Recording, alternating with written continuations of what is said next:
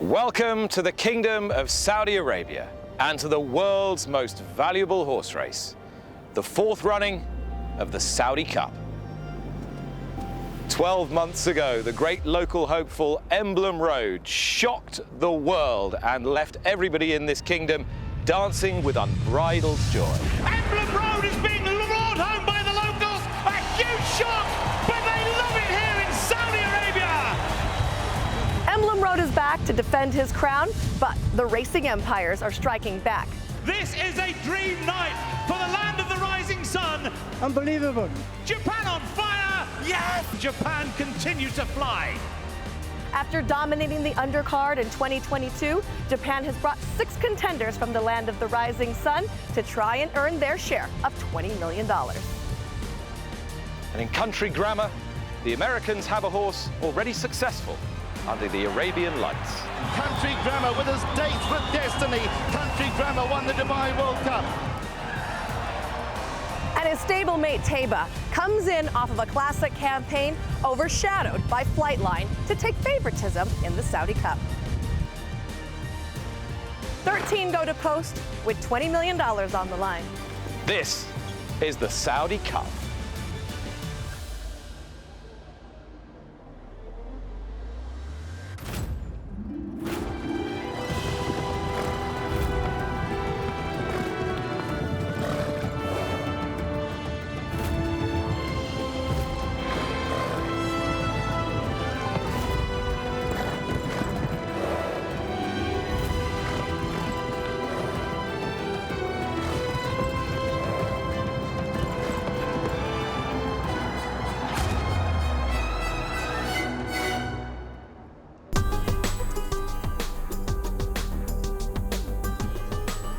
The Arabian and the racehorse intertwined through history, and in 1965 they began thoroughbred horse racing here in Riyadh. January 2003 and the construction of King Abdulaziz racetrack, 20 miles to the outside of the thriving city. 20 years later, and now the thoroughbred world converges on this very special place for the Saudi Cup. A warm welcome to the Saudi Cup 2023. Nick Luck alongside Michelle Yu, my colleague from the west coast of the United States. But Michelle, wherever you're from in the world today and wherever you're watching, this is the only place to be if you love top quality sport. What has made this race so special in just 4 years? I think a couple of things. First of all, it was certainly the spot that it hit on the calendar. It fulfilled a need that we had for a lot of top class racing. Of course, the attention that it got, not just from money, but from other participants from all over the world. And I think the global success has really carried its torch here. Seeing so many different countries be successful here, and it just makes it feel like anybody can win this if you have a shot to come. This nation has grand designs across a panoply of sports, but the horse is so important to Saudi Arabia that you feel that this is only going to get bigger and bigger. Oh, surely. There's one thing that we know about the Saudi Arabian people, and they love the animal. The horse here is revered. You can see it in the attendance on the track. You can see it when we're out doing things just in the kingdom. It's amazing how much they love the horse. What a day we've got to look forward to. 8 races for you, and we culminate with the Saudi Cup, which will be run as darkness gathers, and we'll hope for a beautiful sunset at 8:35. 3:45 our first race, local time, the Jockey Club local handicap, $1 million on the table there. Then the Obeya Arabian Classic for the purebred Arabian horses over 2,000 meters. The big turf races then, the Neom Turf Cup, 1351 turf sprint run over 7 furlongs, nearly 1,400 meters. The Longines Red Sea Turf Handicap, the longest race of the night. And then the big dirt races for the classic generation, the Saudi Derby, the Riyadh Dirt Sprint featuring the Breeders' Cup champion at 7:45 local time, and then 8:35 for the $20 million Saudi Cup, the world's most valuable horse race. Runners are in the paddock for our opening race, the Jockey Club local handicap. Very shortly we'll be welcoming in our local expert to point you in the right direction. But first of all, we need the runners and riders for this race, which you will hear in a few moments' time with Richard Hoyles. run over 1,800 meters. يقام على مسافة 1800 متر. Worth $1 million. وجائزته $1,000,000. The Jockey Club Local Handicap. كأس نادي سباقات الخيل المحلي للتكافؤ. So here are the runners and riders for the Jockey Club Local Handicap, presented by the Ministry of Culture, 1,800 metres on the dirt, so the same distance as for the Saudi Cup. At the end of the card, this is a very valuable prize for local horses. Number 1 is Albertali, James Doyle, 2 Almabeer, Frankie Dettori, and 3 Abo Al Nawamis for Asil Al-Hassani. 4 is Razmal, lots of different cap colours, blue cap with Ahmed Al-Azari in the saddle, and 5 Al-Mazraj, Mohammed Al-Habib. Number 6 is Mustoli. Storley is the mount of Mohammed Al-Daham, 7 South and Luis Morales, 8 a non-runner, 9 Ruka in the blue cap, Abdullah Al-Farouz, and 10 is Saudad, yellow cap for Abdullah Al-Lorfi. 11 is the second absentee, 12 Aliyam Baladi in the first colours of Rayan Al-Tarash, 13 Al-Abrazi, Luis Sayers, that is a jockey change, replacing Tyler Gafflioni on number 13 Al-Abrazi. 14 is Manawi, Usheen Murphy returning to the international stage. 15 Motorbane for Mohammed Al-Shamar, and 16 Korba. Korba is the mount of Fahed Al-Tharaidi. 17 Al-Alawan for Camilo Espia. 18 Al-Qassani, Christophe Lemaire. 19 Howland, now the sole remaining owner's runner with Alexis Moreno. 20 Mahamar for Mikel Barcelona. None of the reserves were promoted, with numbers 8 and 11 coming out after the cut-off this morning at 8 o'clock. So a largish field about to make their way out onto the course. And that has been a feature of the season here in the Kingdom of Saudi Arabia. The very competitive racing, the big fields. Delighted to say, to help us with this race, and Michelle and I need some help with the local thoroughbreds here. We welcome once again Nawaf Al-Dash to the show. Nawaf, good afternoon. Good afternoon. Thank you for having me. I'm very happy to be here, and I hope everyone watching is enjoying the big day. And for you, as someone who's followed racing here in the Kingdom for so long, what does a day like today mean to you? It means a lot. We wait for this day from year to year. We finish today and wait for the next one next year. It's an important sport, important event, brings everyone here, and we, as Saudis, we welcome everyone to come to Saudi and visit. I know that you are here to talk about the locals, but I know that you're very excited about the big races too. That seems to be what you really want to talk about with us. Well, you know, we love racing here in Saudi, and we follow those horses everywhere, and we know them inside out. So when they come to compete here on our land, it's very exciting. So what about this first race today, Nawaf? We've got last year's winner in the race, but you feel today's race is a stronger edition than 2022? It's actually very strong. You have last year's winner and the year before winner as well in the same race, and those are the top local bred horses we have today competing against each other. When they are in a handicap race, you know, the weight plays really a very important factor here.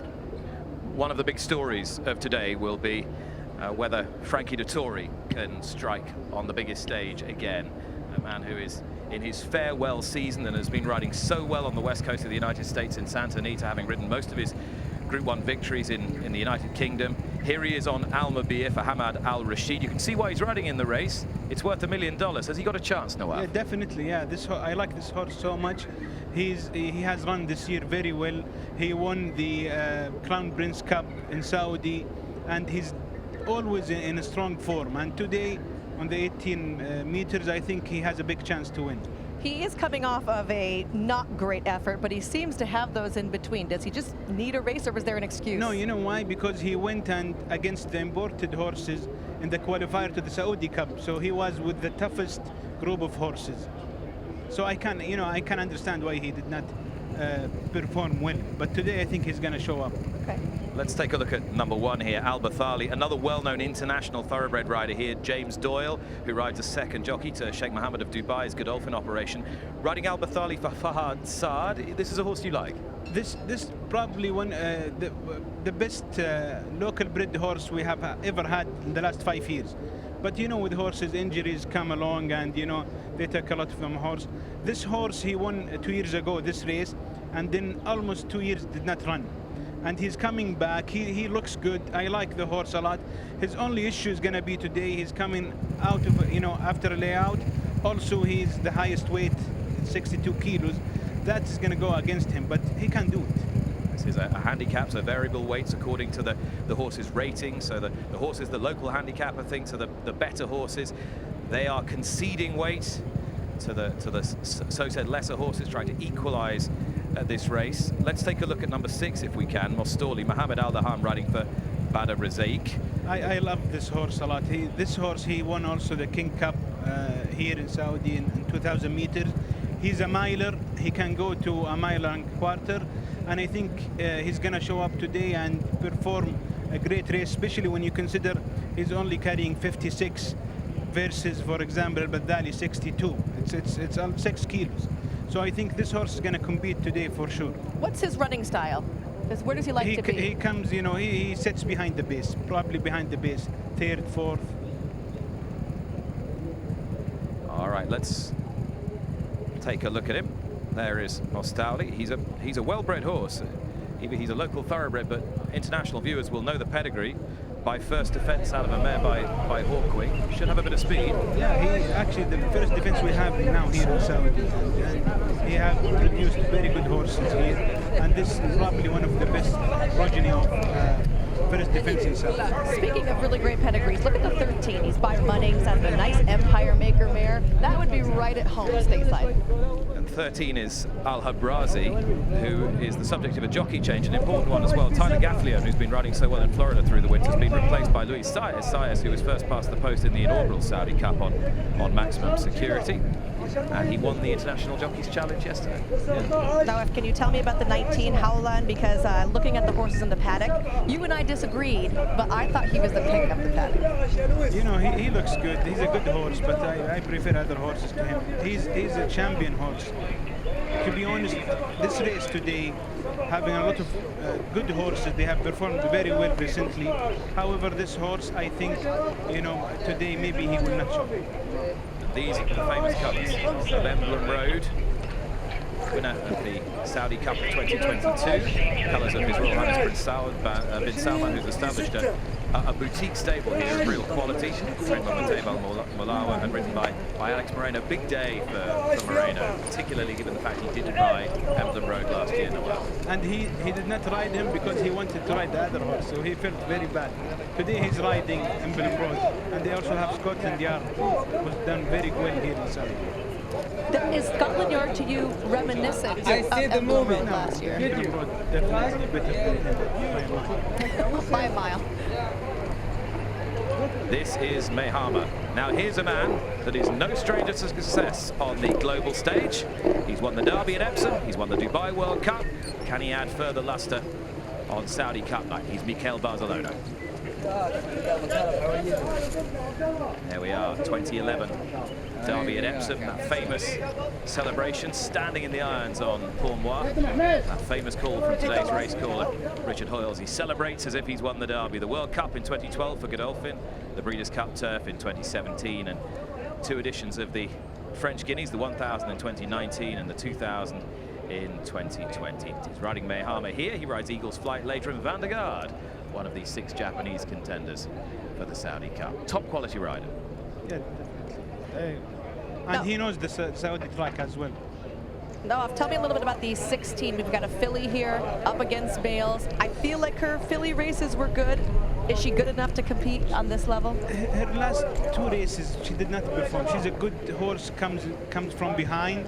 So today, you know, the stable has 2 horses in the race. The one by Munnings we talked about, and this filly. So if the pace was very fast, I think maybe she can come.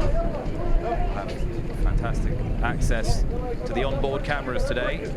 Mohammed Al Habib is sporting our jockey camera in this opening race on Al Mazraj, and that gives you a good idea as to the width of this dirt track and how fair it is, Nawaf, and you've got plenty of time to sort yourself out over this 1800 meter distance. Oh yeah, definitely, because you have a long stretch, and then the last 400 also is very comfortable. I don't think, you know, the gate today will affect the horse. Is this how you're playing this race? 2-9-1, 17-8? I will go with 2-1, and then definitely number 6. Michelle? You didn't like my 5. I went 1-2-5-19, and he told me my 5 was no good. It's good, but not too good. All right. $1 million for our opener here. And and it just gets hotter as the afternoon progresses. The mercury is rising here at King Abdulaziz Racecourse ahead of this Jockey Club local handicap presented by the Ministry of Culture. Can it be a perfect start for Frankie Dettori on Al Mobir? Will Louis Saez continue his heroics of yesterday on Al Habrazi? Or will this be an all-Saudi finish to a race that is restricted to horses bred here in the kingdom with their ever-expanding breeding program designed to have 70,000 thoroughbreds in the kingdom by 2030. Last couple moving forward, as we say once again. A very good afternoon to our big race caller, Richard Hoyle.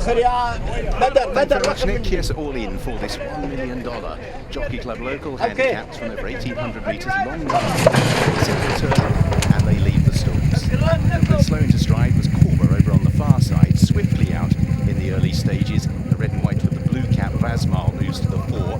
The same colours with the red cap, Al Mazraj also racing pretty handily.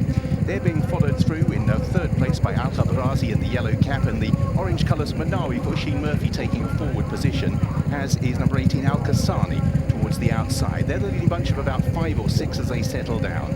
So as they race through the first couple of furlongs, up in front Razmal continues to dispute the running in company with Al Kasami. Racing in third place is Manawi, just ahead of on the inside running rail is Al Mazraj. Just behind these, the yellow cap Al Habrazi reading back towards midfield. There we find the likes of Mustali and also Al Kasani just off the pace. At this stage includes Salfan, who's just struggling to keep up. Anna Alawan is also towards the back, and Abo Al-Nawiz is last of all. So scuttling round the corner, and Al Kasani has already gone for home. Moving into second, Manawi, and also making some progress in the chevron colours with Al Habrazi in the yellow cap as they make the bend, still travelling pretty comfortably. Frankie Dettori and Al Mobir just getting a little bit closer as they spin the bend. So it's Al Kasani who has the lead, being pursued all the time by Al Habrazi into second place, and down the outside Al Mobir makes a little bit of progress. Salfan tries to switch out around runners, and also staying on right from the back of the field is Saudad in the yellow cap. So making their journey up the straight, green colours up the centre, Salfan throws it down and quickly goes clear. It's Salfan for Luis Morales, who's gone on from in second place at Al Mobir, who's battling on with Al Habrazi. Right down the centre for a potential place is Saudad, but that's all they're chasing. They're all chasing Salfan, who is a long way clear. Battle for second between Al Mobir over on the far side and still staying on over on the near side Saudad, but Salfan has won decisively. Second for Al Mobir, third place will go to Saudad. Running on pretty late in the day was Alem Baladi, who's moved through into fourth place, and they were ahead of Mastoli, who never really showed, but ran on through beaten horses to finish in fifth place. All over in the twinkling of an eye as Salfan for Luis Morales put the race to bed pretty swiftly, just as Frankie Dettori might have been eyeing up a victory on Saudi Cup Day. Down the outside, Saudad stayed on pretty well for Abdallah Alorfi, but to be honest, this was one-way traffic for the final 400 metres. It's Salfan who wins the Jockey Club local handicap. And how? What a performance from Salfan, this gelding who never won over this distance before. Looks like he's needed it all his life. Luis Morales for Gaith Al Gaith in the silks of Majed Mahal. Al Bugami confirming second is the Frankie Dettori ridden Al Mobir. Third is Saudad, the yellow cup, wide down the outside, and Alan Baladi finished fourth. Christophe Lemaire, who set sail for home a long way out on Al Kasani, lost his irons, lost his stirrups, and was given a very uncomfortable ride. The man who rode 4 winners on the card last year. But at the victory in our opener, Luis Morales on Salfan, Nawaf. This is a big surprise for me. I did not expect that. You know, the horse, the number 6 horse we talked about, Mustawli, beaten him like 15 lengths in the last race. But today, wow, he came different horse. We're going to hear from the winning jockey now. He's alongside Faisal. Faisal.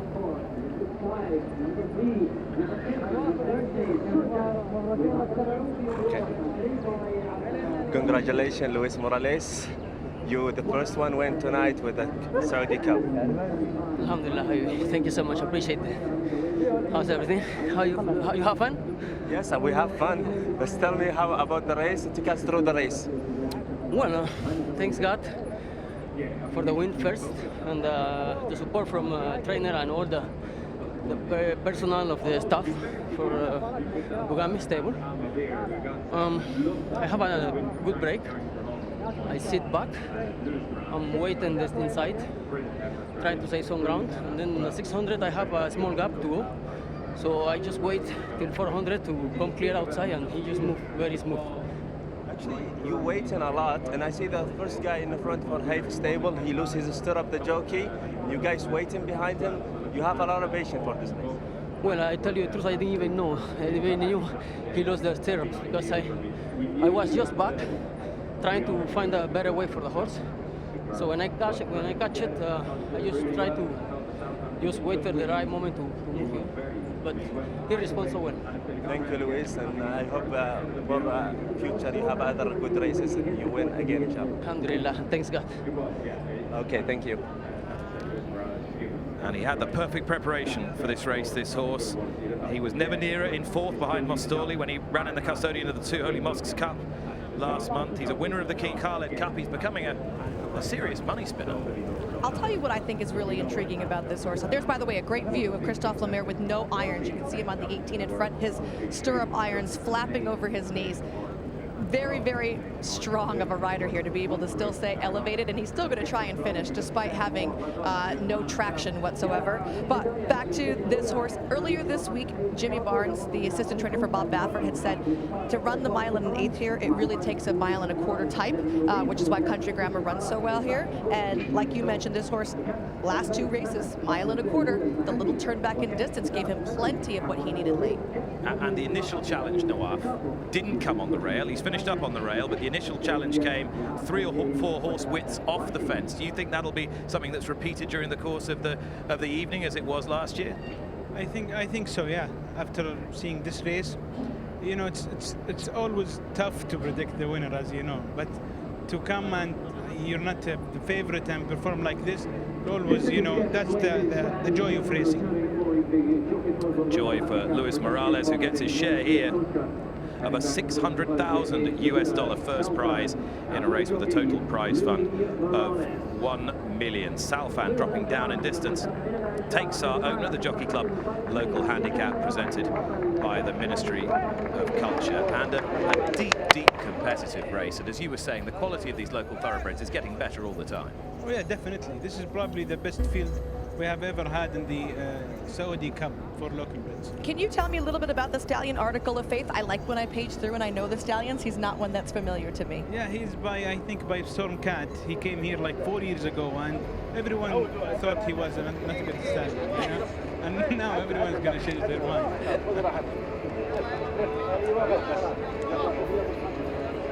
Just confirming, victory goes to number 7, Salfan, in the silks of Majed Mahal Al-Buhami, trained by Gaith Al-Gaith and ridden by Luis Morales in a time of 1:51.05. Almabir, a good start to the night for Frankie Dettori. It could yet get significantly better for the man who rides Country Grammar, last year's runner-up in the Saudi Cup. And Saudad, number 10, was third for Abdullah Al-Abfi in a time of 1:52.78. That's the 1, 2, 3 in the first race of 8 we're bringing you here on Saudi Cup night from King Abdulaziz Racecourse in Riyadh.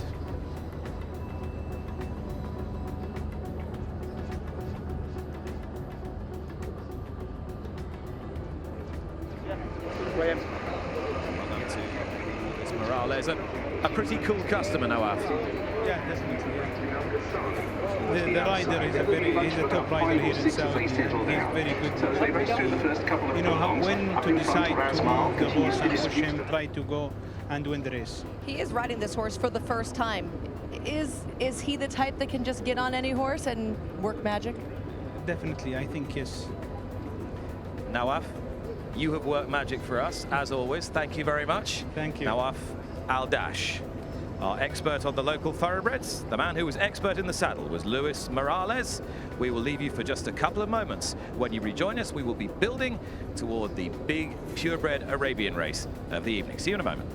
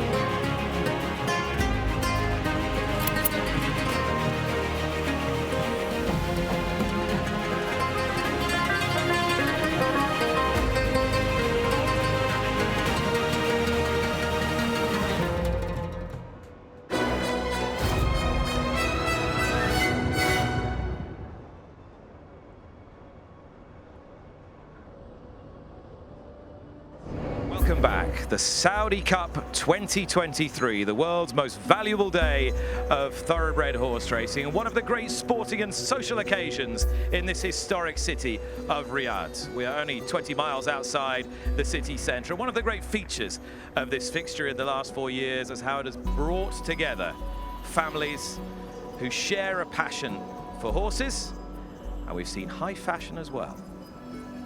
Turning on the style in our opening race was Salfan for Luis Morales and Gaith Al Gaith, and swiftly on to the trophy presentation.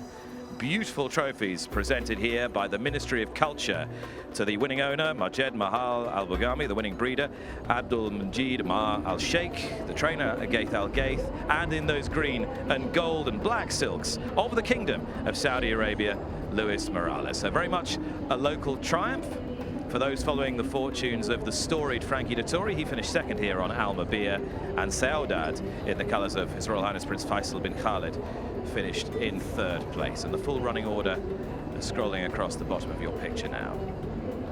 Jubilant scenes as Salfan springs something of a surprise, according to our expert Nawaf Al-Dash in our opening race. And every year you come to King Abdulaziz racetrack, there is something a little different. It's expanding, it's growing, and there's just 4 minutes and 37 now to the Saudi Cup itself. And last year, 2022, what a race it was. It was won by a local hero, Emblem Road. Can he do it again?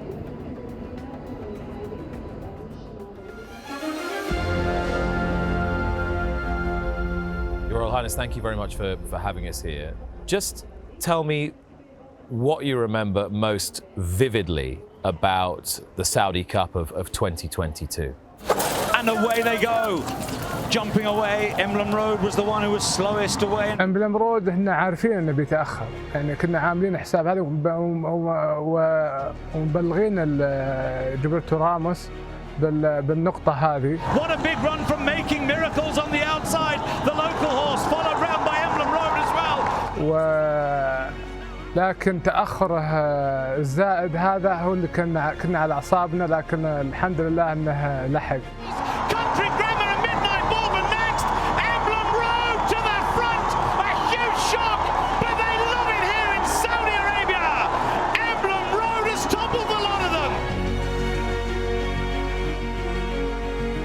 I hadn't really appreciated until last year that, of course, quite a few people in the crowd had probably been racing at King Abdulaziz racetrack for 20, 30, 40 years. And 2 decades ago, something like that would have been completely inconceivable to them, wouldn't it? Unimaginable, absolutely. But, you know, this is horse racing. And it shows that if you have the right setup, the right program, the right training, good things will happen. Now, Alexis, am I right? You could have ridden Emblem Road, but you didn't? I qualified both horses, you know, Emblem Road and Making Miracles. And I rode Making Miracles in the Scenes Cup. We ought to have a word about Wiggy Ramos, another Panamanian. He won on Emblem Road last year. How did you feel for him? I feel so happy, you know. He traveled to everywhere. Now he's retired, you know. And before he retired, he won the big race around the world. So I'm happy just for him, you know. I think he did everything. This year, you're riding the defending champion. You'll be riding Emblem Road. You know the horse well. How is he this year? Well, he won the last time so easy. He won very good, but he wasn't 100%, you know.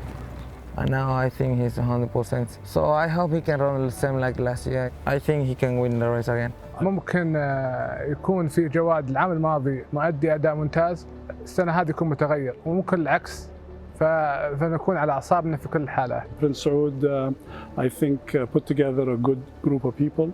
He doesn't have hundreds of horses, but he's very focused. He knows all of his horses, and hopefully encourage many more to participate not only here, but to be able to also go on an international level and follow the footsteps of Prince Khalid bin Abdullah. He's back again this year, so I think it's going to be a very interesting race.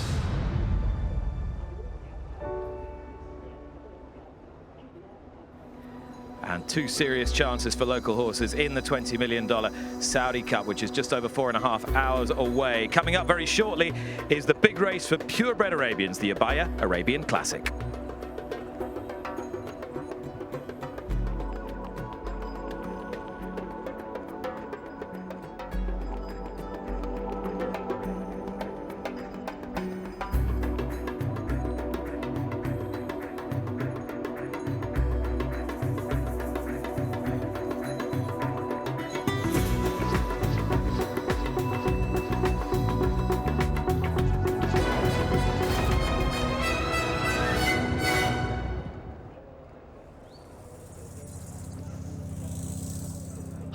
The mountain tops, deep in the roots of trees,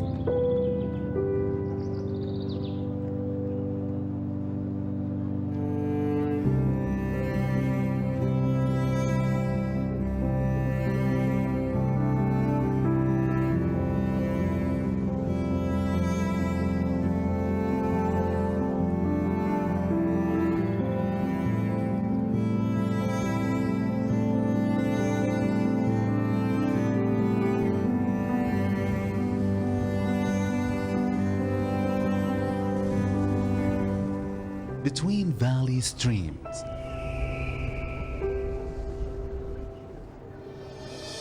and down to the seashore.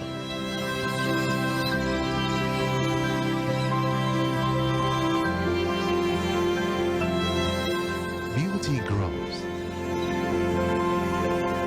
love flourishes, and breathtaking scenery surrounds us, celebrating eternal moments.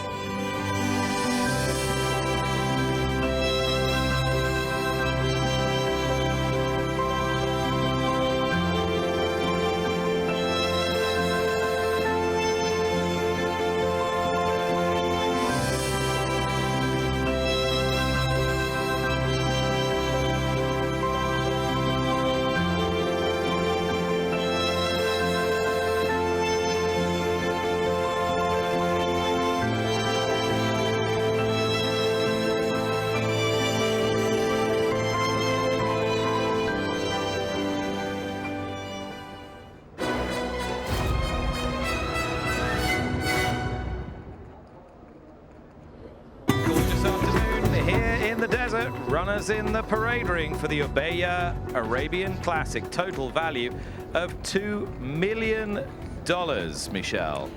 Great money for a great group of horses, Nick. I think that we have seen horses that no matter where you watch Arabian racing at, you will know someone in this field. And we will be getting some much needed expertise very shortly, but first let's check on the runners and riders for this prestigious race. Run over 2,000 meters. مسافته 2000 متر. Worth $2 million. جائزته $2 مليون. The Abaya Arabian Classic. شوط عبية الكلاسيكي للخيل العربية. So these are the runners and riders for the Grade 1 Abaya Arabian Classic for purebred Arabians, $2 million. The Al Khalidia breeding operation absolutely dominated the last race yesterday, which was also worth $1 million. You'll see they're well represented through these runners and riders. So number one is Derian, who's run in this race twice previously, finishing in 5th and 4th positions for Iritz Mendithabal. 2 is the first of the Al Khalidia horses, one of the outsiders, Hamdani Khaled Al Khalidia for Fahad Al Furadi. 3, Hayab Al Zaman for Adre de Vries, and 4, Mutwakel Al Khalidia, who was second in this race back 2 years ago in 2021. 5 is the non-runner, 6, Kaswarat Al Khalidia. And the slight difference is you'll notice the chevrons go different ways. So that's a chevron that heads in a downwards direction. Number 7 is Rajay Antonia Fresu. 8 is Rich Like Me, Alberta Sana. That horse is going to race in a completely red cap. Number 9 is Samla, Maxime Guillon. 10 is Tilal Al Khalidia. Just a question at the trips, caught in the last strides last year, but an excellent record down the years. Danania Al Khalidia is also a leading chance. Camillo Espina, who was amongst the winners yesterday. Note those chevrons go, all these chevron goes a different way there, pointing up. They're not going to be easy to tell apart if you're at home. And 12 Mitag, Mount of Fale, Bugenheim, and 13 Risk 2 for Maxime Fillon. 12 runners in the absence of number 5. It's likely to go to Al Khalidia. Not sure which one.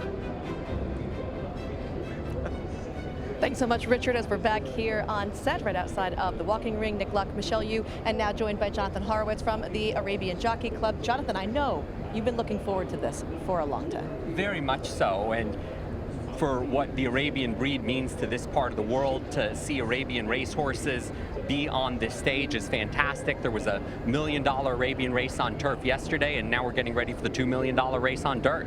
I love the versatility of the Arabian, being able to run on multi-surfaces. And I mean, I don't want to say they're different than thoroughbreds, but they are, and I love seeing them be able to encompass so much. Well, there was a big prep race for this race over 1,400 meters. The top 4 from that race are now going 2,000 meters. And you'll have horses like a horse that won here last year in first class, group winner at 1,200 on dirt, all the way up to 2,200 on turf. I love it. It's like Nick. What, that versatile? Yes, that versatile. I'm not sure about that. They call me a one-trick pony. Jonathan, what I want to know, I've known you for, I don't want to remind you, but probably nearly 20 years. I was this tall, yes. And you're a polymath when it comes to horses. You know all about equestrianism, you know all about the thoroughbreds, but you've got a real passion for the purebred Arabian. Just tell me why. Absolutely. The qualities of the Arabian breed, they have long careers, they run all over the world. You get the rivalries. Many of these horses have run against each other multiple times, and then recently I started riding myself, and I have an Arabian that I event on. So you put it in front of an Arabian. We just mentioned about, distances and surfaces, but any type of sport as well, and the Arabian, with the mind that they have, will likely excel at it. What additional passion did you find for the Arabian once you started to ride an Arabian? Just how keen they were. So the Arabian that I have, he's a racehorse, AA Two-Face, started eventing with him, but then he actually enjoys racing, so we brought him to have a horse that can race and event at the same time. But he was nowhere near racing in the caliber of these horses. So the truth of it is, they can do anything. Exactly. But today, Jonathan, we've got to find the one that can do anything the fastest. Yes. And they're in the parade ring behind us. How strong a field do you think this is, first of all? It's incredibly strong. You have 3 of the top 4 from last year, the runner-up Talal Al Khalidia, the 3rd place finisher RB Rich Like Me, 4th place finisher Darien, and then some of the newcomers in here. One of the best horses in Europe in Samla, the Arabian Horse of the Year from the United States, Hiab Al Zaman. There are many chances, and what makes this particularly intriguing is that 2,000 meter chute. There's going to be a long run down the backstretch, so the tactics are going to be very important. Am I just sentimental saying I like RB Rich Like Me? He has developed that type of following. He's such an attractive horse, and his cruising speed and his stablemate Hiab, they're just as high on, I think, also the same. Let's have a look at Darien, the mount of Yoritz Mondizabal, Jonathan. He was the Kahela Classic winner, one of the biggest Arabian races in the world back in 2021, set the track record, 3rd time running in this race. All right, Darien, 5th in 2021, 4th last year, and a versatile horse ridden by Yoritz Mondizabal, multiple classic winning rider in France and running in the colours of Yas Racing. We ought to touch upon last year's edition. As we do so, we can take a look at Hamdani Khaled Al Khalidia. He's one of 5 in the race for Al Khalidia stables, and he won the qualifier, the Al Dareya Cup, in a very close photo finish. He ran in the turf race at the Saudi Cup last year, and now he's going to be in the dirt race. Coming out of a 1.25 mile win, like you said, just got the nose down. Because the Arabians are so versatile, when do you decide, yes, this horse is versatile, or no, this one needs a set trip? The truth is you kind of can experiment, and this horse here, Hiab Al Zaman, he's now stepping up in distance. He was the horse of the year in the United States, and now he's going to try and take it on the world stage at the highest level. All right, that's number 4, the grey Mutawakkel Al Khalidia with Alex Moreno. Runner-up in 2021, 9th last year. He's been a stalwart of the Saudi Arabian breeding program. Easy to spot. He's very handsome. very, very. But not as good looking as the 6, I have to say. When this one comes on the screen, I hope you're going to tell me all great things about this horse, because I just thought he was stunning when he came out. Yeah, this horse, Kasward Al Khalidiyah, is actually the full brother to Asfan Al Khalidiyah, who won the $1 million Al Manifa Cup on turf yesterday. Started the career similar to his brother, won his first 3 races, but he's been beaten in his last few. He shows a lot of speed, and he could play a very big part in the pace picture. In thoroughbreds, if we're looking at a horse that's 5 years old and only has 5 starts, we're saying they're lightly raced. Is this more typical of the Arabian? Yes, the Arabians can't start racing until they're 3 years old, and you can take your time with them. I don't really think they hit their peak until they're 5 or 6. All right, let's move it on. Have a look at some more of these. There's Fale Bugenheim in the well-known Al Shakab silks. Al Shakab, the ownership enterprise for His Highness Sheikh Johan Al Thani from Qatar. Enjoyed rich success across the thoroughbred and Arabian world, these silks, and Fale was riding Mithaq here, the mare number 12. As we continue our look through these, there's number 8. Horse, Michelle. Oh, isn't he just, I love it. I saw him in the morning, and when he goes by, I know you ran after him to go see him, so I'm not the only one that has a fan club. Absolutely. RB Rich like me, he set the track record at the beginning of the year, 1,600 meters at Meydan in the Al Maktoum Challenge, and his connections decided to bring him here a little bit earlier. He ran in a prep race, ran second in the Gulf Cup over 1,400 last time out. Do we think that that's a negative, that he was second and didn't win it? He didn't have a very good break, but he was second to the highest rated horse in this field in Dananir Al Khalidiyah, who we'll see in a little bit. So it's still a solid effort. Alberto Senna taking the ride for Bahrain trainer Fawzi Nas. There's number 9, Samila. Yes, the way that Samla's been managed has been fantastic. Group 1 winner in Qatar, the French-Arabian Derby winner, a winner of 7 of 9. Francois Woho is a fantastic trainer, and Maxime Guillon used to ride the great Ibraz, so he's got a great team and a great future for this horse. Another horse very versatile, did a lot of racing on grass and switched over beautifully to dirt last time.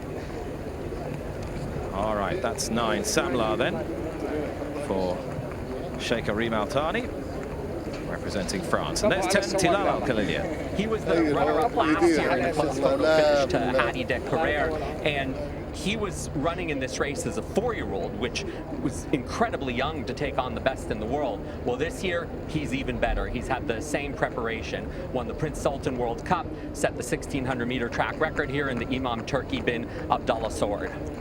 Is it hard for them to go and only have that one 10-furlong race, 2,000-meter race, and then go back to shorter and sprinting, and then come back to this when they're this young? No, not at all. You put it in front of him, especially his horse as talented as he does, he'll get it done. 11 there is Dananir Al Khalidiyah, the last of the Al Khalidiyahs. Yep, and I like a feisty mare. She's won 6 in a row, and she's the highest-rated horse in the field. Is this her first time going 10 furlongs, though? The thing with the Arabian breed is there's so much endurance in them, you kind of let them get going, and it's kind of like a diesel engine. They just keep rolling and rolling and rolling. All right, you just took another look at Mithaq there. We saw the jockey earlier, Fale Bugenheim. Did you give Mithaq a chance?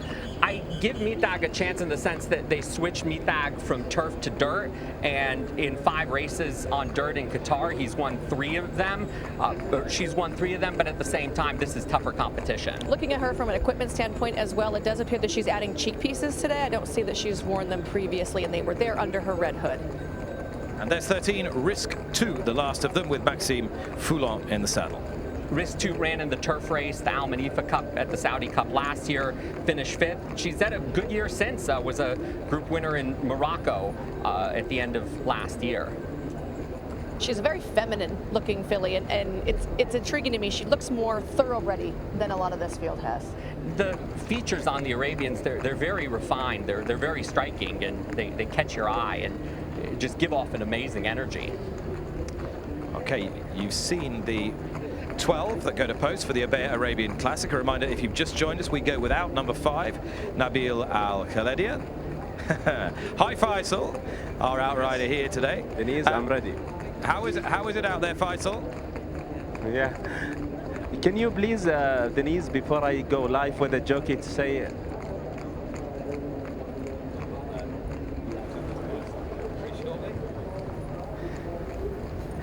we'll catch up with Faisal very shortly. He might have given you notice there that he's going to have a chat with one or two of the jockeys after he's had a word with our director. We warm towards this Albaya Arabian Classic, which is due off local time 4:25. Still waiting right now, Nick, for a couple riders to be legged up. And the sun just beginning to dip behind the impressive grandstand here at the King Abdulaziz Racecourse. And yeah, there we are, number 10, Tilal Al Khalidia, Adel Al Faradi in the plate. Very consistent horse, Jonathan.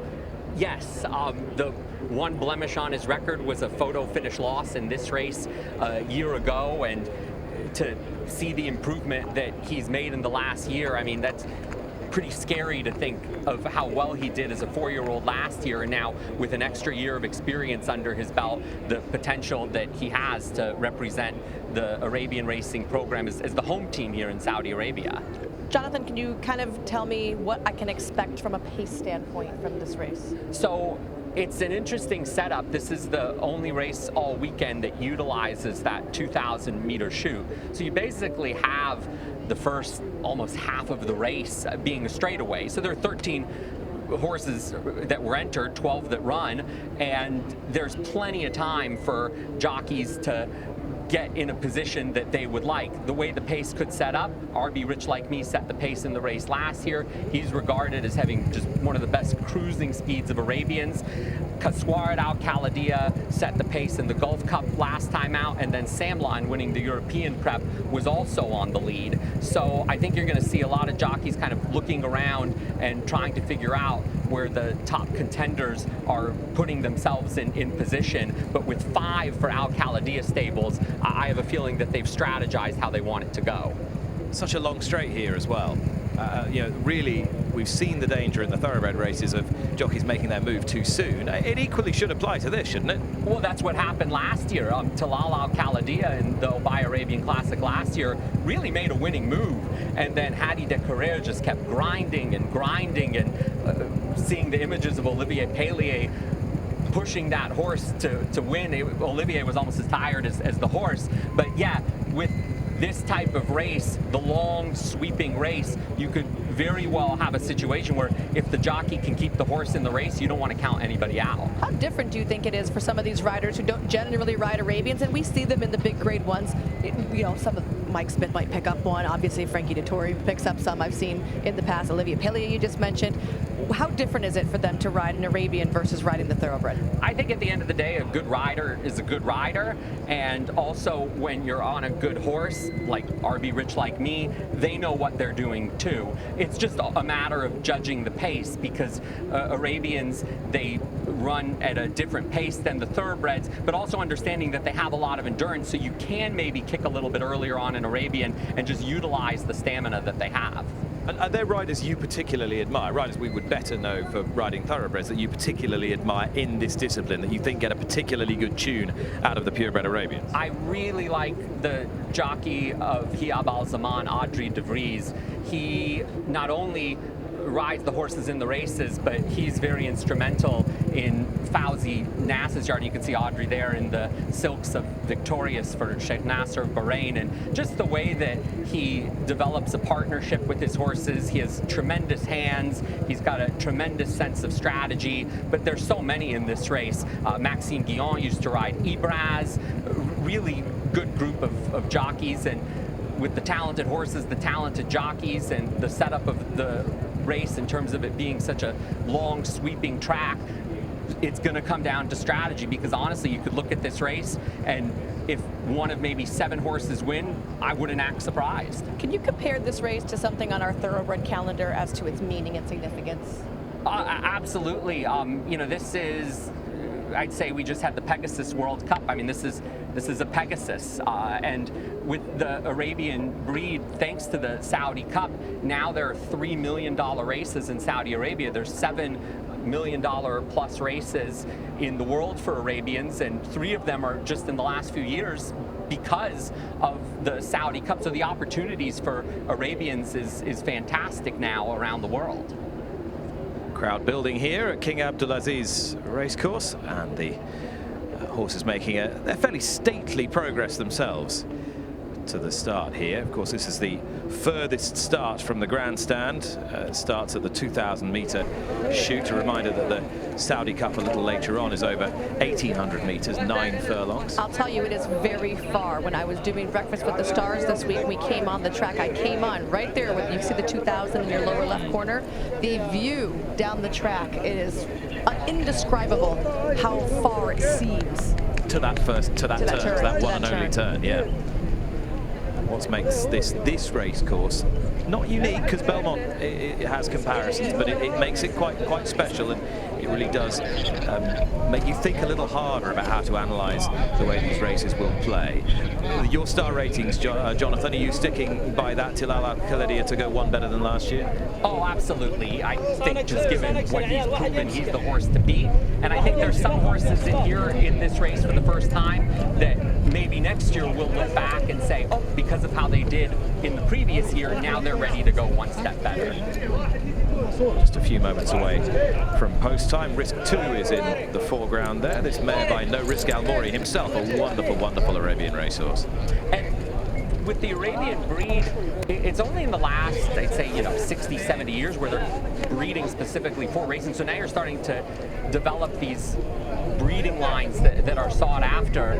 Watching the horses circling by the starting gate, I'm fascinated by how quiet it probably is out there for the horses and the jockeys, and the moment before the big race, and then they'll come down here, and because of how passionate people in this part of the world are about Arabian horses, just the cheering that you'll hear today, I think will rival any race, and especially with the strong hometown representation for Saudi Arabia. I also was interested watching them warm up. I tend to see, especially where I'm from in California, a little bit quicker of a warm up, horses wanting to get on their toes a little more. Everyone here seemed to just have a lovely canter.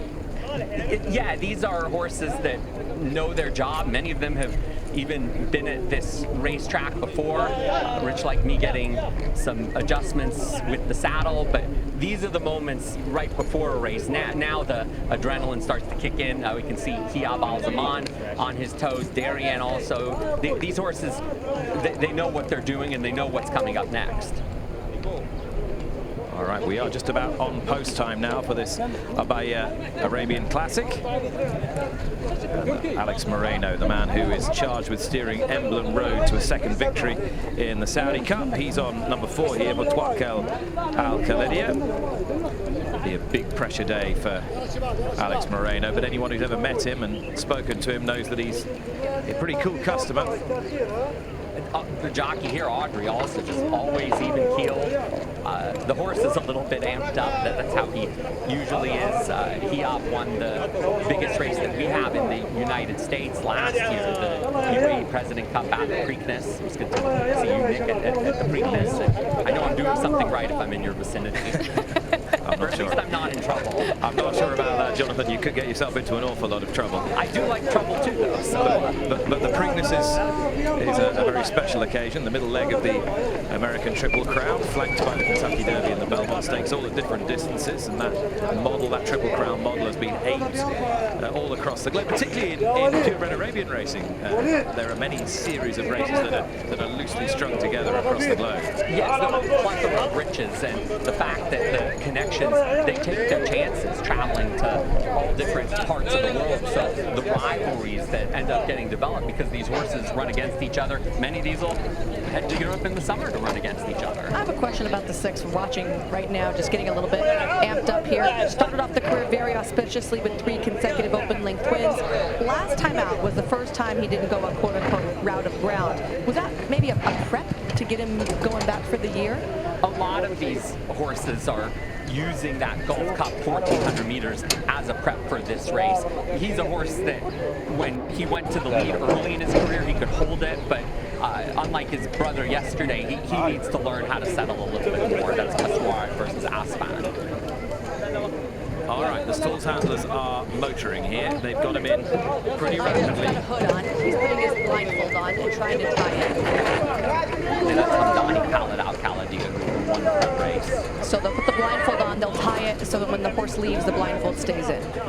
Going in quickly now for this Abeya Arabian Classic. Can Tilal Al Khalidia banish the memories of a year ago and last home here over 2,000 metres? Now, they're not the only ones on an Arabian adventure. Oh dear, you want to be getting on a bit more live than that. Can you invite me next time? That's a bit better. Oh yeah, that's a good looking horse. Good looking fella too. Right, speaking of which, it's enough of that. Back to this.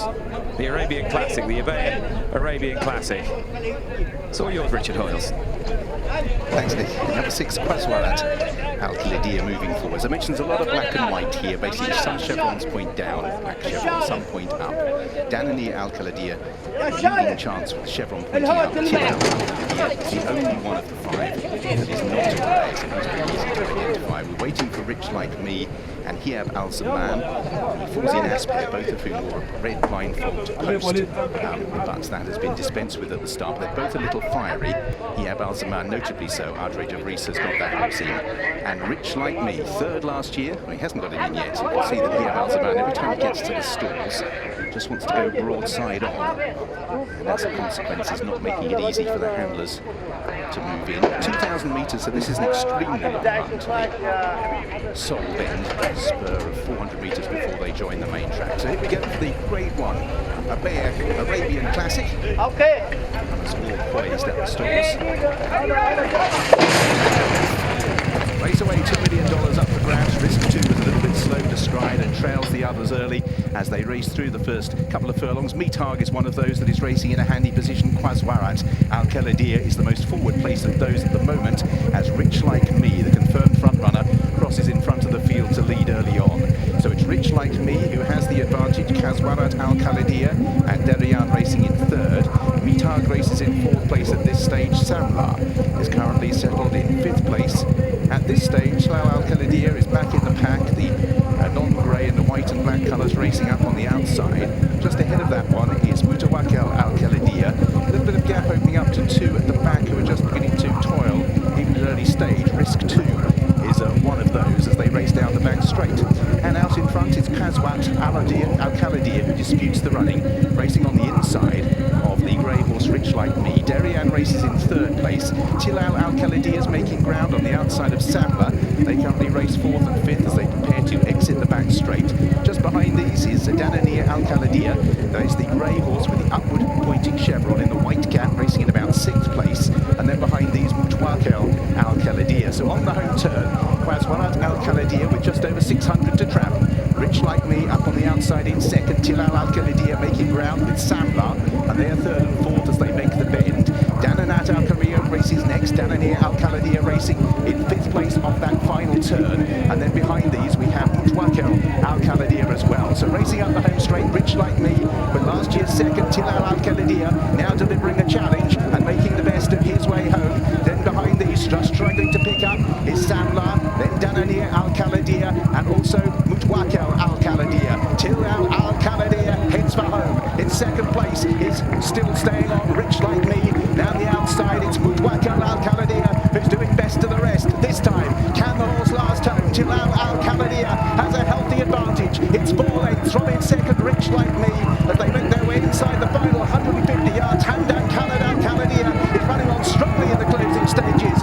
Compensation for 2nd 12 months ago. Tilal Al Khalidia wins for Adel Al Fadeli. Wins well as well from Rich Like Me in 2nd. Hamdan Khaled Al Khalidia came through the pack for 3rd with Mutawakkil Al Khalidia next. Behind these, Samla next across the line. Qaswarat Al Khalidia. Disappointing Danani Al Khalidia, never picked up at all. Hiab Al Zaman all the way back to Mitag. Tilal Al Khalidia has not always stayed this trip, but today definitely did so to win well. Clear daylight between Rich Like Me and Danani Khaled Al Khalidia has run really well, done 2nd best of all the Al Khalidia horses. Another one was next, that was Mutawakkil Al Khalidia, and Samla was next across the line. No doubt this year, now close home 12 months ago, but Tilal Al Khalidia comes back 12 months on and gains the big pot for the Arabians, the Abeya Classic. So consistent. The only minor blip on an otherwise blemish-free record was when he was run down in this race last year, but he'd given everything. He's given everything today, and he has simply outclassed this field. Tilal Al Khalidia beats Rich Like Me and Hamdani Khaled Al Khalidia. You only needed to know one Al Khalidia in reality, Jonathan Horowitz. Yeah, he was the horse that came so close last year, and this year takes that step forward because he's improved so much from his 4-year-old to his 5-year-old year. I thought he got a beautiful trip too. He was sitting just on the outside. At every point he looked like he was just waiting for that cue. Okay, let me win. We saw RB Rich Like Me hit the front, but this horse was just waiting to overtake him. And the pacemaker Kaswarat Al Khalidia did what he did in the Gulf Cup last time out. RB Rich Like Me stayed on really well. The 2nd and 3rd from last year, 1-2 this year.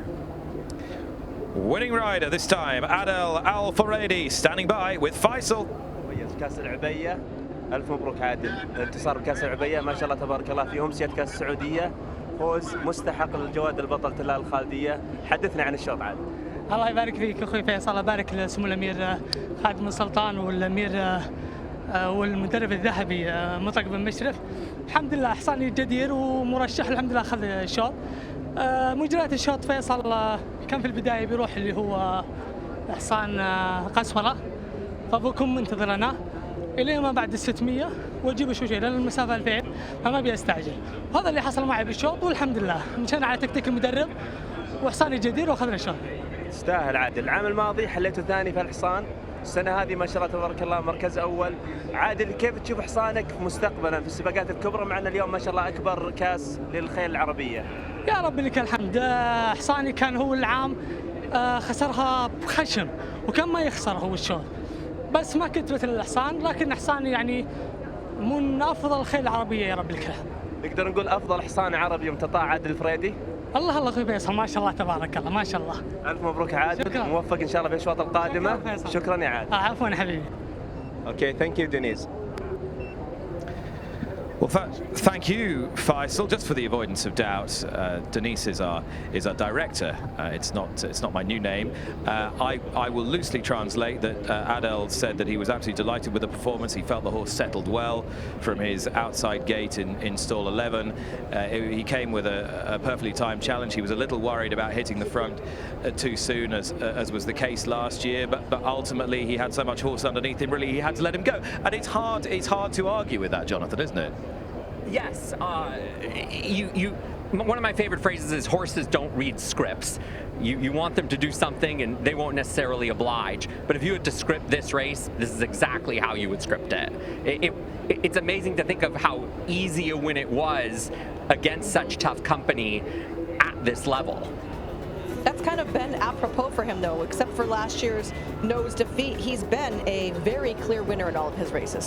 The Saad Mutlaq trains, Al Khalidia stables owned and bred. Tilal Al Khalidia wins the Abeya Arabian Classic in the hands of Adel Al Furedi, and in doing so wins his connections $1.2 million. Celebrations there will be aplenty for all the Al Khalidias here at King Abdulaziz Racecourse. And you know what? I reckon he could go round again. You'll miss nothing. Do stay with us on Saudi Cup night.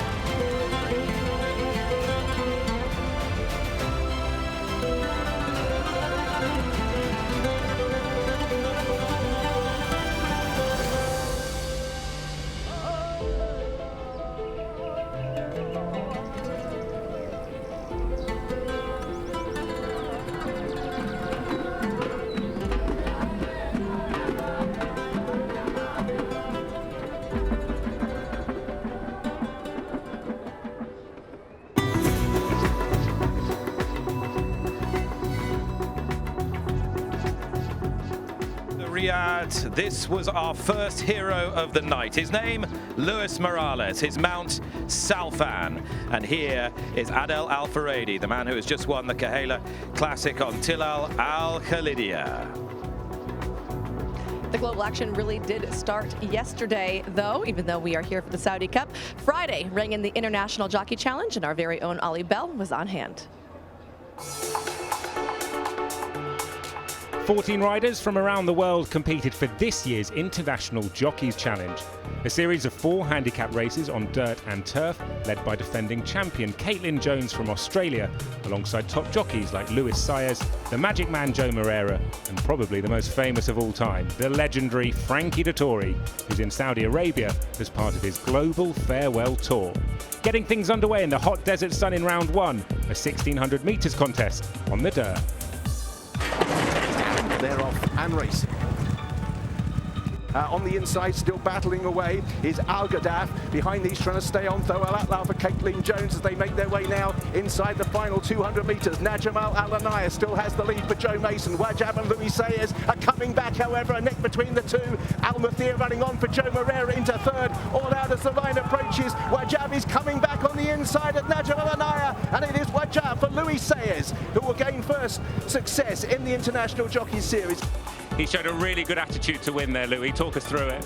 Man, I'm pretty happy to be here, pretty familiar with this play. I love this play, and it's an honor for me, and I'm blessed to be here. And I want to say thank you to everybody for this magnificent day, and thank you for inviting me, and it's an honor for me. I'm pretty happy. So that win meant 15 points on the board for Luis Saez, getting the better of Great Britain's Joanna Mason in second place, and in third, Joe Moreira, as we go into round 2.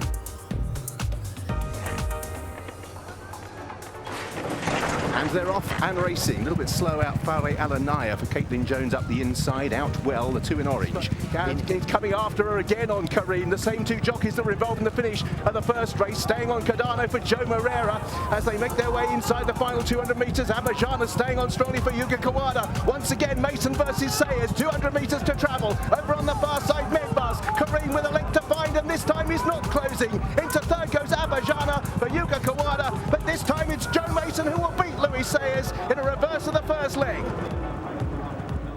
Well, I tell you what, as Luis Saez came to nearly upsize Joe Mason, you were probably thinking, please don't do this to me again, but you got the better of him this time, Joe. That was terrific. Well done. How much does that mean to you? Oh, you know, to be invited out here is unbelievable.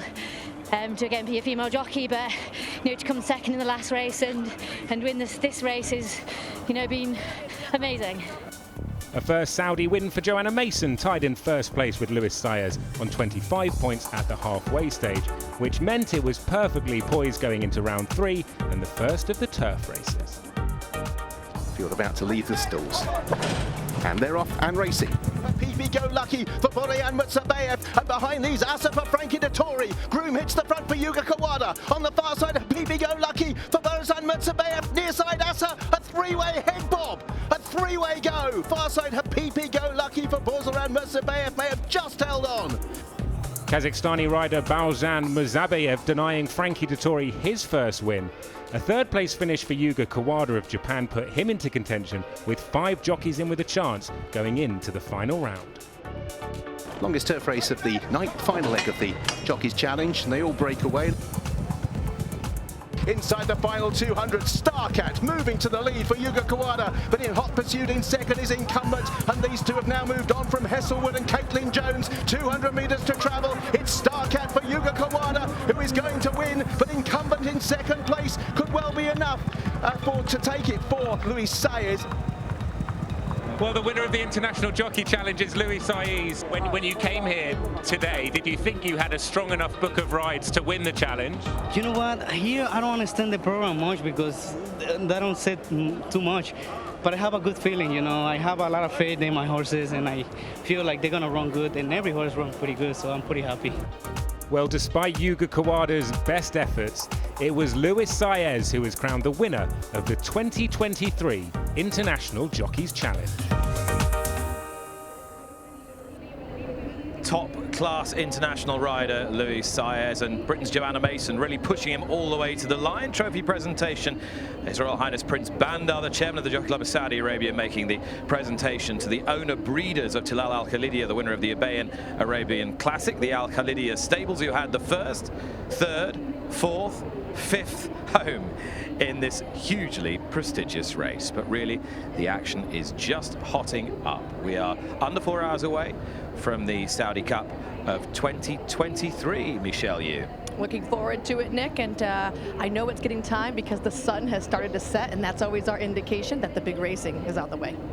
The brand new Royal Building, constructed just before the Saudi Cup this year, indication of how seriously this event is being taken by the Kingdom of Saudi Arabia and how important the sport of horse racing is to the growth of sport in Saudi Arabia. And of course, horse racing has been taking place here since 1965, and at this racecourse now for over 20 years. But grand designs in the shape of the $20 million Saudi Cup, and it brings some of the world's most recognizable faces to the sports. Christophe Lemaire, who was dominant last year with 4 victories. Saez, you've seen. Mike Smith and Frankie Dettori. Great names aplenty, all here at King Abdulaziz Racecourse. Frankie's up for it. So are we. So are you. We've got 3 top quality dirt races, 3 superb races on the turf from 15 nations coming to you from Riyadh in just a few moments' time. Do not go away.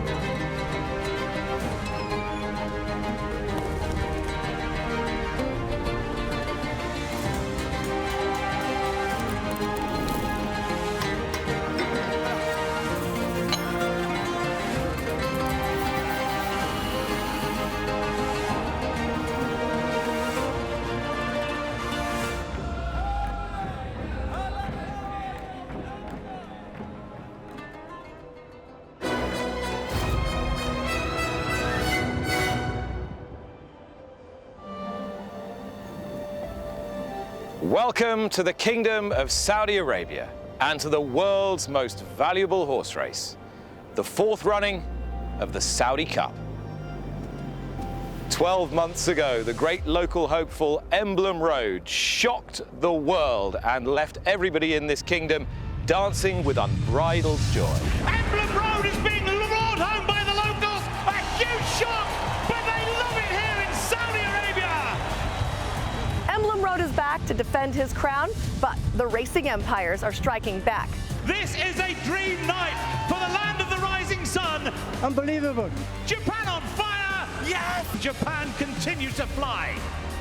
After dominating the undercard in 2022, Japan has brought 6 contenders from the land of the rising sun to try and earn their share of $20 million. And in country grammar, the Americans have a horse already successful under the Arabian lights. Country Grammar with his Dates with Destiny. Country Grammar won the Dubai World Cup. And his stablemate Taiba comes in off of a classic campaign overshadowed by Flightline to take favoritism in the Saudi Cup. 13 go to post with $20 million on the line. This is the Saudi Cup.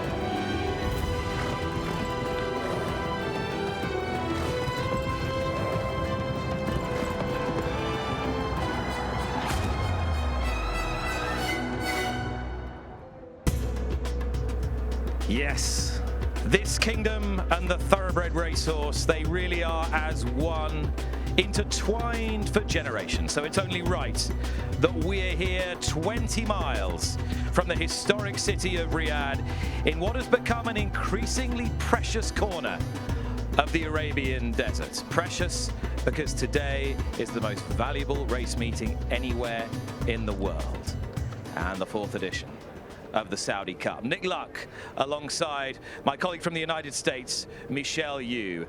But Michelle, wherever you're from in the world and wherever you're watching, this is the place to be. If you love horses and you love thoroughbred racing, just tell us why. Certainly, I think that not only the spot on the calendar that this race hits, but also just the hospitality you feel from the country. Like you mentioned, they love horse racing here in the Kingdom of Saudi Arabia. Also, it's been globally embraced here. We have seen horses from every country take big races here. It seems to be a very fair surface. It seems to be a lot of fantastic racing, and you have to embrace when you can come into a race and feel like you have a chance. Speaking of having a chance, let's take a look at the races coming up for tonight. First up is the Neom Turf Cup, 2,100 meters on the grass. The in-form progressive young horse missed the cut. Hugely exciting for the UK, ridden by returning champion Oisin Murphy. Then the 1351 Turf Sprint run over 1351 meters. Songline led home 4 of her rivals in last year's renewal. She strongly fancied again for Japan, who have a strong hand also in the longest race of the night. The Longines Red Sea Turf Handicap, 3,000 meters will be ideal for this horse subjectivist, who's not been seen since June 2021. Then a switch to the dirt for the Saudi Derby for the classic generation over 1,600 meters. Having a meltdown for Bob Baffert, and the United States will be ridden by Frankie Dettori. And Dettori will also pick up the ride on the Breeders' Cup hero Elite Power in the Riyadh Dirt Sprint. This horse comes in here for trainer Bill Mott in the colours of Juddmonte Farms. And the Saudi Cup is the feature race. 1,800 meters, $20 million. Can Emblem Road repeat last year's heroics for the locals? With the eyes of the world on us, we can't do it on our own. We do have a full team here on the ground in Riyadh, and we'll start off by chatting with Ali Bell. Thank you very much, Michelle. Delighted to be here, and the sun is starting to set, which means, as you mentioned a few moments ago, that we're getting nearer to the big race, the Saudi Cup. But what of conditions out on track? Well, on the turf course, the going stick reading is 10.6. That equates to good to firm ground. On the dirt course, in terms of what we've seen so far, it appears that it's riding pretty fair. Now, I know that the configurations of this track might slightly suit horses who race on speed, but we have seen deep closers as well, and we don't have to wait too long to find out how the Saudi Cup unfolds. Behind me, you'll be able to see that the stands are filling up. Now, my first experience of racing here in the Kingdom, and I have to say it is a beautiful race course. What's interesting, though, is in many other jurisdictions, of course, waiting is a big part of horse racing. Well, not here. It means that the crowd are very much rooting for the local hope, Emblem Road. Will we see the same scenes that we saw 12 months ago? We'll find out a little bit later on. Top quality sport, a great local following, but this has become a significant local fashion event as well. Men and women in their finery, and a celebration of local culture. And with that in mind, we head out to our correspondents, Nadia, and first of all, Rosie Tapner.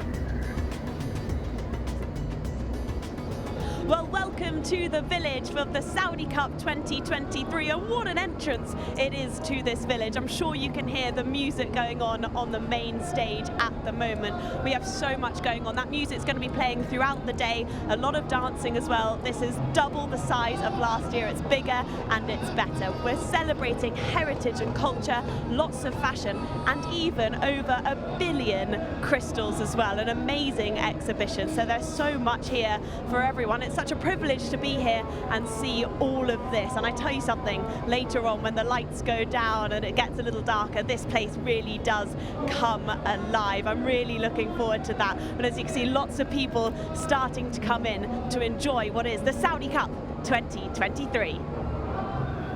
Rosie Tapner rocking the local couture. We would expect absolutely nothing else, as are you, I should say. Michelle, do you enjoy that aspect of this race? I do, Nick. For the last couple of years, we've been teamed up with designers every year to give us something to wear, and I really love it. I think that some of the embroidery work is fascinating, how they do it by hand. I think we've seen some really lovely pieces. You see Rosie was all decked out in some fantastic jewelry as well. I really think it's a beautiful way to pay some homage. Right. To the serious business of the $20 million Saudi Cup. Two meaningful contenders from the United States in last year's runner-up, Country Grammar and Tabor. 6 from Japan this year, and they won 4 races on the card 12 months ago, plus those local hopefuls, Emblem Road and Scotland Yard. What does your heart say? What does your head say? My heart always wants to say U.S. horses, right? Because it's, like you say, it's a home team type of thing. So I want to say that. I think my head could agree that Country Grammar stands a very good shot to try and do one better than he was able to do last year.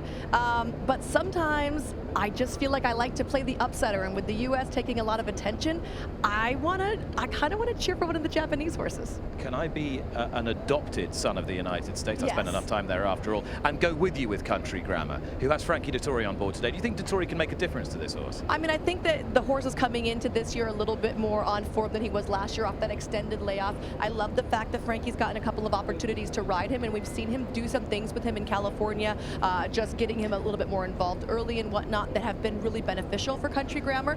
Both him and his stablemate are not the greatest of workhorses, so to see them have racing recency where they're doing good gives you some boosted confidence. Well, we've got a bit of Californian style, gorgeous early evening sunshine here. I think you've brought it. I know another man who's brought it as well, Lafitte Pincay III, part of our broadcast team.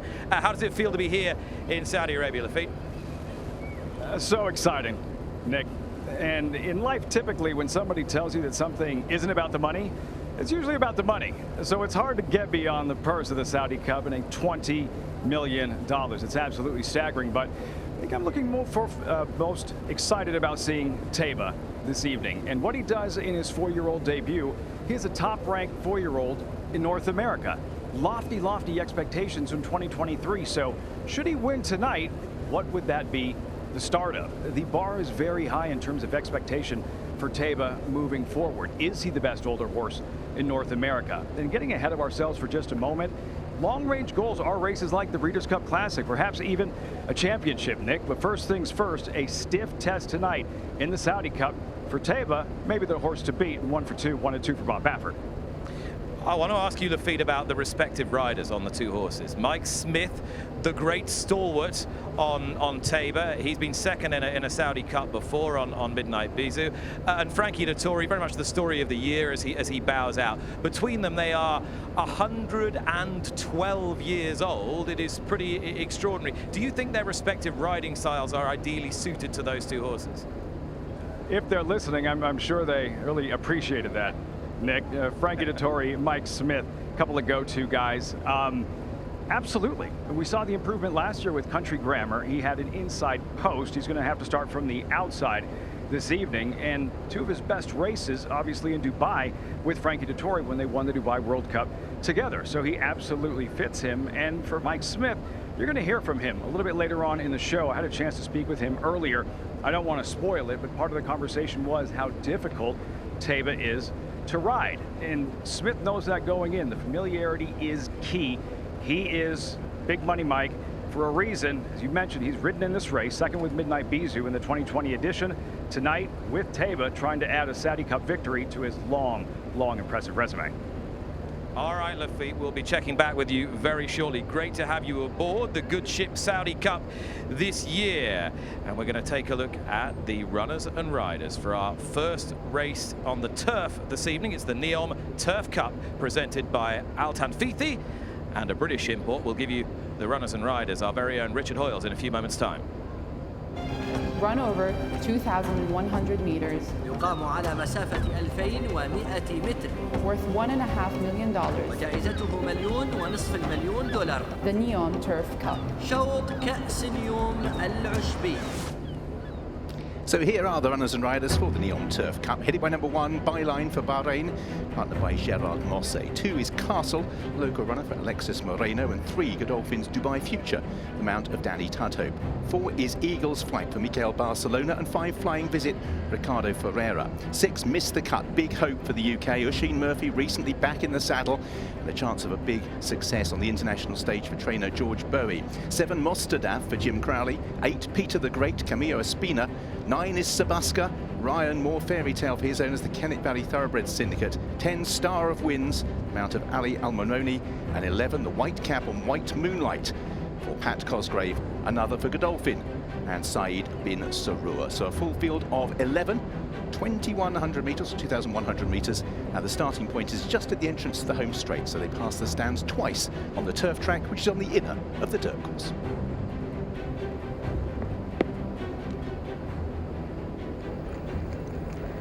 So we've talked extensively about the international element to this day, and how the Saudi Cup is likely to be America versus Japan versus the home team. This race, Michelle, the NEOM Turf Cup, looks as though it could well be the preserve of British trained horses, and there's no doubt we need to start with Miss the Cut. Have to look at Miss the Cut. First of all, he was an eye catcher walking out here into the paddock, and I love this horse on the step up today, and he's by the Great Sire Quality Road. We'll see him very shortly. We're on number 1 here, Byline, who represents Bahrain. Now, you remember back to 2020, Bahrain took the first 2 races of the inaugural Saudi Cup. Gerard Mosse, veteran rider, taking the ride on Byline for Alan Smith. Very consistent, loves fast ground. And although he's got a little bit to find, strictly speaking, I wouldn't rule out a big run. He looks just like a typical big stayer to me, and he does add those cheek pieces back on. He did wear them for a while in the middle of his career. His last couple races, he has not worn them, so the re-edition. Here's Castle for Muteib Al-Mulawa and Alexis Moreno. The team will be responsible for Emblem Road a little bit later today. Local horse. I think a local horse is always good. We saw last year that having some experience locally does a wonder for some horses. This horse was a very clear victor in the prep for this out.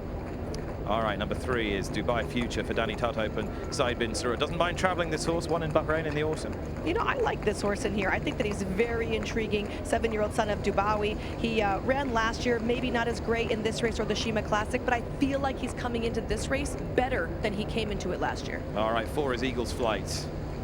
Mikel Barcelona on here, and this horse could be forwardly placed, so that's a good thing for me because I think Mikel Barcelona brings out a lot of early foot. Barcelona, top quality jockey, winner of the Derby at Epsom in 2011, the Dubai World Cup in 2012, no stranger to the big international stage. Trainer Naif Elmendil has 2 runners, 2 mares in the Saudi Cup later. 5 is Flying Visit, local horse. Local horse, like you said, coming out of a dirt race, in fact, but did have a 7-length score on the grass 2 back at this very distance. It was against allowance foes, so class is going to be a question. Tried the NEOM Turf Cup last year and was a well-beaten 6th that day. All right, that is 5. Flying Visit with the sheepskin cheek pieces just to aid his application. You can see there with the sheepskin noseband as well, just to keep his head down, trained by Sami Al-Harabi, ridden by Ricky Ferreira. And then the horse around whom really, Michelle, this race revolves, number 6. Agreed. Miss the Cut. He's coming out of a very good effort where he didn't have the best of trips here. And Oisin Murphy, he's his own story right now. Big stories here. Really progressive horse. Lafitte, what do you think? He's explosive, Nick. Trainer George Bowie says that this is the kind of racehorse who can take a trainer to the next level. We saw that turn of foot, the acceleration at Royal Ascot in June. Also in his most recent effort on synthetic at Lingfield, that was last December. He was about 8 or 9 lengths back in that race. And there was a horse by the name of Algiers who opened up 8, 9 lengths in the stretch. Missed the cut, who had trouble early, was wide in the early stages, lost more ground around the far turn. And while it looked like maybe he could run second, turns it on in the stretch and is able to run down Algiers in the shadow of the wire. All Algiers has done is gone on to sweep both rounds of the Maktoum Challenge in Dubai. He's headed to the Dubai World Cup. That's how good that form looks now. Missed the cut as he gets set to make his 2023 debut, Nick. And eventually, we're going to see Miss the Cut, I think, stateside. He's been purchased by Lane's End in part. That's where he'll stand stud. So as of right now, if all goes well, it sounds like the performance tonight, then it's on to Dubai. Not quite sure which race yet. St. James Palace was mentioned at Royal Ascot. Eventually the States, Nick. Saratoga was mentioned, and specifically the Whitney, one of the most prestigious races for older horses in North America.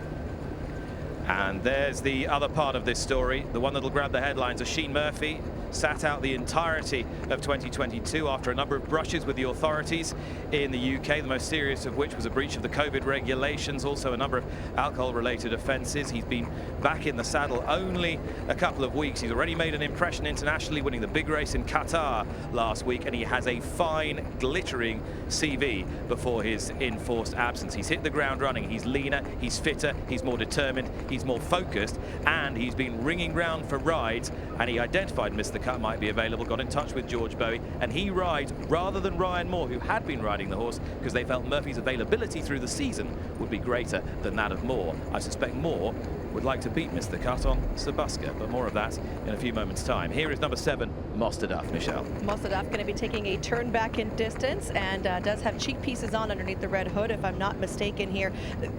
Last time out in the Arc de Triomphe, well be in 43 lengths behind. Soft ground, though. I feel like this horse might need just a little bit firmer.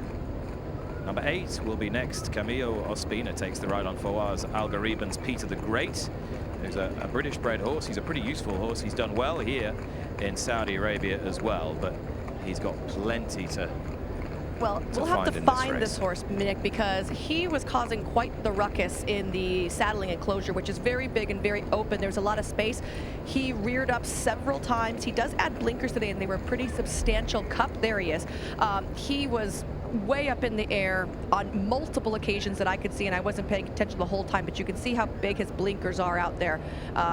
Very, very keyed up, as you can see. Rider out of the stirrups there, waiting for someone to maybe come give him a little bit of assistance. All right, doing a really good job here, Camillo Ospina. Peter the Great has not given him a straightforward time.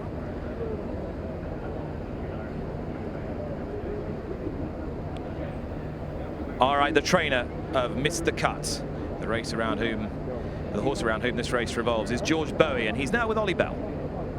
He sure is, Nick, and I have to say he looks fantastic. Are you happy with how he's training into today, George? Yeah, he looks good. He shipped over well and kind of ticked every box that we've asked him to. He's adapted well over here, eating and drinking, and couldn't be in better shape, really, I hope. Big moment for you, big moment for Oisin as well. We just heard from Nick that his availability through the season is why you've gone down that route. What did you just say to him? Yeah, look, he's drawn a little bit wide and looks plenty of pace on, so he's a horse who he's come from unpromising positions before, and the track's probably not ideal for him, but yeah, he should really get a decent position from where he jumps and move to Oisin, really. Slight key change, but the Live Golf season got underway recently, and am I right in thinking that this horse got his name in no small part down to a golfer currently on the Live Golf Tour? He might have done, yeah, probably shouldn't be saying it, but no, look, Lee Westwood's a great friend of Ed Babington's, and nearly was part owner, but hopefully we might have him in one soon. All right, thinking he's not a part owner because unfortunately he did miss the cut in that relevant tournament. Yeah, he did. That's where the name comes from. But no, look, he's a super horse and lots to look forward to. Serious business though, and to get it back onto the horse, do you think we're dealing with a genuine Group 1 performer here? I think he's got to go and prove it so far, but the collateral form with Algiers is obviously as good as form as you can get in the Middle East at the moment. Different surface, but 10 furlongs on fast ground seems to be his gig, and he was pretty good. I know it was only in a handicap, but it was about the fastest ground I've run a horse on at Ascot on that Saturday last year, and the track this morning, and I think he should handle it, and hopefully he can go and get it. Very best of luck. Cheers, mate. Trainer George Bowie, one of the most upwardly mobile anywhere on the planet. If you're not familiar with him, then you will be by the end of the year wherever you are, because he'll be taking this horse to the United States and he'll be good on dirt as well. This horse, Sebaska, is a terrific old campaigner. Ryan Moore for William Knight. Now, Michelle, he needs to get himself out of the gate, out of the stalls faster than he has been lately. If he does, he's not without a chance. Yeah, I like this horse in here. I'm a big fan of his. Like you mentioned, needs to get himself away from the gate, but there is plenty of time. I think that he really relishes the particular distance that we're going to be running at. And even the days that he doesn't win, when he's well backed, he still puts in a good performance. He's a 7-year-old, but he's no back number. You should know, Lafitte Pincay, that the old boys are sometimes the best. Knight, Nick, says that, yeah, even though he's 7 years old and he's raced 39 times, that we haven't seen the best of Sir Busker. And when you look at his form in the second half of 2022, it's difficult to argue, especially that big win in the Group 2 York. That ended a 2-year, 20-race losing streak. And he's continued to improve. He ran against the likes of Baaeed at the Group 1 Juddmonte International and wasn't disgraced. A very good third by Sir Busker. The issue is the start of the race. Race after race, he's been getting out of the blocks very slowly, stumbling, and it's been costing him essentially. In fact, William Knight said that he would have looked at the Saudi Cup tonight if he was more confident in Sir Busker's ability to break clean, but he didn't want to run him on dirt for the first time, have him stumble against that competition, exposed to all the kickback. It wouldn't have been fair to the horse. For that reason, he's in this NEOM Turf Cup, looking to get off in 2023 with a big win here tonight. Well, conditions key for all the runners, and I have to say that Mostadaf's got his conditions today, because the last time we saw him, Richard Hills was part of the Mostadaf team. It was in the Prix de l'Arc de Triomphe. It was soft ground that day, and it didn't suit him. You must be delighted with how the track's turned out ahead. Yeah, you know, he likes fast ground, and obviously, you know, in the Arc it was too soft at a mile and a half. Today it's a mile and a quarter and a bit, so conditions are right, and he's in good form. Yeah, has John been bullish about how he's training into today? He's been training really well. His work's picked up, especially the last 2 weeks coming into the race. His weight's good, and as you can see, he was in good form around the paddock. Is that normal from him? Absolutely, yeah. He's quite vocal, so would have been worried had he not. I mean, he does like to tell everybody he's around. Let's hope you and the team are vocal afterwards. Best of luck. Thank you very much, Ollie. Jim Crowley riding Mostadaf. Jim is the retained rider to Shadwell Estate Company, the company that was set up by Sheikh Hamdan Al Maktoum. The late Sheikh Hamdan Al Maktoum continues under the stewardship of his daughter, Sheikha Hissa, and of course reached glorious fruition last year in the shape of Baaeed, as Ollie was mentioning a few moments ago. Michelle, you alongside me. Michelle, how do you see this race shaking down? You know, looking at it, I know who I like on top. I just don't know what we're going to do about it. Miss the Cut is certainly, to me, the play in here.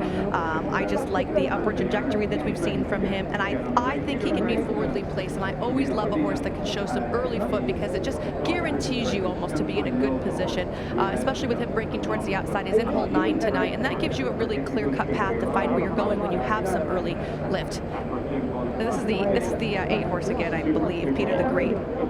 Yes, so we again talked about him in the saddling stalls. He was not being a very good boy. He missed the parade ring to get out on the track early. We saw him giving Camilo Espina a little bit of trouble out there. He did eventually give a tiny bit of a warm-up that we were able to see, but now struggling again. And they put the blinkers on and off with him. I don't know, but I would have to surmise that part of that is because they want to help him focus during all of this, and it's just not working. And he's already a gelding, so I can't even recommend that. If you're a lover of international racing, then your eyes will be trained on Miss the Cup from Gate 9. George Bowie saying he didn't feel this turf track would be ideal for him. I'm intrigued to see what will happen when he gets to the dirt. The Saudi Cup itself, it was on the cards, potentially. 5, bit of a colour change there, install 5. Castle in the Prince Salman colours. Some of your publications there listed as purple, they're more of a blue shade. Alex Morena for Mutaib Al-Malawa. Mostadaf Sabuska are forward. Sabuska just getting a little restless in the stalls as well, and they're walking Peter the Great away from the starting gate. We'll just keep an eye on whether Camilo Ospina gets back.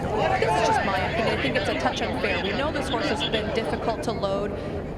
Okay, so he is being withdrawn now for a failure to load that. I was going to say, everybody else loading so quickly, it's unfair to make them wait in the stalls while he acts up. So they have now taken him out. So much potential in Miss the Cut. Sheen Murphy riding for George Bowie, but plenty of proven form beneath him. Mostadaf, the mare White Moonlight, Dubai Future for the Dubai-based Godolphin operation of Saeed bin Suroor, successful in Bahrain earlier in the autumn, and Sabuska. Yes, he's 7, he's no back number, and this is not what you want to see if you're a supporter of Mr. Cut. His Now first meaningful foray a long way from him. He has been to France, and that wasn't a great success. I will say this, his Sire Quality Road is very well known for having gait issues. Going to the Breeders' Cup Classic, he threw an absolute fit. So if they're hoping that he emulates his sire at all, maybe this is normal.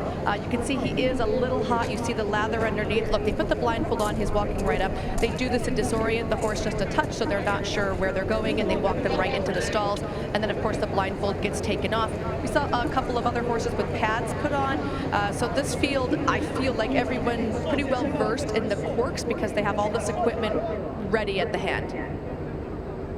Much of 2022 spent in the shadows for Oisin Murphy, but he's out of them now. He's in the limelight. He's hit the ground running. He's got an exciting young talent underneath him here in Mr. Cut. Will he hit his stride in the Neom Turf Cup? We'll find out with Richard Hoyles. All set 2100 metres and they leave the stalls. Mr. Cut got out okay, but not as well as Byline, who's one of the first to show. Dubai Future also adopts a handy position with Mostadaf as they race through the first furlong or so.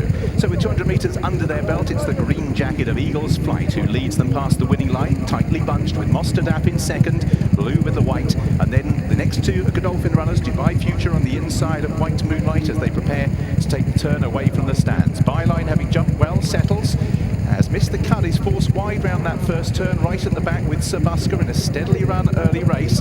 On the inside races Castle towards the back as they're now preparing to turn and enter the back straight. And it's Eagles Flight out in the lead under Mikel Barcelona, who has the advantage by just over a length from Mostadaf on the outside of Dubai Future, racing in second and third. Mr. Cut circling the field under Oisin Murphy, had a pretty tough trip in the early stages, but has moved forward to sit in around about 4th or 5th place on the outside of White Moonlight. Who Stars wins, also wide on the course is Sabuska in a tightly bunched field. Byline is towards the inside, then behind these Flying Visit in the orange, and still towards the back is Sabuska on the outer as they're preparing to turn now and enter the final 800 metres in the Neom Turf Cup.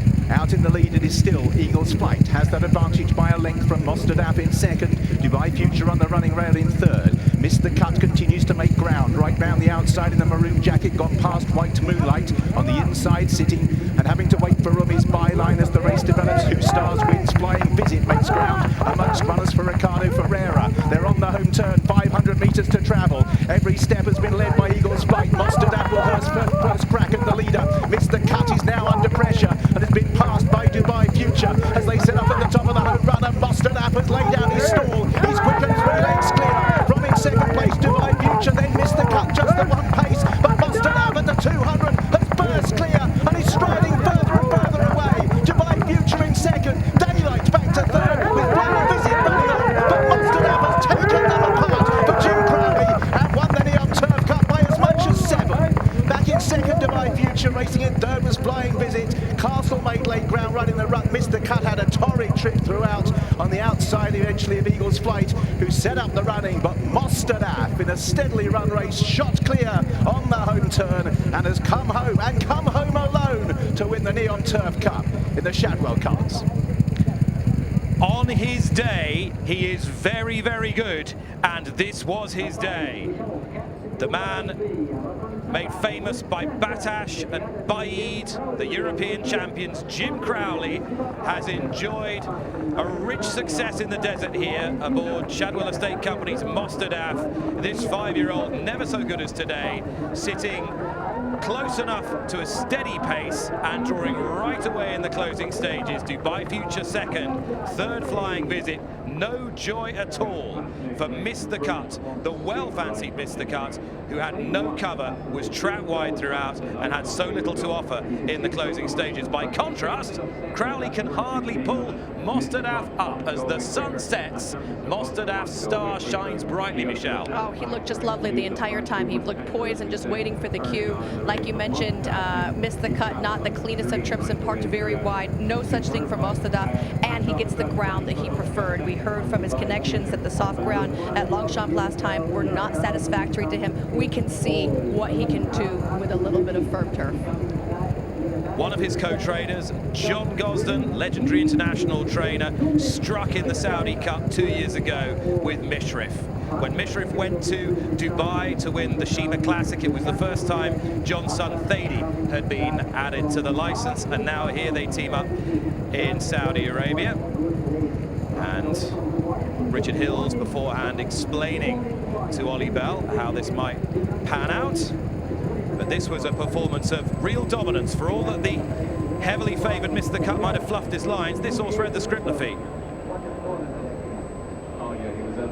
That acceleration through the stretch, an absolute statement performance here in the Neom Turf Cup. You go back to his best efforts last year at Royal Ascot, that really good runner-up effort to Broome in the Group 2 Hardwick. He was disappointing at Newmarket. John Gosden immediately took responsibility. He said, I never should have run him in that race. It was too close to the Hardwick. He ran too hard in that particular race. We saw a bounce-back performance over the all-weather in the September Stakes, and then the Arc is an absolute toss with the bottomless ground and all the weather. But here in 2023, in his debut of this season, Mostadap in a big win for trainer John Gosden and winning rider Jim Crowley with Ollie. Thanks, Lafitte. Jim Crowley had a great 2022 with Baaeed, and 2023 is off to a flying start. When this horse is good, as Nick Lumb just said, he's very good. Yeah, look, he loves fast ground. Trip's perfect. We knew he'd stay. Obviously, he's one over further, winning the September Stakes. But he got a lovely trip round, relaxed nicely, and it was probably pretty much game over, turning in. There was trouble in behind for a few. You seem to have the dream passage. Did it go absolutely according to plan? Absolutely according to plan, yeah. The plan was to go forward on him and sit where he was happy and get him comfortable. And like I said, he took me into the race, turning into the home straight. And like I said, it was game over then. Could he be a genuine top-level, consistent performer when he has his conditions, do you think? Yeah, I think anything mile and a quarter, mile and a half, fast ground. Look, John and Thady wouldn't have run him in the Arc if they didn't think he was a decent horse. And like I said, physically, he's a beautiful horse, and hopefully he can just keep progressing now. Many congratulations, Jim. Thank you. Jim Crowley lavishing praise on Mostadap, and why wouldn't he? And just look at him point his toe there. The sign of a horse who really loves fast ground, good fast, what we would call European summer ground. Get it any time of the year here. Not only that, Nick, but just like Lafitte mentioned, the explosiveness he showed during the stretch. I mean, this is a horse who's been successful over a mile. To be able to carry a speed and a closing kick like that to these extended distances really takes a talented animal. It was hard for Jim Crowley to even pull him up at the end. He could have gone around for a 2-mile race, it looked like, but it's so rare to get so much tactical at speed as well as a turn of foot late, and I just thought that was tremendous. $1.5 million the value of the Neom Turf Cup. Mostadap has earned his connections, among them Jim Crowley, 900,000 of those US dollars. It's lovely to hear a rider describe a horse as a beautiful horse. They're really appreciating his power and prowess as an athlete. He is a beautiful horse. When you can see him, he looked very racy coming over here. Obviously, we're talking about Saudi Cup night. The majority of them are going to be well turned out, but he was certainly a head turner. And this adventure to Saudi Arabia has been as much a part of Thady Gosden's thinking as it has Father John's. Part of Thady's mission now is to broaden the ownership base of their famous Clarehaven stables in Newmarket in the east of England, the headquarters of British racing. And in Jim Crowley, Shaker Hissa has a very reliable asset on the big days. The co-trainer is now with Ollie Bell. He sure is. John Gosden alongside me. John, firstly, many congratulations. Marks out of 10 for that performance. Yeah, no, he did it perfectly. He had a nice draw, and Jim used it, and I think, you know, the track is quick. And I think if you're handy and you've got Mikel Barcelona in front measuring the fractions, that's where you want to be handy, and then he kicked clear well, and you know, stunningly good performance. Jim was just saying the fact you ran him in the Arc is a big indicator as to the esteem with which you hold this horse. Yeah, we obviously know the family very well. Shaker Hissa has done wonderfully to keep these horses in training and to have her father stable, and you'd be so proud of what she has done with it. And it's a family, of course, a Shadwell family, and we have a sister and we have another brother who's a nice 3-year-old. So look, he's an improving horse, so we're absolutely thrilled with it. Do you have plans in mind for him throughout the course of the season? Well, obviously, you know, if he's in great form and flies home well, we came here with Mishrif and won a Saudi Cup, and he went to Dubai, so there's no reason that he couldn't run in Dubai, hopefully, on the big night, on Dubai World Cup night. referred to winning the Saudi Cup a couple of years ago. What do you make of how racing is evolving in this part of the world? Very fast. I mean, the facilities for the horses now are dramatically improved. Really, the way it's all set up for them is so much better. The horse has been put first, which is great, and the crowd is glad that they built that grandstand and the one behind me apparently in 2 months. So things are happening very fast here. Yes. Mostadaf was fast today. Well done. Thank you. Congratulations to trainer John Gosden and rider Jim Crowley. Missed the cut, missed his cue in the Neom Turf Cup. It never really happened for him. By contrast, Mostadaf moved with balletic grace and won with consummate ease. Reflections on that, and I look forward to more after this.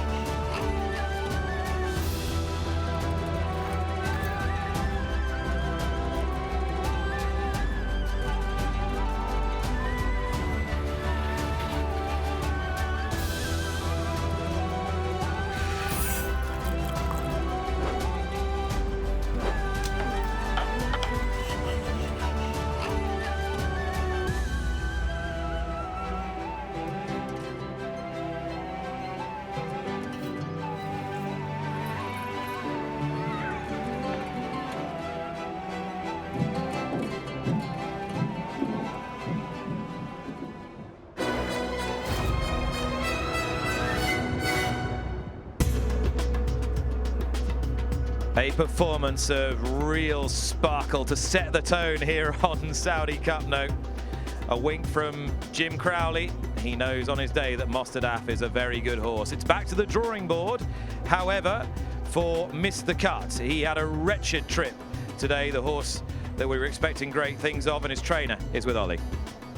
Yeah, not the circumstances with which I wanted to be interviewing you post-race, but racing can do that to us. What did you make of what you saw from Missed the Cut? It was obviously tricky out the gates. He stepped fraction slow and wasn't a huge amount of pace on, and you know, Sheen had a split-second decision to make, and to go forward or to come back. And I think, you know, we probably did a little bit too much around the outside, and you know, through no one's fault. I think, you know, he might have travelled a little bit further than some of them, and that's racing, isn't it? It's frustrating, but no, he'll be back. Was his recalcitrance beforehand out of character? A little bit. He travelled down to post good, and then was one that was playing about, and it probably didn't help him. But no, look, he essentially he's probably run a little bit below his form of the last race. If you take the winner out of there, and no, he'll be back. But yeah, frustrating to say. Sure is. Just one final question. I know it's probably back to the drawing board with regards to immediate targets, but will we see this horse on dirt this year, do you think, particularly with the American angle? Yeah, quite possibly. There's, as we sort of said before earlier in the week, there's lots of options for him. We slightly hope that we might see a different horse today, but yeah, we'll see how he is tomorrow. You know, that's the main thing. Just check that the horse is all right, and we'll plan going forward from there. Some victory and defeat. Appreciate your time. Thanks, John. Thanks, Ollie. And there is another young trainer going places, showing the licence now with his father, John. That's Thady Gosden receiving the trophy with Jim Crowley from representatives of Altan Fifi, the supporters of the Neom Turf Cup of 2023. Mostadaf was the winner and did it with consummate ease. It'll be an interesting international campaign, I'm sure. Wherever the ground is fast, you'll find this horse turning up and showing why they kept him in training until he was a 5-year-old. Very well-bred son of Frankel out of a mare by Dubawi, so two of the most prepotent influences in global bloodstock. Interesting to hear what John Bowie, the trainer of Mr. Cut, had to say about his horse's trip. It wasn't a particularly good one, but as I'm joined by Lafitte and Michel, they can console themselves with the soothing balm, Lafitte, of 75,000 US for finishing fourth. I've never seen anyone so disappointed to pick up 75 grand. That's the allure of the Saudi Cup in the richest event in thoroughbred racing. Disappointing though, as George Bowie had said, this is the kind of horse that can really take a trainer to the next level based on what we had seen in the tail end of 2022. Such an explosive stretch runner, and things just really didn't shape up for him tonight. Especially when you take into consideration that he didn't have a real excuse. You know, Ollie gave him every way out to say, like, yes, this was, and the whole time George is like, no, he just didn't, it just panned out that way. I think part of being an up-and-coming, upwardly mobile trainer is that you need to be philosophical in defeat. You need to push on and look to the future and look to the targets ahead. It was out of the gate that you knew it wasn't going to happen for him, Lafitte. He was wide, and he never got in Oisin Murphy. He was looking for cover. You could see him trying to get inside in the maroon colours at the back. He couldn't. Such a competitive race going in. Trip is everything.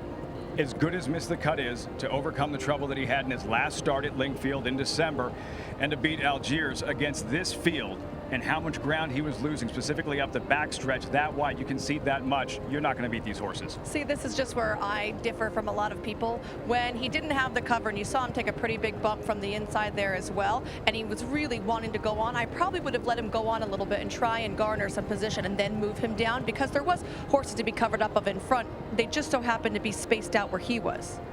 We're riding with Alexis Moreno here aboard Castle. It was getting quite tight on the inside. Was that a function of the sedate pace, do you think? They bunch up a little bit slower. When the pace is quicker, they can string out a little bit, and it's easier for a rider to pick a spot. Now they start to thread out a little bit, but look at Mr. Cut there in the maroon and white colors. That in turf racing, that is no man's land. While others are trying to save ground on the inside, there he is conceding more ground. It's a problem. I thought one of the worst trips really went to Byline, the horse that you were seeing directly in front of you with the white cheek pieces. You can see the rider the whole time. The horse is trying to get out just a hair, but he's trying to continuously pull him down, and slow him down, because they were a little pedantic in front of them. The horse in the all royal blue, the first colours of Godolphin, is Dubai Future, who'd won the Bahrain International Trophy back in November. He's a handy horse under these conditions, but he's really a Group 2 horse, and the winner's a borderline Group 1 horse on his day. When he gets that trip, when he can save ground to the inside, in his last 3 races, 2 good races, when he saved ground to the inside, produced late. In the last race in the Group 2 Singspiel Maidan, he was out wide, didn't fire. He ran well today, but not in the same stratosphere as Mostadaf. But if you go back to that stretch when everyone else is just starting to make a room, and we were watching Dubai Future, and he's looking for a seam to just even get into stride, this horse is already into full flight, and he is pulling away by the time 3 other horses, look at that, yeah, wow, are finding their best legs late.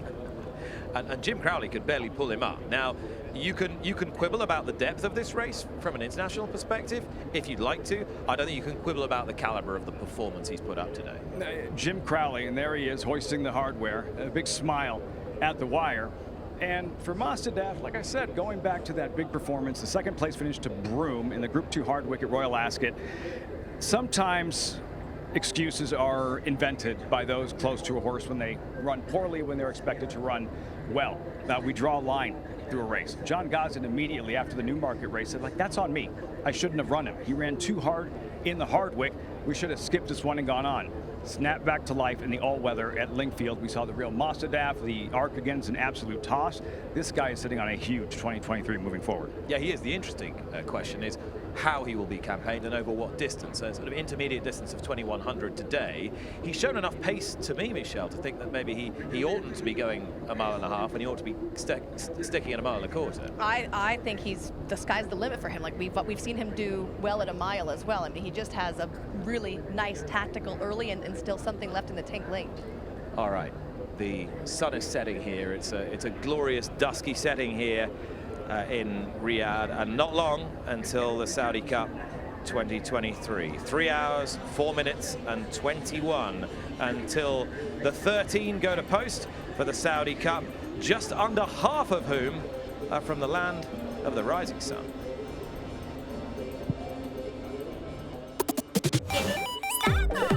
Japan on fire! It's all about Japan. Cafe Ferro. Helios, Cafe Faro, Helios, Cafe Faro, Helios, Naranda Gori, Cafe Faro, Helios. Crown Pride. It's Japan again. It's Crown Pride in the UAE Derby, the land of the rising sun. Geoglyph. ジオグリフ先頭でゴールイン。2着18番イクイノックス。 June Light Bolt.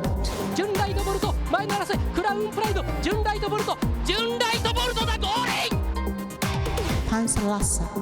Not without hope. Pantalassa's trying for the line. Sharon, the line is desperately close. What a finish. Vanguard. バンドギャルトが抜け出した1馬身抜ける5番バンドギャルト先頭だゴールイン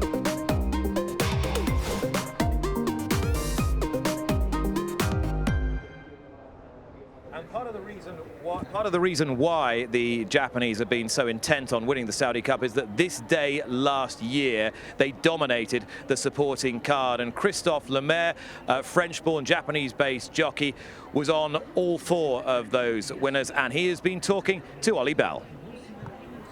Well, it was a great event for you last year here at Saudi Arabia. 4 winners to your name, including with Songline, who's back for more. Just let's reflect on last year. Happy memories, no doubt. Yes, definitely. It was a wonderful day. I had the chance to ride good horses, and the races went right for us.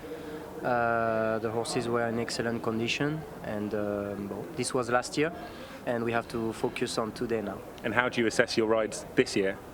But Songline again, she's a brave mare, and she's in excellent condition.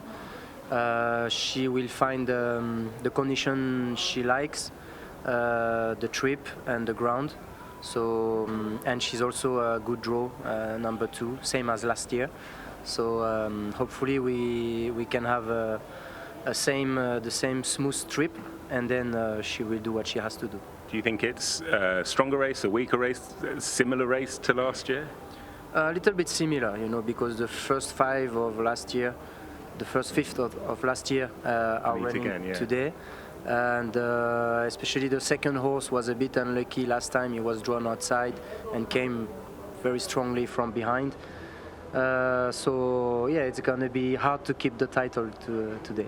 I'm sure you'll do your best. And then obviously in the big race, the Saudi Cup, Japan are represented by 6 runners. You ride Geoglyph. Where do you rank Geoglyph in the equation? In terms of quality, she's as good as the favorite horses. The only thing is that it's the first time that he will run on the surface, and it's very hard to predict how he will react on that track. Does she feel like a horse that will go on it? Yes, and in his pedigree is an American pedigree, so hopefully he will do well. But he's a Group 1 horse winner in Japan, and yeah, he's got a lot of potential. And you're a superstar, as we know, in Japan. How much would it mean to the Japanese were you to take back the Saudi Cup with you? It means a lot, you know. The Japanese are very good sportsmen, and they like to challenge all around the world. And they get the Dubai World Cup, the Breeders' Cup, the Hong Kong Cup. So it would be great for horse racing, for Japanese horse racing, to get the Saudi Cup. Who do you think is your main danger in the Saudi Cup? I like very much the Ryan's Moore.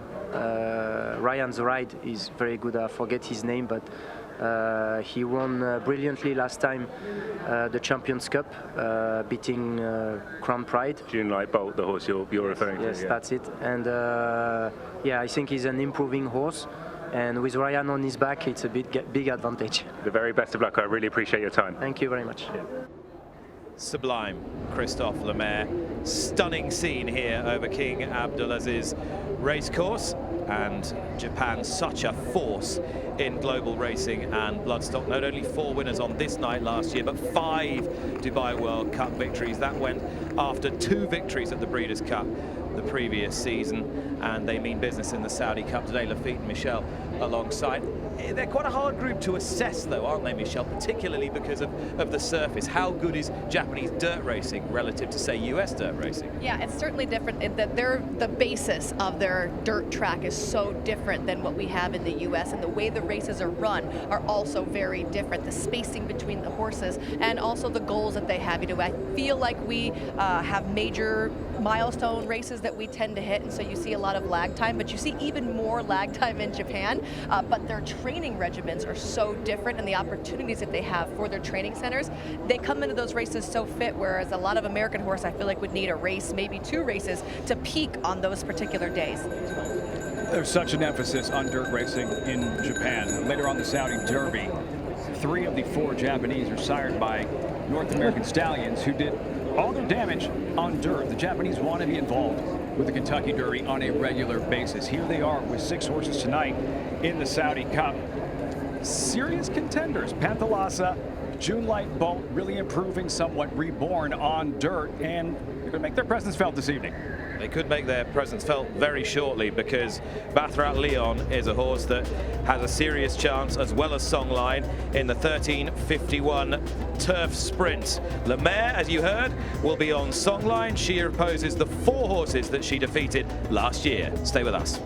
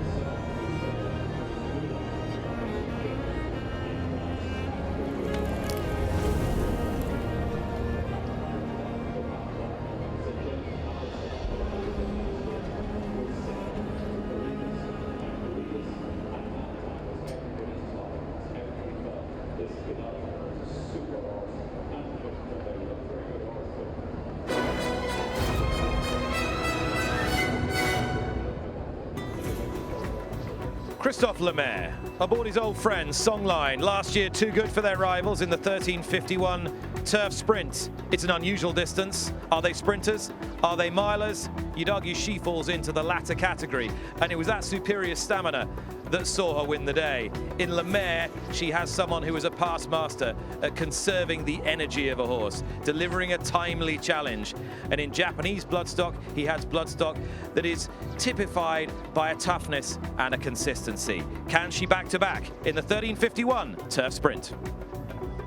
Over 1,351 meters. يقام على مسافة 1351 مترا. Worth $1.5 million.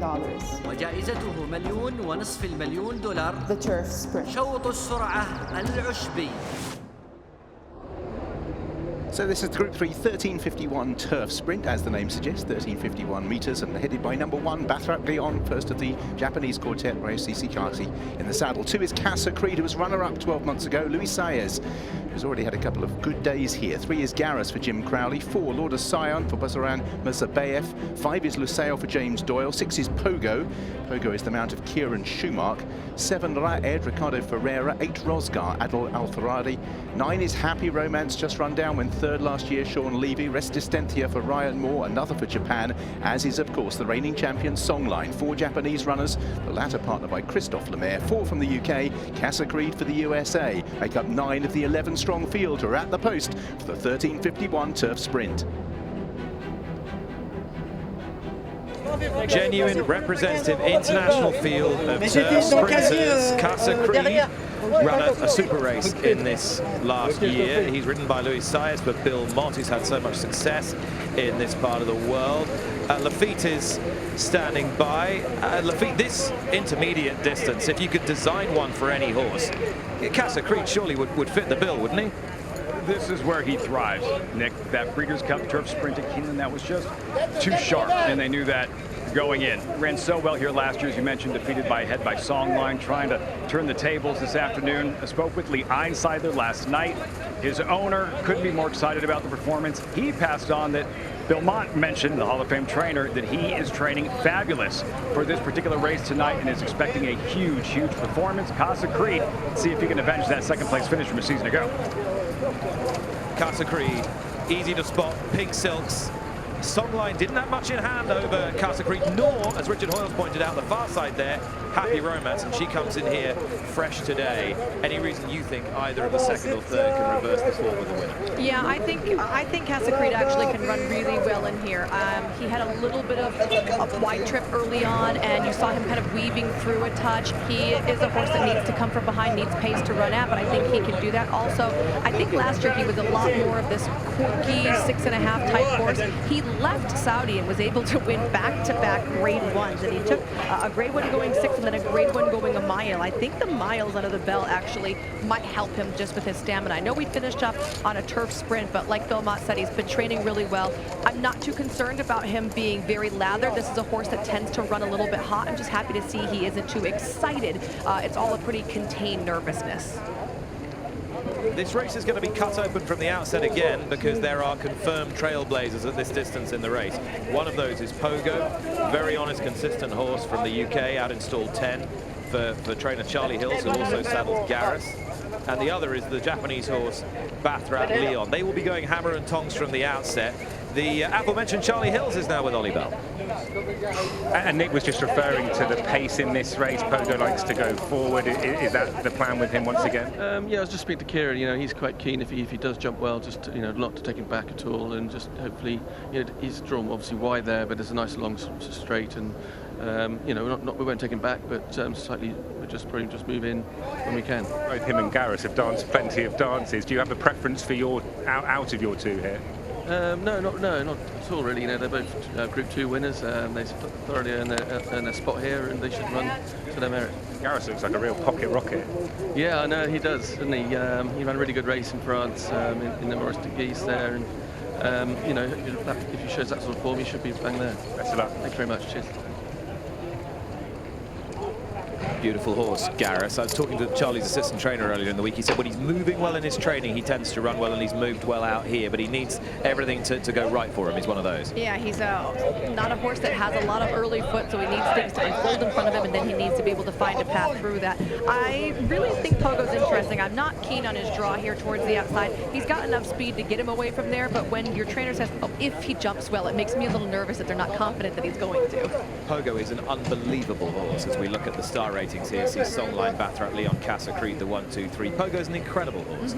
He came here last year, he went to Dubai, ran on the dirt, didn't run very well because he didn't like the surface. He went to Bahrain, ran well there. He went to a Breeders' Cup mile, didn't stay the distance. And in between all that, he only went and won 3 really up-to-scratch Group 2 races back home in the UK. He is hard as nails, Pogo. And we can make a big excuse for him last year. He went out there and Naval Crown had tons of pressure on him the whole way. He never about a breather in this elongated sprint. I mean, maybe today there's a chance that he does. Even if Baccarat Lion wants to go the front, he actually draws outside of him. That could give him a tactical advantage where he's not on the lead and he puts the pressure on.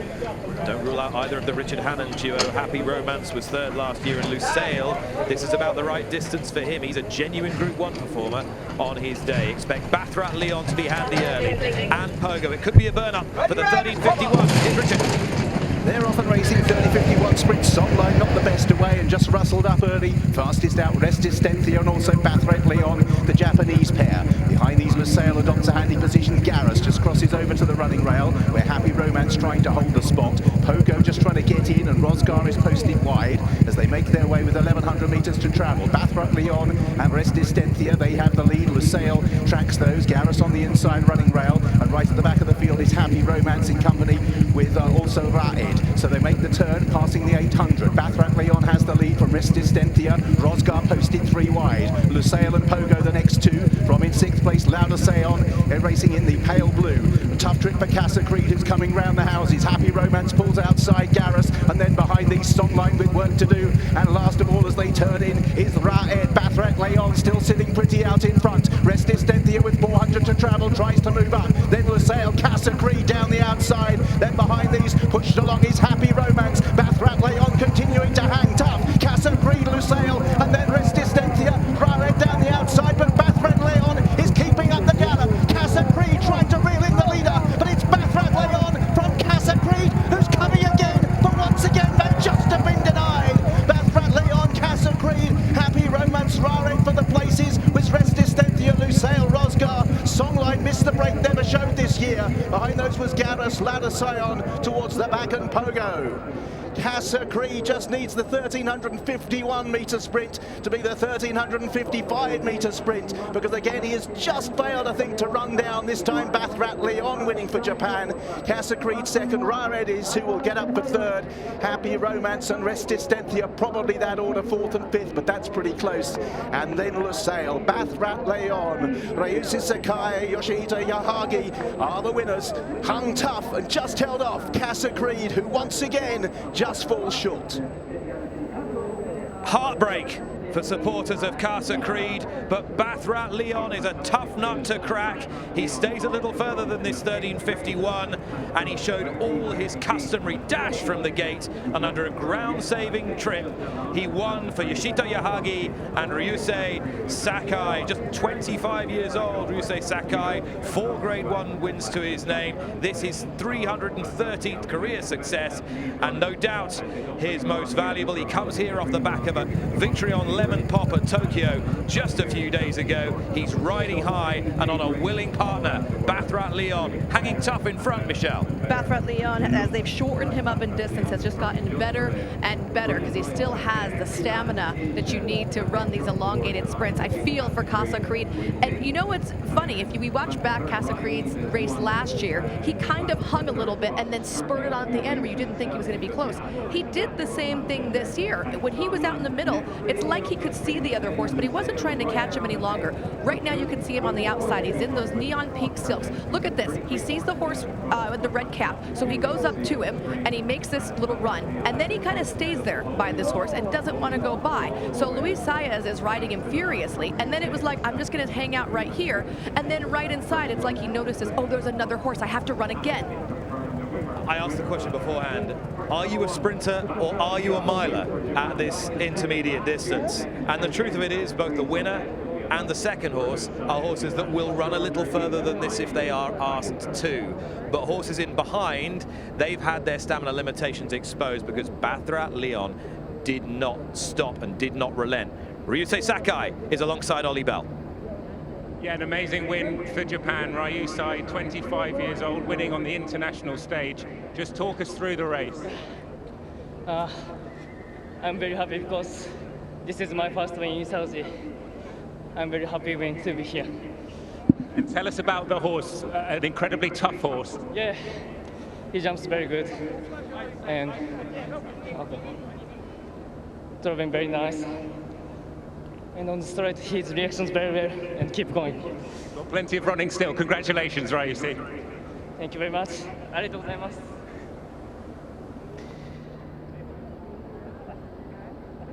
Ryusei Sakai, a really important triumph for him, judging this to perfection. But as I said, a willing partner. And as Richard Hoyle said in the call, Michelle, if only for Casa Creed this had been the 13:55 turf sprint and not the 13:51 turf sprint, Casa Creed would have victory to his name. Maybe, because I'm still convinced that this horse is running.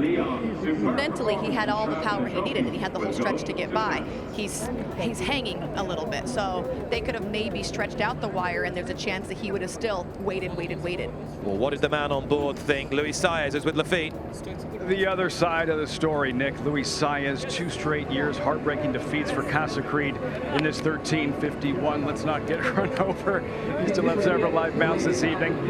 What happened in the stretch? How was Bathrat Leon able to get a nose down on Casa Creed? Yeah, you know, that was a pretty fast play. For a second we thought we were gonna get it, but every time we get close to the winner, he keep going, keep trying. So, geez, it was hard to catch him. I know it just happened.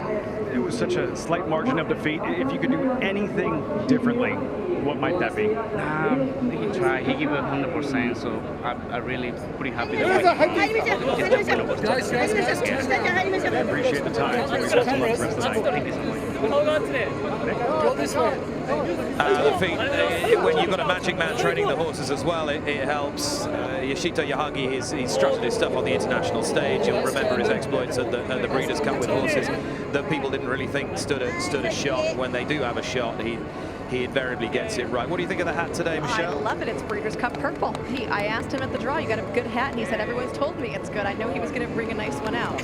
This is a horse, let's remember, Bathrat Leon, that ran in Baaid Sussex Stakes, and he led them all deep into the final furlong. He's got lots of speed, and he stretches it. Ryusei Sakai winning on Bathrat Leon in a time of 1:17.49, just a tick ahead of Casa Creed for the United States. And Raid has run incredibly well, the local horse for Bedan Al Sabai and Ricky Ferrero. But there is the winning rider, just 25 years old, and a very important success. And you wonder if, as was the case last year, this has set the tone for the night.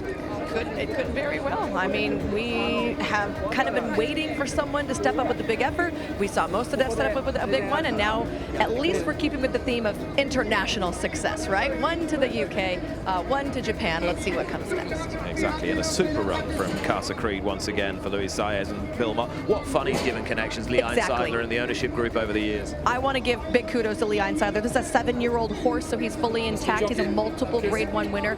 He might not have a ton of stallion potential, but a lot of horses like this end up in the breeding barn. The fact that Lee's like, I'm having fun with this horse, I think is fantastic. And I think that you have to appreciate the fact that we used to have not a curse, but you know, this thing about heading horses to the Middle East. Oh, it takes so long to come back. We had the Dubai bounce, we used to call it. I think Bill Mott showed us with Royal Delta, and now he's showing us again with this horse. You could come back in full gears right away. And in Japan, thoroughbred horse racing is right at the heart of the sporting firmament. This will mean so much to them. Is it just the beginning, I wonder, as Bathrat Leon wins for Yoshito Yahagi and Ryusei Sakai? Join us in a few moments' time for more reflections on the 13:51 Turf Sprint, a global thriller.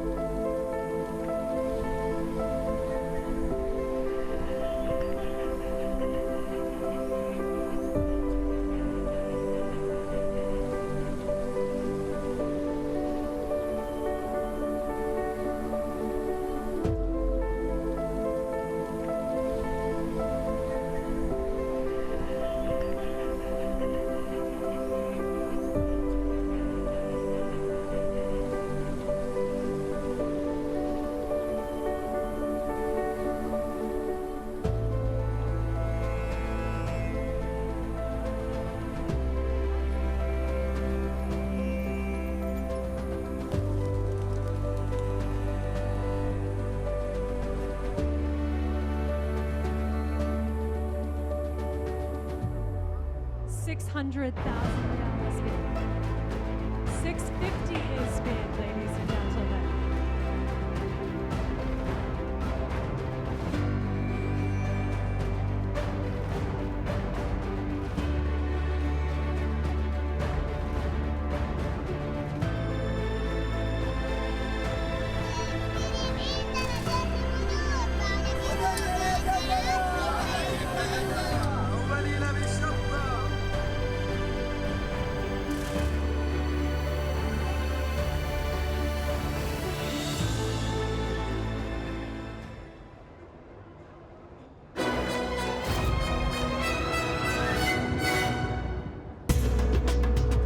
Powering on here, 20 miles to the outskirts of Riyadh. King Abdulaziz racetrack has just come alive with a stirring global jewel. The US raider Casa Creed going down to the Japanese-trained, tough as teak, Bathrat Leon winning from the front under Yusei Sakai for Yoshita Yahagi, the trainer, and the Hiru Race Company. All of whom are now receiving their magnificent trophies from His Royal Highness Prince Bandar, the chairman of the Jockey Club of Saudi Arabia. Plans already on the way for Bathrat Leon as well. Going to be heading back to Dubai, it sounds like, to defend his title in the Godolphin Mile. There aren't too many horses that can excel here in the Middle East in two countries, then take in the undulations, the downland undulations of Goodwood Sussex Stakes in a British midsummer, and still fly the flag incredibly impressively on home soil. He's hardy, he's versatile, and he doesn't stop Lafitte Pincay, and that is crucial. Turns out that Godolphin Mile wasn't a fluke after all. Considered a huge upset when he went wire to wire last year. You brought up the race against top caliber grass competition in Europe after that and didn't disgrace himself.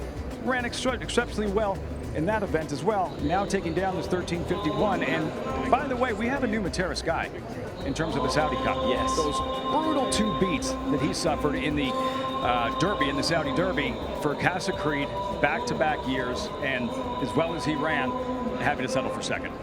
But will his creditable efforts, Michelle, will Casa Creed's creditable efforts encourage more American turf sprinters to come to this race, do you think? Or are they just not enough to fill it? I think the challenging thing about just this particular turf sprint is the elongated distance. I mean, we do see horses at Santa Anita that specialize in the hill, which reads more like a mile. This race, I think we've seen that the milers on the turnback, or the horses that have been able to stay the mile, seem to do just a hair better than those straight sprinters. You know, a lot of our sprinters, I feel like in America, are those 5.5, 6 furlong horses. They're fast, but this is far to keep up that speed. Incoming text from owner Lee Einseidler. Congratulations, Lee. A huge effort. He said he thought Casa Creed was the best horse in the race. If he had a better trip, he ran a winning race for sure, just that the winner had the better trip. And this is near as you're going to get to riding him, Lafitte.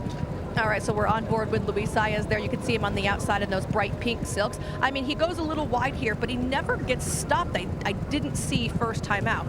Even right here, it looks like Saez is kind of trying to reserve him to maybe wait to swing extra wide. He had Happy Romance to his inside. He was able to stick her into a spot where she wasn't able to run, and he got the jump right here. I mean, at this point, it looks like he easily could have caught the winner. So that's my question. Is it Bathrat Leon digging in, or Casa Creed, when you're waiting for that last final surge, not quite deliver what you're expecting? Because right here, I'm thinking he's going by. See, to me, he's just hanging with that horse that he just passed. I don't know if it's that he sees the other horse or if he feels the 7 coming up behind him that causes him to give that extra little bit, but I felt like he didn't continuously accelerate. All right, let's head out and join Ollie, who is with Winning Connections. I sure am, Nick, alongside Aldo, who's going to translate for us. Yoshito, I'll start with you if I can.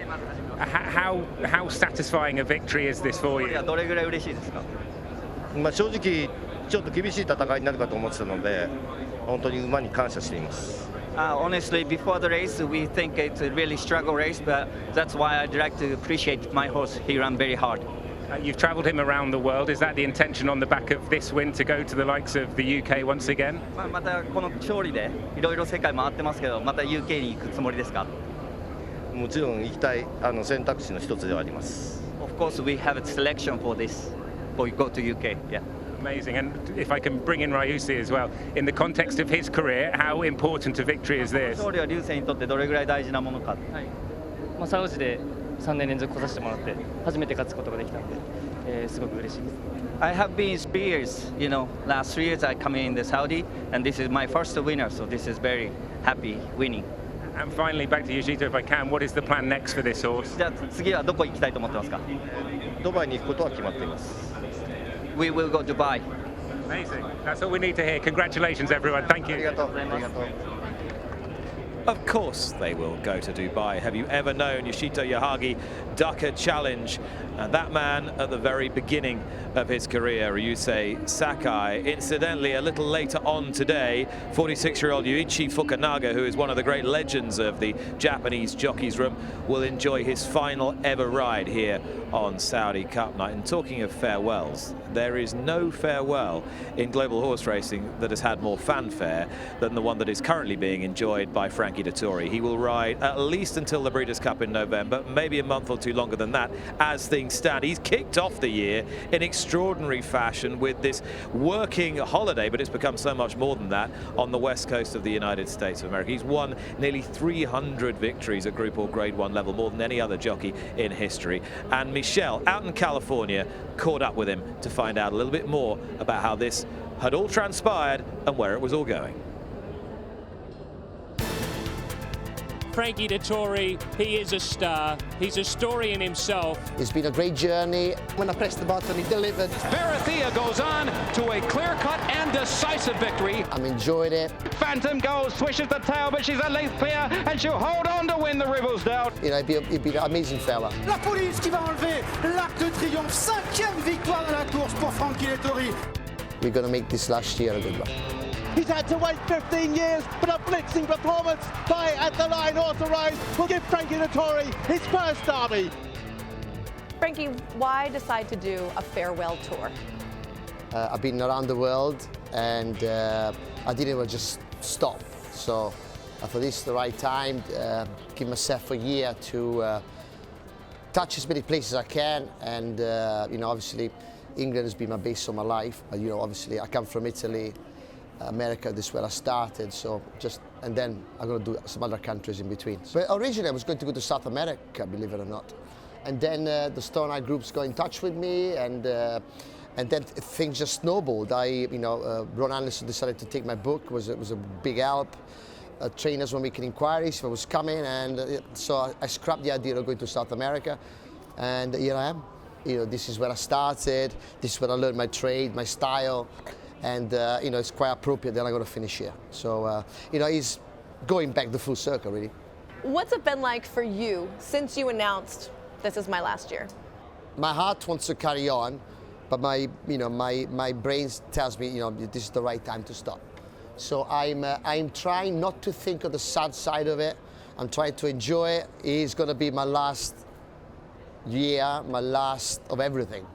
So I try to capture every moment and really express myself and enjoy it. And I will see as the months go by, it'll get more emotional, and I'll dread my last day, really. Right. You know, I'm gonna have a last day at Ascot. I'm gonna have my last day at the Breeders' Cup.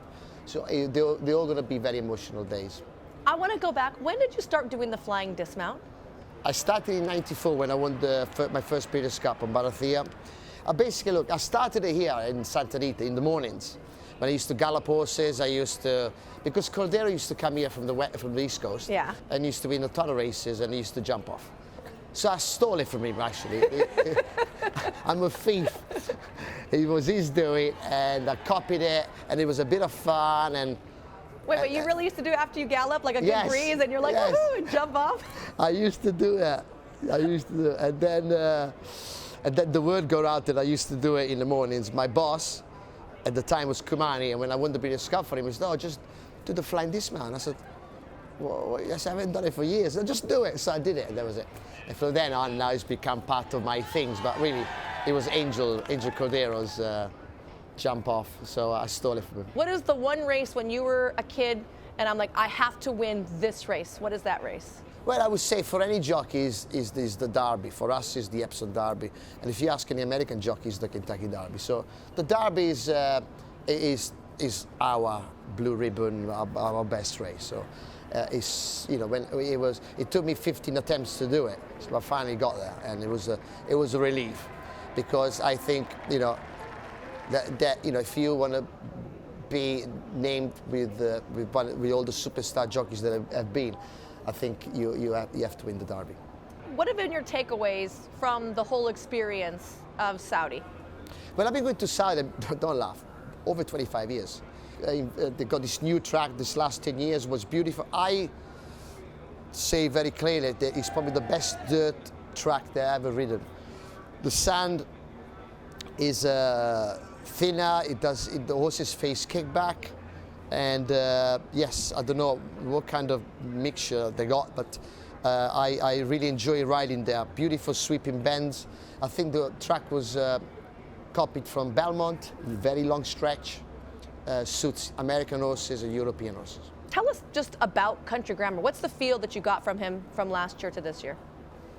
Look, the whole thing was actually fate, because I was in Dubai and I was asked to go and watch some polo. And I met Zidane, the owner. He was playing polo, and he told me that he won the Kentucky Derby. He was a big fan, la la la la. And that's how I met. And then I was back in England, and I got a phone call saying that Flavien jumped off Country Grammar and he went on to ride something else. And then, you know, luckily I had Zidane's number, so I called him, said, listen, by the way, I heard your horse is available. And he said, well, you know, I love you to ride it, but just speak to Bob. And then I rang Bob, and he said, are you really sure you're free? I said, yeah, I swear I'm free. You're not going to get off my horse? I said, no. And that's how I got the ride. And then the rest is history. Life is good. It was a big favorite. It was going to be very hard to beat, and I'll be honest with you, up to the quarter pole, I thought I'm going to be a good third, and then as the race developed, we got there in the end. So it was a great thrill. I've equaled Jerry Bailey's record of 4 Dubai World Cups, and now the horse is staying in training. He was second in the Saudi Cup last year, so Bob especially trained the horse for the race, and yeah, I'm very, very looking forward to it. I mean, he's a proper tough horse. He's uncomplicated, and he's got a massive heart. So he's a nice partner to have. Oh, good. Appreciate it.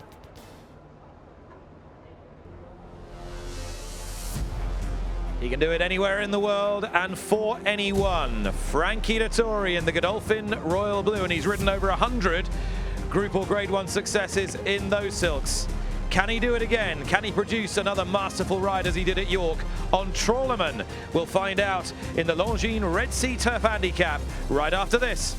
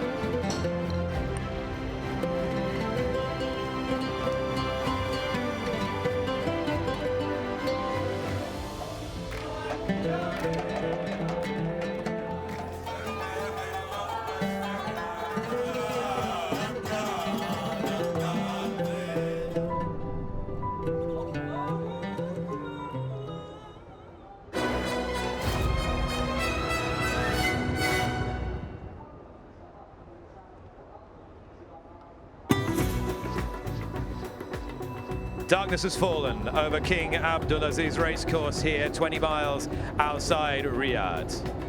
A beautiful scene ahead of the longest race of the night. It takes place on the turf, and it's the Longines Red Sea Turf Handicap. Run over 3,000 meters. قاموا على مسافة 3000 متر. Worth $2.5 million. بجائزة $2.5 مليون. The Red Sea Turf Handicap. شوط البحر الأحمر العشبي للتكافؤ. So this is the Longines Red Sea Cup Turf Handicap, 3,000 metres. So they start midway down the back straight and they come past us twice. Subjectivist heads them up. What a story, been off the track for so long. The Gold Cup winner at Ascot from a couple of years ago. And Joe Fanning likewise been out of the saddle for a long time with a shoulder injury, only returned a week ago. And he has the mount. 2 is Trawlerman for Frankie Dettori in the Godolphin Blue. 3 is Enemy, Richard Kingscott. 4, Al Karim, the almost certain pace setter under Ryan Moore. 5, Big Call, Maxime Guillon representing France. And 6, Get Shirty, who is partnered by Danny Tudhope. 7 is Silver Sonic, Damien Lane for Japan. 8, Sisfahan for Germany and Jack Mitchell aboard. 9, My Frankel, James Doyle. And 10, Nate the Great, Usheen Murphy. 11, Echt, another Japanese representative, and he's partnered by Yuga Kawada. 12 is Master Gatsby for Adel Al-Furedi, and 13, Pin Your Hopes for Camillo Aspina. So Subjectivist heads up the field. A reminder, this is a handicap, weights ranging from 62 kilos down to 54.5. Jockeys preparing to come into the ring and be joined by their mounts for this staying handicap. Usheen Murphy will lead out the riders. He'll be on the veteran Nate the Great. And just behind him, Ryan Moore on Al Karim, a younger horse, still improving. Ryan Moore will be on June Light Bolts for Japan later. Frankie Dettori talking to John Gosden as we have a look at Subjectivist. This would be one of the great stories in modern thoroughbred racing if he could come back after such a long absence, nearly 2 years off the track, Michelle, in this race. June of 2021 was the last time we saw him. He was victorious in the Gold Cup at Ascot, and he carries the high weight here of 137 pounds, giving weight to everybody in large quantities for this off of the layoff performance. The task, Lafitte Pincay, even for a horse of his ability, is gargantuan. It's been so long, Nick. Over 600 days for Subjectivist. That performance in the Group 1 Gold Cup at Ascot with all eyes on Stradivarius, who was looking to go back to back to back to back. He was trapped the entire way, never could get out, and by the time he did, Subjectivist was gone. And Joe Fanning mentioned how difficult it was to pull up Subjectivist in that particular start. He was able to sit just off the pace, engage the leader, and absolutely blew his competition off the track. Huge win, just the 3rd great Group 1 win for Joe Fanning in his career, and the biggest win of his career in the Gold Cup at Royal Ascot, Nick. But as hard as he was to pull up after the race, Subjectivist, that's actually at some point in the Gallop bout when he was injured, hence all the time he's been on the sideline in an injury that looked like it could be career threatening. We'll see what he does in this long layoff in his return tonight.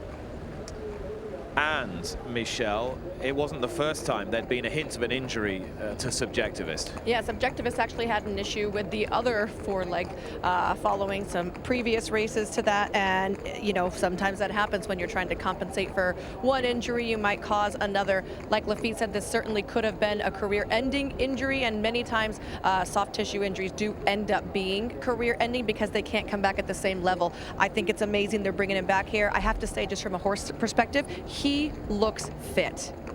This is Trawlerman. Frankie Dettori rides him. He rode his father, Golden Horn, famously to victory in the Derby. He was talking to you about his Derby victories, and he rode Golden Horn, this horse's father, to Derby victory for John Gosden, who's been such a great ally to Dettori over the years. Number 3 is Enemy, trained by Ian Williams. Ian Williams has performed wonders with this horse, who he inherited from Gosden via Francis Graffard. And Ian Williams is standing by with Ollie Bell. And if he could hear you, Lucky, he would be blushing, because he says you've performed wonders with this horse. How strongly do you fancy your chances today? Oh, listen, we've got a chance. It's a very competitive race, as you would expect for the prize money. There's a real international flavour and a real international field, so it's great to be here, and I hope we can build on just being here. He travels powerfully. That should stand him in good stead. It should do. I hope he doesn't travel too powerfully. That's my one worry, but he's drawn well. Hopefully he'll get a good lead into the race, so hopefully good performance. Go well. Let's hope so. Thank you. enemy has been a great friend already to jockey Richard Kingscote. If you've been following Richard's peripatetic winter, he started off riding winners in the UK. He rode a valuable winner in Bahrain and in Dubai, this horse, and then he went to Florida, rode at Gulfstream Park for 2 or 3 weeks and rode a winner on the dirt for Bill Mott. So all power to the Derby winning rider, Michelle. Nick, just want to mention right now that Trawlerman has left the ring early, and he's going to be warming up beforehand, before all the other horses and riders are able to leave the paddock. In the hands of Frankie Dettori, but he's got that hood on. The hood's on for a reason, just to keep him settled and relaxed. He looks fantastic. Yeah, he does look fantastic. I'll tell you what, the whole lot of them came in here looking really good. A couple of them now have started to get a little warm. Subjectivist is certainly remembering what it's like to be at the races here under the lights. He's starting to get some lather between his legs. He looks on point right now. There's a very thin line between looking great on point and starting to teal over. Now, Subjectivist was officially trained by Mark Johnston. It's always been a family affair with his son, Charlie. Charlie is now the sole license holder, and he is with Ollie. Having a look at Subjectivist leaving the paddock, he certainly seems happy to be back anyway. He's remembered what he's here for, hasn't he? So, there's been signs of that actually on the track the last couple of days, that he's been quite full of himself, and he's obviously glad to be back, because we're glad to have him here. Coming back from such a lengthy absence, does that sort of boy that he's sort of exuding when he's on the track, does that concern you? You want to keep a lid on it, or are you happy to see that? It's very normal for him. He was always quite a difficult leader. I remember back when he won at Ascot, he was always very strong to lead up. So I would rather see him on his toes than lacklustre, that's for sure. To be blunt, if he returns to the form he showed when winning the Gold Cup, they won't see which way he goes. Do you think you have that same horse in your care? I don't know is the honest answer. We're about to find out. What we're asking him to do is pretty monumental. To come, for any horse to come back from this injury and this layoff at any level is difficult. To come back at this level is a huge ask. All I hope now is that he gets a fair crack of the whip from a difficult draw that I chose myself, and that he comes back in one piece. Explain your thinking behind the draw. Oh well, no, I didn't choose it, but it was silly that it was a random draw ballot. And I mean the plan from the draw. Sorry. You can't really tie yourself down to a plan. There's horses that could go forward. There's the best man on board. He's ridden 2,000 winners. I've ridden 9 point winners. I'm not going to tell him what to do. And that is the other subplot to this, is Joe is back, and great to have him back on board. He's a huge part of your team. For sure, yeah. Not only the horse is making a 20-month comeback, the jockey hasn't ridden a winner for 8 months either. So, it's a real story for them both. But I'm relieved to have Joe back. It didn't look likely sort of halfway through January. It's been a race against time for him, but I wouldn't want anyone else on the horse. We've got lots of American raiders here. This would be Hollywood. Best of luck. It would be. Good luck. Cheers. Extraordinary. Joe Fanning, about whom Charlie Johnston was talking there, is 3 months the senior of this man, Frankie Dettori. They're both 52. Dettori's got 6 Arc de Triomphes.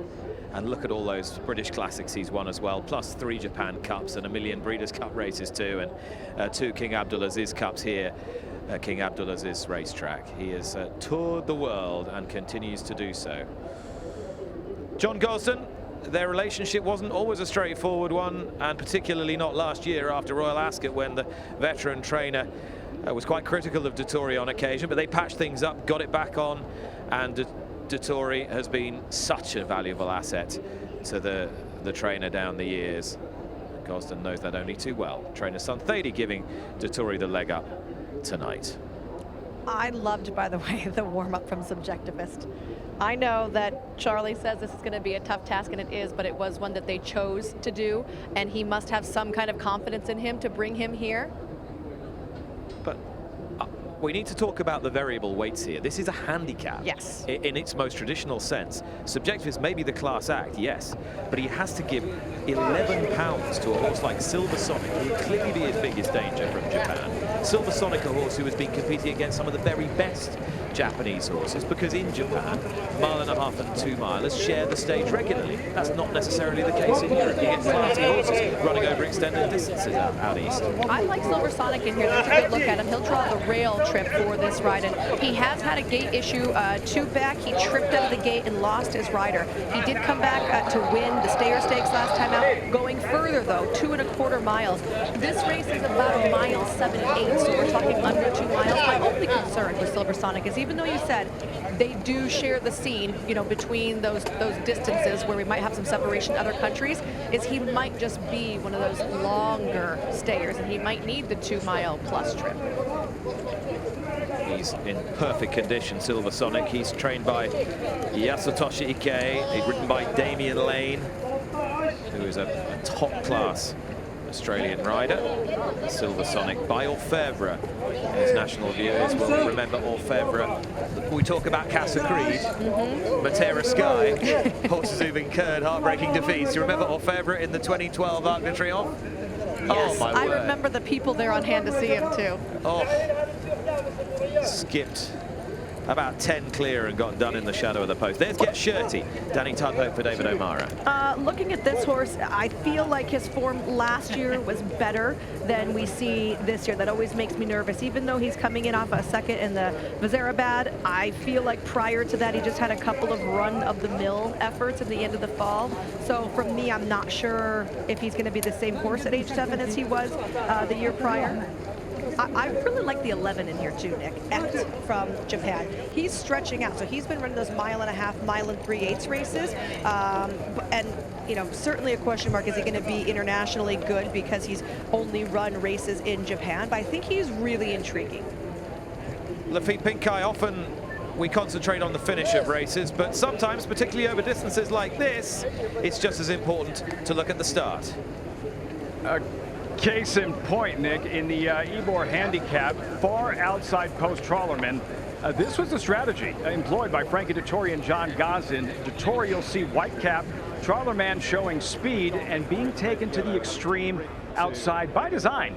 Look at that separation. But here's the thing, Dettori and Gosden knew that bend would carry the field back to them, just like aforementioned Golden Horn in the 2015 Arc de Triomphe. Trawlerman in the perfect spot. Now look at the class on display. This is rare. Horses will re-rally and win races, but rarely from in between horses. That's 2 class, Nick, and the strategy would work to perfection as Trawlerman and Frankie Dettori claw their way to victory in an absolute Ybor Handicap thriller. Again, another valuable handicap, and on that point, on a strict weights and measures point, Get Shirty, who we looked at a moment ago, ought to beat Trawlerman at the revised weights, because he was just a little behind him that day, and he gets plenty of weight from him today when he had to give him weight that day.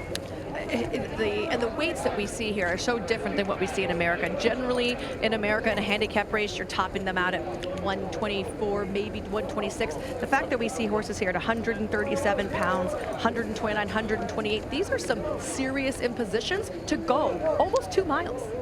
And we ought to look at a Derby winner in this race. Sisfahan won the German Derby a couple of years back. Jack Mitchell, British-based rider who's been doing very well, rides this one for Henk Grove.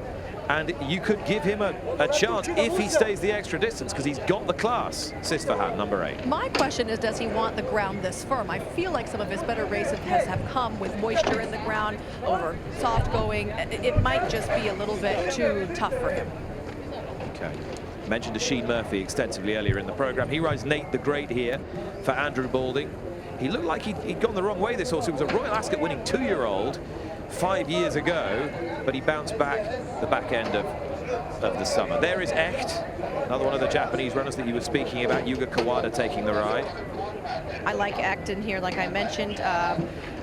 You know, I'm trying to look at all these horses' weights previously. I wanted to go back quickly to Nate the Great. His last couple of races, when we say, except for his last race, you know, he's kind of tailed off. He carried some pretty high impositions. You go back prior to his last win, and it was in May of 22, and he carried a lot less weight there, and he's carrying even less than that today. I mean, this could just be a matter of we need to find him, you know, the right friends, and when you get a huge weight allowance like this, that might put you right in the thick of it. A handicap by design is meant to weight down the better horses to bring them all in line together. Let's hope we get that kind of finish. Could we get the fairy tale result here? And a Lazarus-like comeback from Subjectivist. We'll find out now with Richard. Keep an eye on how keen he is from gate 13, because no cover for him from out there. He's very keen on the way down towards the start. So and Subjectivist from those wide out gates immediately move forward. My Frankel and Trawlerman also handy. The grey Silver Sonic closer to the running rail with Nate the Great adopting a handy position, but it is Subjectivist gradually edging over, and the grey Silver Sonic for Japan, who cut out the early running. Racing in third place, My Frankel with Trawlerman in the Godolphin Blue and Nate the Great. Then behind these, Enemy. Al Karim cannot get in and can't get to the front either with Sisfahan. Master Gatsby is already 4 lengths off the back end, may have missed the break with Get Shirty just ahead of him and Ect. Pin Your Hopes about 4 from the back and Big Call likewise. So Subjective is back on the racecourse, bounding enthusiasm as he turns into the home straight for the first time. Leads by over a length from Trawlerman for Frankie Dettori in the Godolphin Blue and the grey horse on the running rail, Silver Sonic for Japan. In fourth place, My Frankel in the red jacket, just ahead of in fifth Enemy. Then behind these, the German Derby winner Sisfahan, who continues to race in sixth with Al Karim racing in seventh place. Behind Al Karim, we have Big Call, who is towards the back of the field early on in company with Ect, Get Shirty. And last of all is My Frankel, so on the outside of My Frankel is Master Gatsby. So passing in front of us, Subjectivist has settled pretty well in front, leads by a length, Trawlerman in second place, as the leader just tries to get a breather. At least Joe Fanning does. I don't think the horse is that obliging. He is pleased to be back, and he leads Trawlerman away from the stands with Silver Sonic in third. My Frankel races in fourth place with Enemy racing in fifth. Nate the Great is in sixth in the noseband, just ahead of Sisfahan, also nosebanded. Al Karim comes next from Pin Your Hopes. Then behind these, Big Call, Get Shirty, Ect, and still last of all, but closer to the main body of the field, is Master Gatsby. So Subjectivist has led them through the first circuit, leads by nearly 2 lengths. Trawlerman, Frankie Dettori, not going to give him too much rope this afternoon. Racing in second place, just ahead of My Frankel, who's taken third from Silver Sonic, who's a neck away on the rails. Behind these, Enemy and Nate the Great fill the next 2 places with Al Karim. Sisfahan comes next with Pin Your Hopes, and Master Gatsby just passing a couple at the tail with Get Shirty and Ect, and Big Call is also in that rear group of 5 as well. So Subjectivist on the front end, what will he find in the closing stages? Leads by a length from racing in second place as they exit the back straight, Trawlerman. My Frankel on the outside of Silver Sonic. Enemy still travels strongly in fifth place on the inside of Nate the Great. Al Karim on the outside of Sisfahan, who makes ground up the inside. Master Gatsby continues to pick them off. Pin Your Hopes is taking a brave route as Subjectivist is now just asked to stretch as they make their way inside the final 600. Trawlerman pushed along. My Frankel up on the outside loom. Silver Sonic pulls out Enemy for Ian Williams. Breaks cover with Richard Kingston, improves quickly. On the inside running rail, Subjectivist has gone. It is Silver Sonic who leads. Down the outside comes Enemy. My Frankel next, Trawlerman. And on the inside, Big Call. Pin Your Hopes a bit shorter room. 200 to travel. Enemy out after Silver Sonic, who still has the lead. And it's a length and a half, and it's growing. Silver Sonic is about 2 lengths clear from Enemy. Get Shirty rattling home on the inside. Silver Sonic, Super Sonic in the Longines Red Sea handicap. Enemy second, Get Shirty may have grabbed third with Nate the Great involved as well with Big Call. Sisfahan, Pin Your Hopes, Trawlerman dropped away. Subjectivist likewise. Master Gatsby never really got out of last. Ect was always in that rear division as well. 2 horses came to the fore with 200 metres to travel. Silver Sonic for Japan and Enemy for Richard Kingston and the UK and Ian Williams. But it was Silver Sonic for Damian Lane and Yasutoshi Iki, who had won the day. Won pretty comfortably in the end, 2 lengths and probably going away from Enemy. Thought Get Shirty may have got third on. Looking at that, Big Call's given himself a real chance. That's very close for third and fourth. Nate the Great was next. Sisfahan across the line. Then Ect, Pin Your Hopes. Trawlerman didn't last home. And behind those we had the likes of My Frankel, who loomed up and looked a threat. But it's Damian Lane home in front on Silver Sonic. Another for Japan. 5 high-class European stayers in a bunch, 1 much better Japanese one far in advance of them. Silver Sonic was brilliant today and has won really decisively. He takes the Longines Red Sea Turf handicap. Japanese horse, Japanese bred, Australian ridden by Damian Lane, coming right away, one of the few in the race to run kindly throughout off a stop-start tempo dictated by the folding Subjectivist, and it's Japan who win again. Sprinters, stayers, whatever, they get the job done. They won it last year with Stay Foolish as well, so they're going to be going back-to-back years here. And I think the trend on the night, Nick, has certainly been horses that are cutting back in distance are able to stay in this particular night. For whatever reason it is, that's what we've seen. That's been the trend so far. Silver Sonic coming off of a victory going 2 1/4 miles last time and was more than fit enough. Well, you've got long straights here. Races, even if they're run at a sedate tempo, they start to unfold early. Jockeys go early, they commit. But Damian Lane was cool enough and this horse has had too much. At one stage, it looked as though Enemy was going to deliver the decisive challenge under Richard Kingscote, but he just lacked this horse's foot. I'm glad that you mentioned Damian Lane, because I think he was a key component of this horse being able to be victorious. If you go back to the start, when we had Subjectivist be pretty keen, there was another horse on the front end. This horse was very keen in behind horses, and I think that he really wanted to go on. And it took Damian Lane a couple of furlongs to get him where he was settled and relaxed. When they came down the stretch the first time, that was the point that you could really see. When Subjectivist was his head towards the rail, this horse was so relaxed. So for many decades now, Japan has had a love affair, dare I say it, an obsession. It's certainly an unrequited love for the Prix de l'Arc de Triomphe, a race they've never managed to win but have been second in many times. This horse's pedigree is all art. By Orfevre, out of a mare by Tony Bean. Here is Ollie Bell alongside the winning rider. Yeah, the Aussie Damian Lane alongside me. Michelle, you was just saying you seem to have a job on your hands settling him today. Was that how it felt underneath you? He was on and off. He had a little bit of tightening from the outside, which he didn't really appreciate, so he got in the chewy a couple of times, which is not unusual for him, but he still was able to finish off strong. Given his form over 3.6, when he kicked clear, there was no doubts about him getting home.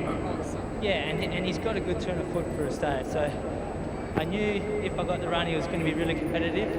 I was just sweating on it there for a couple of 100 metres. Just finally, more generally, we've seen Japan have such tremendous success globally in recent years. How important is it for that to continue on the stage we're at today? Oh, very important. I mean, I love their racing, their horses are top quality, and they now are showing that to the world, and it's just a privilege to be a part of that. Might not be done yet. You're in the Saudi Cup. Best of luck, Damien. Well done here. Thank you. Cool-headedness has won the day for Damian Lane. Silver Sonic has had plenty in reserve, owned by the Shadai Racehorse Company Limited and trained by Yatsutoshi Ike. Silver Sonic has won the Red Sea Turf Handicap, and it was very much Prince Bandar's ambition when he created this event that he would produce an undercard or a supporting card of races that perhaps didn't have the representation elsewhere, and making this a handicap, tying it in with great races like the Melbourne Cup and the Ebor at York. It very much has a place in the calendar. Yeah, it certainly does. I love the fact that we see some different races than you tend to see on these big days. Otherwise, you end up with the exact same horses over and over because of the varying distances, like you mentioned, the handicap aspect of it. What we see are different horses stepping forward and putting up efforts. Like we've seen two spectacular efforts tonight at the very least. Damian Lane will be on Crown Pride in the Saudi Cup later. Reunited with Crown Pride. Crown Pride, who set a blistering gallop in the Kentucky Derby last year, but has bounced back off those exploits to put some pretty good efforts together.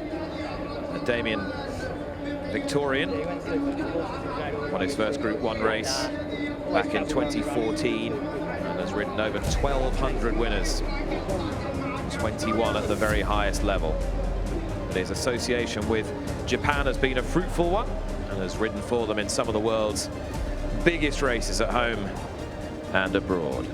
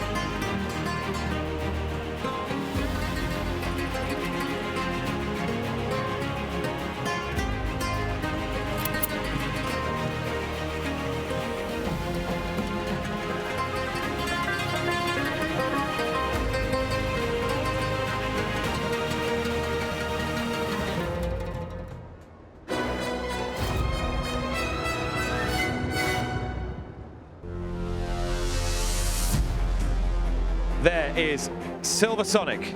Damian Lane riding him to victory in the Red Sea Turf. Yatsutoshi Iki, the trainer. Connections now with Ollie Bell.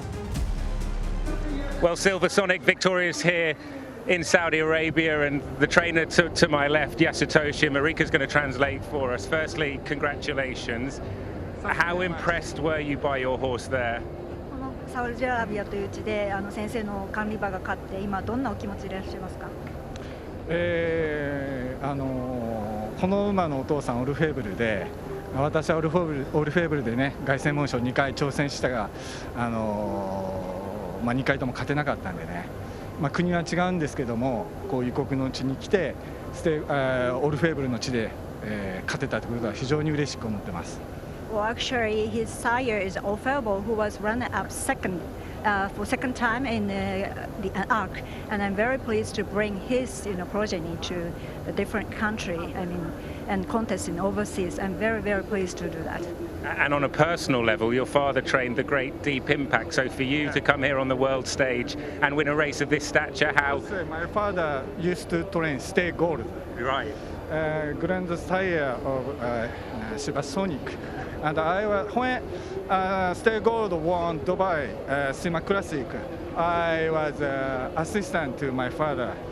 So, 特別でしたから。So it was my special time, special moment for me to, win with the horse with those pedigrees.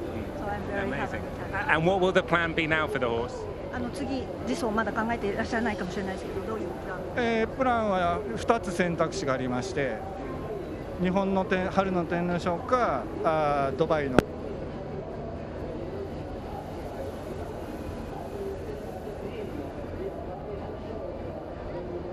You'll have to cue me. Yeah, apologies. We've just been cut off in our prime there.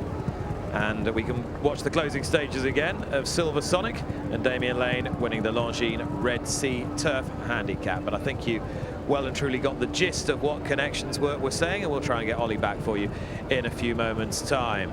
I hope you're enjoying Saudi Cup Night 2023. Nick Luck alongside Michelle Yu, Ollie Bell, the Feet Pink Eye, our reporting team, Rosie Tapner as well. And we're joined now by a man who enjoyed such a wonderful time of things in the early part of 2022 as the mastermind behind part of the ownership group of Country Grammar. Commonwealth have a slice in this horse, who is one of the big fancies for this evening's big race, the Saudi Cup. He was runner-up in it last year. He went on to win the Dubai World Cup under tonight's big race jockey, Frankie Dettori. Chase Chamberlain is the man in question, and he's with us now here on the set. Chase, good to see you back in Riyadh. What a journey you and your fellow Commonwealth owners and Amir Zidane, whose colours the horse runs, have been on with this horse. Tell me a little bit more about it. Yeah, thanks so much, Nick. It's such an honor and a privilege to be back in the Kingdom of Saudi Arabia.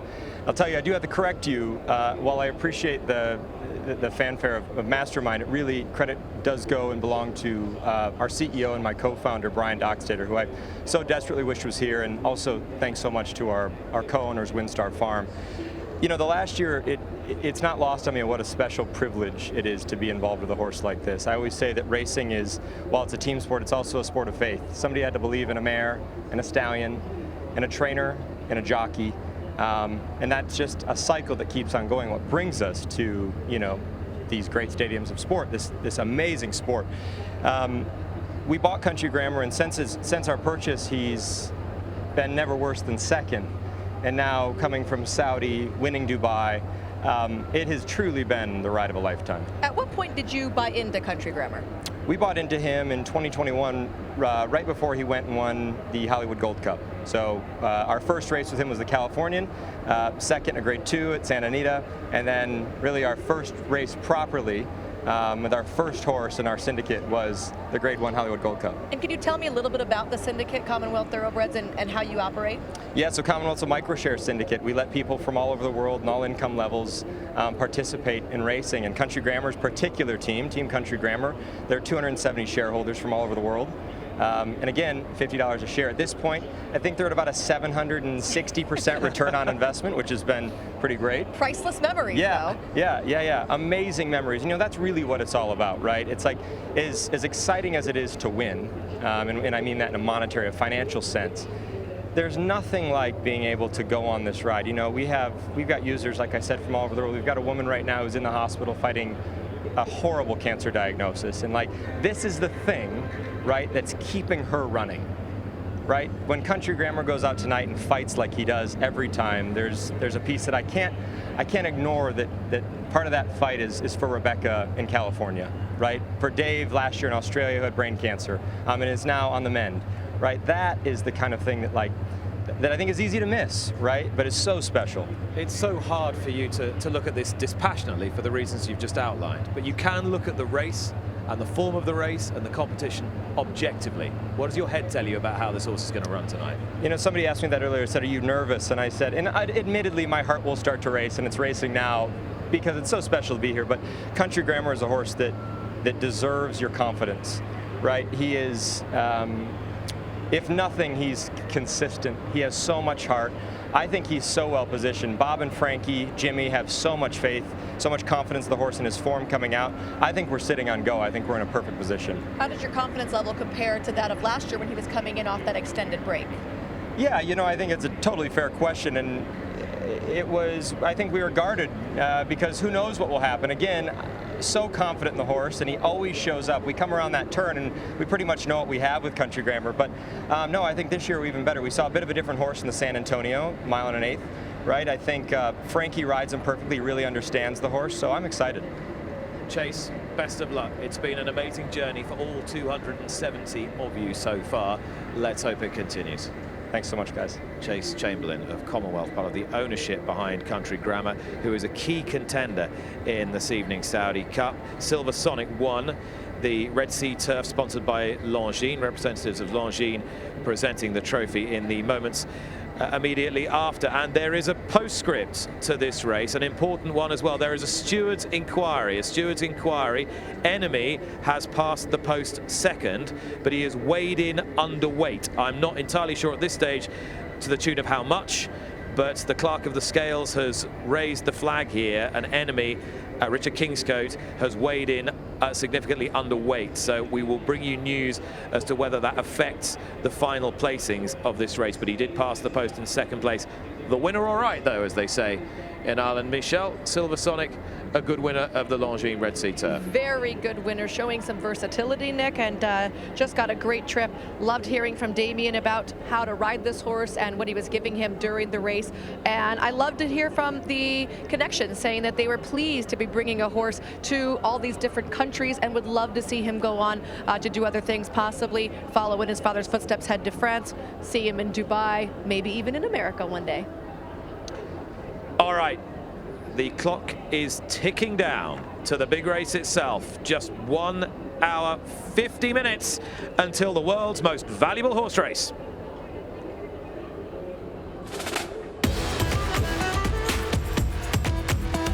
We're set. And away they go. What a big run from Making Miracles on the outside as they come down the home straight here in the Saudi Cup, and it's anybody's race. Emblem Road is being brought home by the locals. A huge shock, but they love it here in Saudi Arabia. Emblem Road has toppled a lot of them. All the kingdom going crazy today. I'm really excited about what this means for the future of horse racing in Saudi Arabia.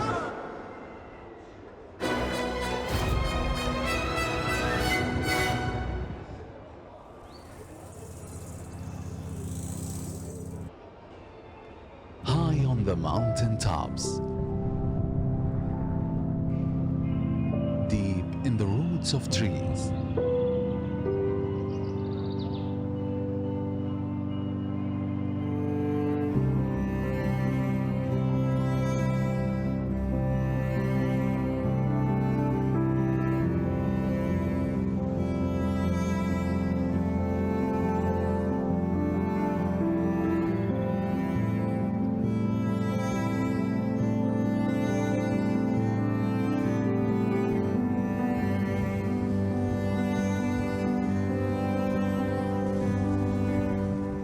between valley streams,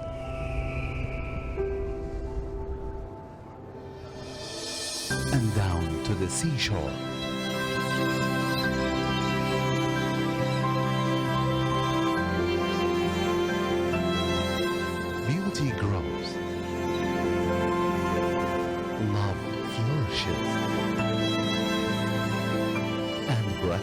breathtaking scenery surrounds us, celebrating eternal moments.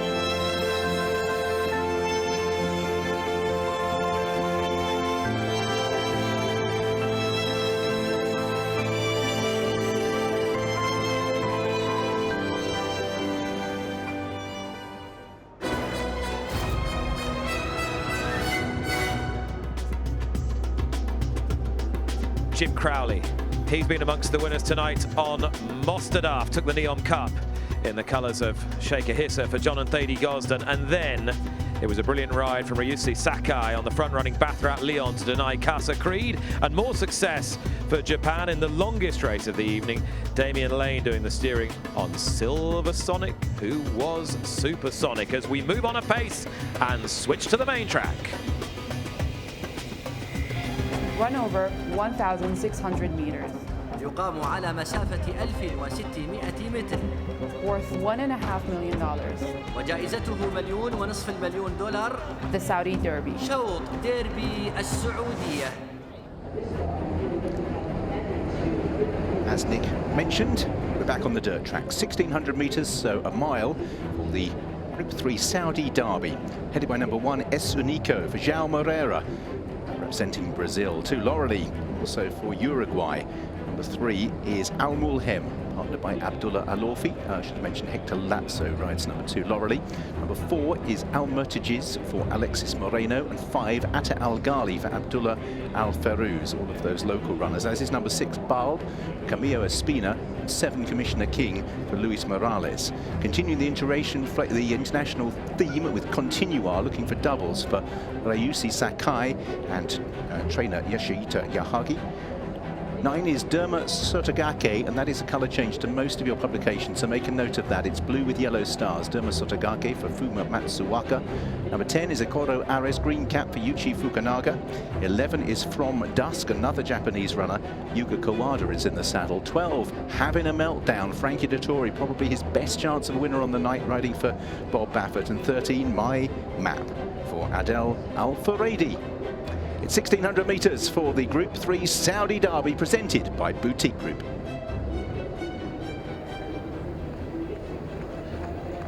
So, runners in the parade ring for this Saudi Derby, presented by the Boutique Group. It's Group 3 over 1,600 metres, but it's a demanding 1,600 metres here, Michelle, and that could be crucial. Yeah, certainly is. Like we mentioned earlier, horses that are taking a shorter distance than they had previously run have been very successful. You seem to need some stamina to be able to win these races, and so this is a 1 mile contest around one turn, but it is a very testing mile.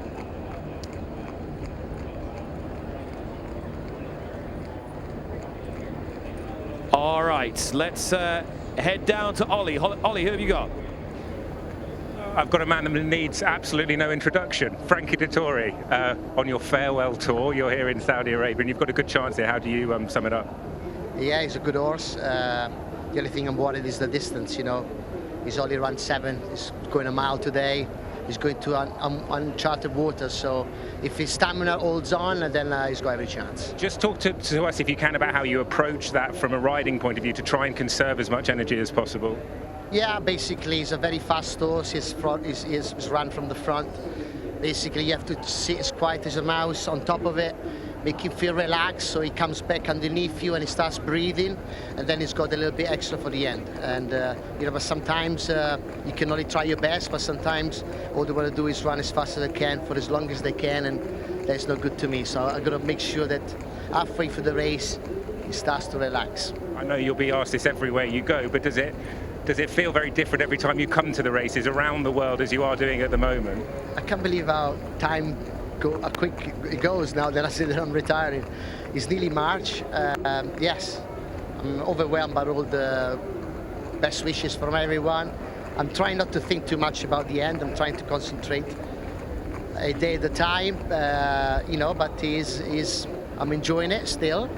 And, you know, I'm not quitting today. I've still got a few months left. We'll be chatting plenty in the future. Think about the finish, not of your career, but think about the finish of this race. Absolutely right now. Correct. And hopefully you're in front. Good luck. Thank you. 30 years Frankie Dettori has been riding here in Saudi Arabia, and here a date with Having a Meltdown, who, much like Pinehurst, trained by Bob Baffert, who went wire to wire last year, Baffert looking to go back to back. This colt has been an absolute force, having won 4 of 5, a 3-time graded stakes winner. As they were just discussing, though, there was a concern about distance. He is all sprinter. Bob Baffert says he looks like a sprinter, and I asked him about the mile distance, Nick. His response, I'm going to be sweating the final 100 meters. Yeah, there will be a bit of a meltdown here, Lafitte. There's no doubt, but Frankie Dettori articulated beautifully to Ollie exactly what he had to do, and they've been trying to just get him to switch off, race kindly, and breathe, Michelle. Breathing is very important, and you have to try and pay attention to what is going on around you, right? You're not just able to turn off a horse no matter what. You're going to have to try and get this horse to relax despite maybe having someone breathing down his neck, maybe fighting him if Frankie doesn't want to go as fast as he wants to go, and he's a blazingly fast horse. So there's so many different aspects that come with him just making it sound so simple as, oh, I just got to get him to shut down for a minute. But Baffert clung on last year with Pinehurst in this race. He did. He did, and I had very little faith in Pinehurst last year, I'll be honest with you. And he came in, though, as a Grade 1 winner already because he did win the Del Mar Futurity. Having a Meltdown suffered defeat at the hands of his stablemate Cave Rock in the Del Mar Futurity.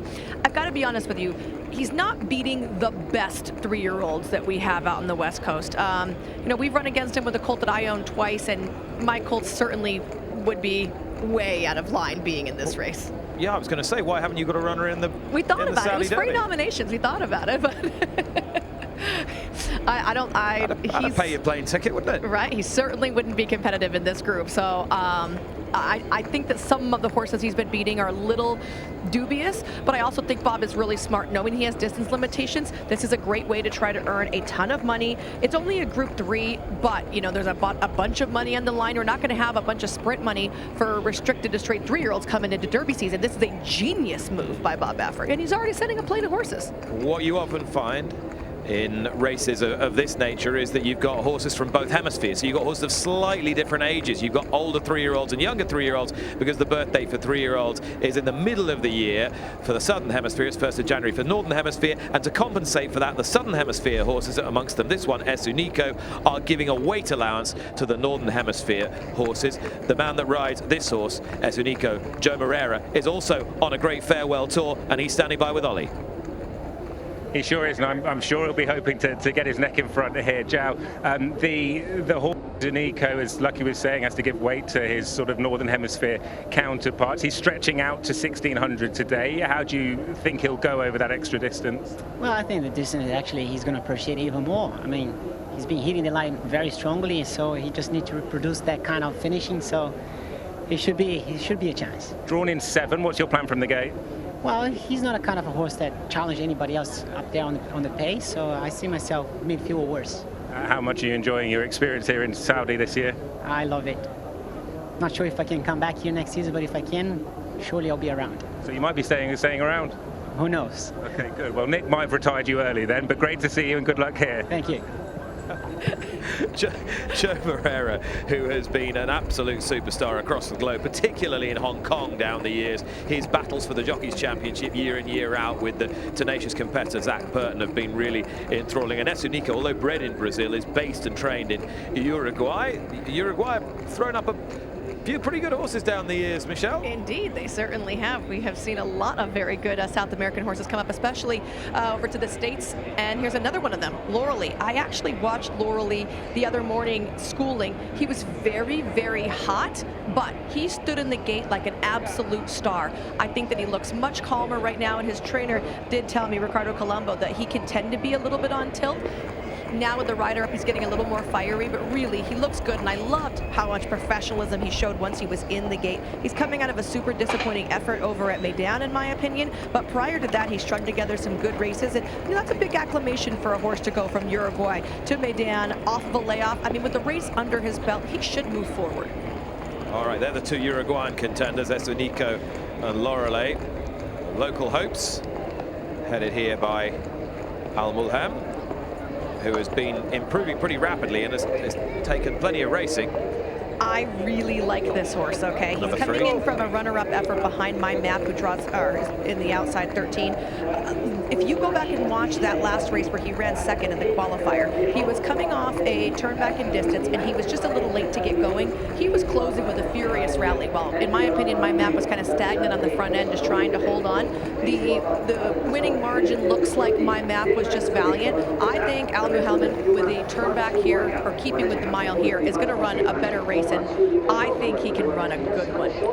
You're having a look at 11 there. That's a colour change from some of your publications. It's all maroon here with the white hoops on the sleeves. This is From Dusk. Well, we've got to take this all seriously because he's come from Japan. Hideyuki Mori, Yuga Kawada teaming up From Dusk. He's actually going to be trying dirt here for the first time, Nick. He's run exclusively on the turf. I think he can improve. He's by Bolt D'Oro, who was a standout sire last year in his first crop on the track. He was leading freshman sire, and you know his horses have just continued to get better, but a lot of them have run great on the dirt. He was a good dirt horse himself. There is the Mike Pegram owned, Bob Baffert trained, Frankie Dettori ridden Having a Meltdown. All about conservation of energy.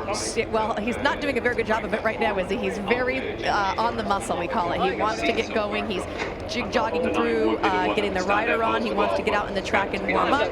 That being said, you know, Baffert does such a good job preparing his horses. These horses have been schooled. They've been drilled. He's gone to the gate. He's schooled beautifully in the gate. He's been working fabulously for coming in here as well. More news coming out of the Longines Red Sea Turf Handicap. Enemy past the post second. I told you that there was an objection from the clerk of the scales. Let's get more with Ollie.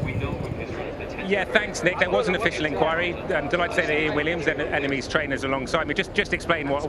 Thankfully, and smiling, which means I think everyone can tell that that's good news. What happened? Yeah, Richard weighed in basically a pound light, and a little bit of equipment that he'd left at the on the horse was taken in, and the stewards accepted that was the reason, and they weighed him in, and now the official result is official. So all cleared up. You're in second. He's run a blind. You must be delighted with him. Absolutely thrilled with him. I did actually think when I saw him turn for home, I thought, God, he's travelling like the winner. And then I looked and saw the winner, and I thought, okay, he's travelling well too. But no, it was a huge run, and I'm very proud of him, delighted. And it's got a happy ending. Thank you. Absolutely, thank you. Phew. That's $500,000 US safely in the bank. Could you imagine just running back? Hold on, let me check the horse. Bring him back. That must have been a few heart-stopping moments. I shouldn't wonder. What a great race he ran. And how great does this place look? There's a rapidly expanding part of the track, the village here. That's where we did the draw, Nick, and they set up this beautiful stage. They've got just a phenomenal area over here for coming out, and they have little boutiques and little shops. They have a ton of pop-up restaurants here. This is a real, you know, coming out and having a great evening atmosphere at the track. Do you think that stage was big enough for us? Yes, I do. You do? I was going to say something really snarky and decided not to. Well, I'm sure I'm broad-shouldered enough to have taken it. It was a great stage. It was honestly beautiful, I thought. The place is packing out now as well. Yes, it is. I mean, we tend to see that, right? They start off a little late. The Saudis like to get going a little bit later in the evening, and once we hit dusk, they really start to roll in, having a cup of coffee and lots of food. All right, so the Saudi Derby coming up next, and then two more races. The 8th and final race at 8:35 is the 2023 running of the world's most valuable horse race. And in between times, we've got the Riyadh Dirt Sprint. Don't forget, Frankie Dettori will be aboard. Bill Mott's Breeders' Cup champion, Eclipse Award-winning Elite Power. We expect great things of him. We expect great things of the Americans, Tabor, and runner-up from last year, Country Grammar, in the Saudi Cup itself. And it's just over 90 minutes away, Michelle. I'm looking forward to it. 1:34 and 19 seconds to be exact.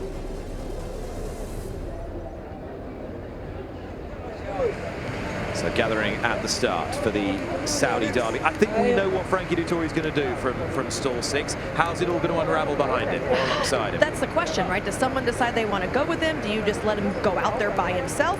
I could certainly see My Map trying to go forward against him, and we can't leave off the Japanese horses, Nick. We've got Continuar, who won the first leg of the Japan Road to the Kentucky Derby, and also Derma Sotogake, who won the second leg of the Road to the Kentucky Derby. All right, Laffite, are you for or against here having a meltdown? Are you a player or a layer? It's Bob Baffert. It's a derby. When the money is on the line in these situations, he is the very best in the business. But he really did seem concerned about that distance that we were discussing, guys. And he thought that it was key, obviously, for Frankie Dettori to break very sharp, of course, but then he was hoping he could slow down the pace. So how is having a meltdown going to respond when Dettori tries to throttle that early speed? But again, you have to remember, he's not a tear-off that wins all of his races in front-running fashion. He has passed horses. That's a key in terms of him being multi-dimensional. The mile is the concern. Watch Dettori early on, how much having a meltdown fights him if he tries to throttle his early speed. All right, Laffite, now in Bob Baffert's barn in California, he houses a number of horses who, however they appear on the race card, will end up going toward the Kentucky Derby. Does this horse figure amongst them having a meltdown? Is he a horse that's in that little group class-wise or not? 100% no. Baffert says he looks like a sprinter. He is a sprinter. He is going to excel at middle distances. Baffert has a lot of really good 3-year-olds in his barn that eventually could wind up on the Triple Crown Trail, of course, perhaps with another trainer. Bob Baffert isn't eligible to run horses in Derby points races until 2024. Yeah, he has those 1.25 mile types in his stable. Having a meltdown is not one of them. And this particular team, Mike Pegram, Watson, Whiteman, Bob Baffert, they've teamed up with a very good sprinter in the past. Midnight Loot, back-to-back sprinter, 2-time champion, 2007 and 2008. All right, so it's not impossible having a meltdown might be back here next year in the dirt sprint. Certainly could see this horse going postward in a lot of sprints. Like I said, our calendar on the 3-year-old exclusive races is going to get pretty light from a sprint standpoint, as the majority of horses are geared towards the Kentucky Derby or some longer route races. So this was a genius bypass for Baffert to bring having a meltdown here. Really, even on pedigree, he's by uncaptured, he's out of a put it back mare. That's a little bit shorter distance pedigree, and he touted himself in the mornings that he was always going to be a shorter distance horse. This little Dettori Baffert tie-ups reaped some pretty rich fruit for them both in a pretty short space of time, hasn't it? Since Country Grammar won the World Cup last year. I mean, I guess it all started with a game of golf, right? Isn't that what Frankie said? And it is. You know, you put basically. You get a rider that's going to trust Bob's horses, which I don't know which rider wouldn't. You're going to win races. And Frankie is not just a sit-on-your-back pilot. Frankie's a difference maker. So when you have horses that are good, trained by a mastermind, and you get a rider that makes a difference, that is just teaming up for success. That's why you see riders like Mike Smith and Dettori able to get on horses for Bob and do so well. Once again, a strong Japanese contingent here as they look to really barrel their way through the latter part of this evening as they did last year. Do not rule out Continuar. Derma Sotogake as well. Continuar is ridden by Ryusei Sakai, who's already been successful this afternoon. I also talked about the runner-up from the prep race for this and failed to mention the winner, My Map, an undefeated 4-for-4. And this horse ran that mile successfully. He did get a pretty clean trip, but he was prominent early, held sway late. You know, he's going to have to reel in having a meltdown, who might be slowing, and that could work in his favor. But it's hard to look away from a horse that hasn't tasted defeat, and he's already run the mile locally.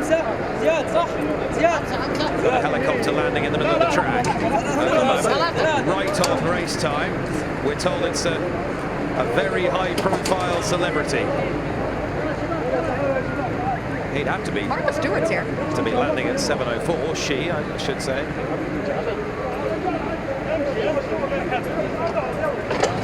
There we go. The highest profile celebrities in this race are Frankie Dettori and Bob Baffert. Can they combine with having a meltdown?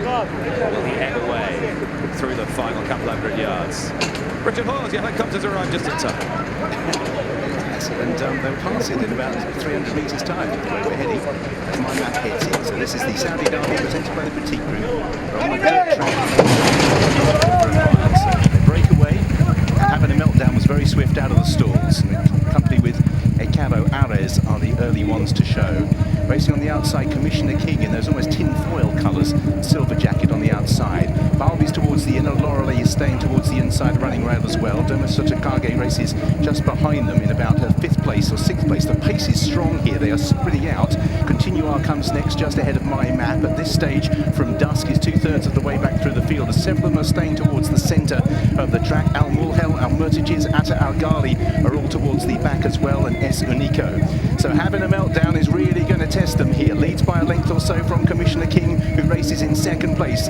Just a little wide off the bend, Decoro Ares races in 3rd. In 4th place is Baal, but then Dermot Sotakage races just on the inside of Continuar, both for Japan with My Map. Trying to circle the field is Al Murtajiz. They are on the home bend, having a meltdown, still being taken on by Commissioner King. These two have stretched on by 4 lengths, Decoro Ares. Then in 4th place is Dermot Sotakage, who races through now for Japan as Commissioner King puts it to having a meltdown. The two of them have had their own private duel so far in the derby. Racing through into 3rd, Continuar tries to pick them up from the back. Also staying on from the back, My Map, and likewise Al Murtajiz hanging tough over on the far side, having a meltdown. Commissioner King on the near side. The two are still locked in combat. They remain about 4 to 5 lengths clear as they race inside the final furlong. Both the weary horses, Dermot Sotakage is trying to stay with Continuar, having a meltdown, and Commissioner King, the duel for the derby. Commissioner King in the final bound.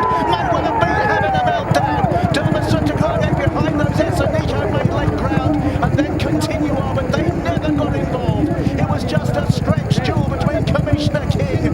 His rider celebrates. He, I think, has run down, having a meltdown in a memorable stretch duel that went all the way to the line. 3rd will go to Dermot Sotakage on the outside. Of him is Esonico, then Continuar. In Egdon flowed up the straight, Commissioner King has for Luis Morales, and Sabah Al-Ashabri has just got up to deprive, having a meltdown. There were 13 in the race. Only 2 had the derby between them. Officially a photo, so let's not go off too early. But Commissioner King is receiving the congratulations. Well, well, well, a slugfest for the ages. Luis Morales knows he's won aboard Commissioner King. The longest final furlong here in Riyadh. There's a heavyweight bout in Riyadh this weekend. Nobody told us it was Saturday and not Sunday, Michelle Yu. What a race. What a race. What heart having a meltdown showed. I mean, Frankie kept him so wide, but it did the trick. It kept him off the rail and he got him to relax. He dropped down at the perfect time. I mean, this horse was breathing down his neck the entire way, and having a meltdown was not giving him an inch. I have chills from watching this. This was amazing. What a horse race. What a horse race. And every moment you felt as though there would be a deep closer coming to grab the spoils from behind, but these two did not give an inch. And Luis Morales, his 2nd winner of the night. Look at that. As soon as he's hit the line, frame that on your wall, right? Whips up. With a big smile. What a photo. Look, Mum, I did it. I genuinely thought having a meltdown was going to hold on there. Pure joy. You could not take anything away from having a meltdown. He has given way more than his pedigree or his run style really entitled him to. That is just class. That's something that Bob Baffert has with all of his horses that he brings forward, is they exude a different kind of class. That's why they don't quit. That's why a horse can look them in the eye and they keep throwing down and they keep fighting, and even in defeat, we still talk about him. But don't want to take anything away from Commissioner King. He had a mile race under his belt, and quite possibly that was the undoing, right? He had that little bit of extra stamina. So the local horses get one in the big international races to add to 2 successes for Japan and 1 for Great Britain. The US, 2 heartbreaking defeats tonight. Casa Creed and having a meltdown, but the big guns still to fire. It's a 2nd success of the evening for Luis Morales after his shock victory on Salfan in the Jockey Club local handicap that kicked off proceedings. Congratulations to him, and he is now alongside side, Ollie Bell. Well, not quite yet, because he's taking all the congratulations, and rightly so. That was, as we heard from Nick and Michelle, a race for the ages. We'll find out what the winning rider made of it. That was, Louis, one of the most epic duels we've just seen. Talk us through it from your point of view.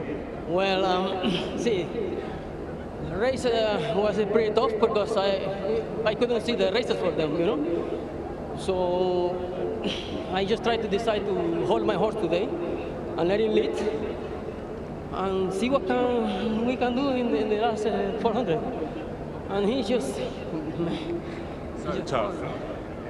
And of all the jockeys, you were upsides. Frankie Dettori, the great Frankie Dettori, you got the better of the argument. There's that great shot of you crossing the line. Did you knew as soon as you crossed the line you'd won?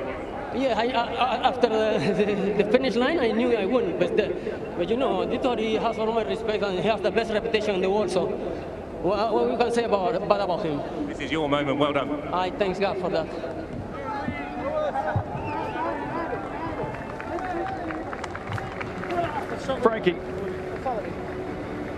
Frankie, heartbreaking defeat. Right over here, heartbreaking defeat in this Saudi Derby. Could you take us through the final couple hundred yards? Look, I spoke to Bobby. He tried to nurse his speed. He's got tons of speed. I tried to save as much as I could. He got to a duel, but unfortunately, last 50 yards, he had enough. How hard did he fight in the stretch, having him out down? Mate, he was absolutely knackered, but his hand got him through, and he put on a great show. It's a shame it wasn't 7/8, but this is life. Appreciate the time. Thanks so much, Frankie. He laid it right out there, and so did this horse. Commissioner King, and Luis Morales is indeed king for a day. So happy. You see the celebration going on right here from all the locals. It's not a fun night if a little bit of everybody doesn't get a nice piece of the pie, right? So we have a local win right here. Commissioner King fought very hard. A Kentucky bred son of Commissioner here out of the Song and a Prayer mare. That's really a sprint pedigree as well, in my opinion. I can't wait to see the replay on this. Wow, wow, wow. We heard a little earlier on today about somebody weighing in a little bit light. These two weighed in heavy today. They weighed in heavy. It was glove for glove. Trading blows in the best traditions of a world-class dirt race. Who can stretch their speed? Who will break? In the end, Commissioner King came out on top. Right back with more in a few moments.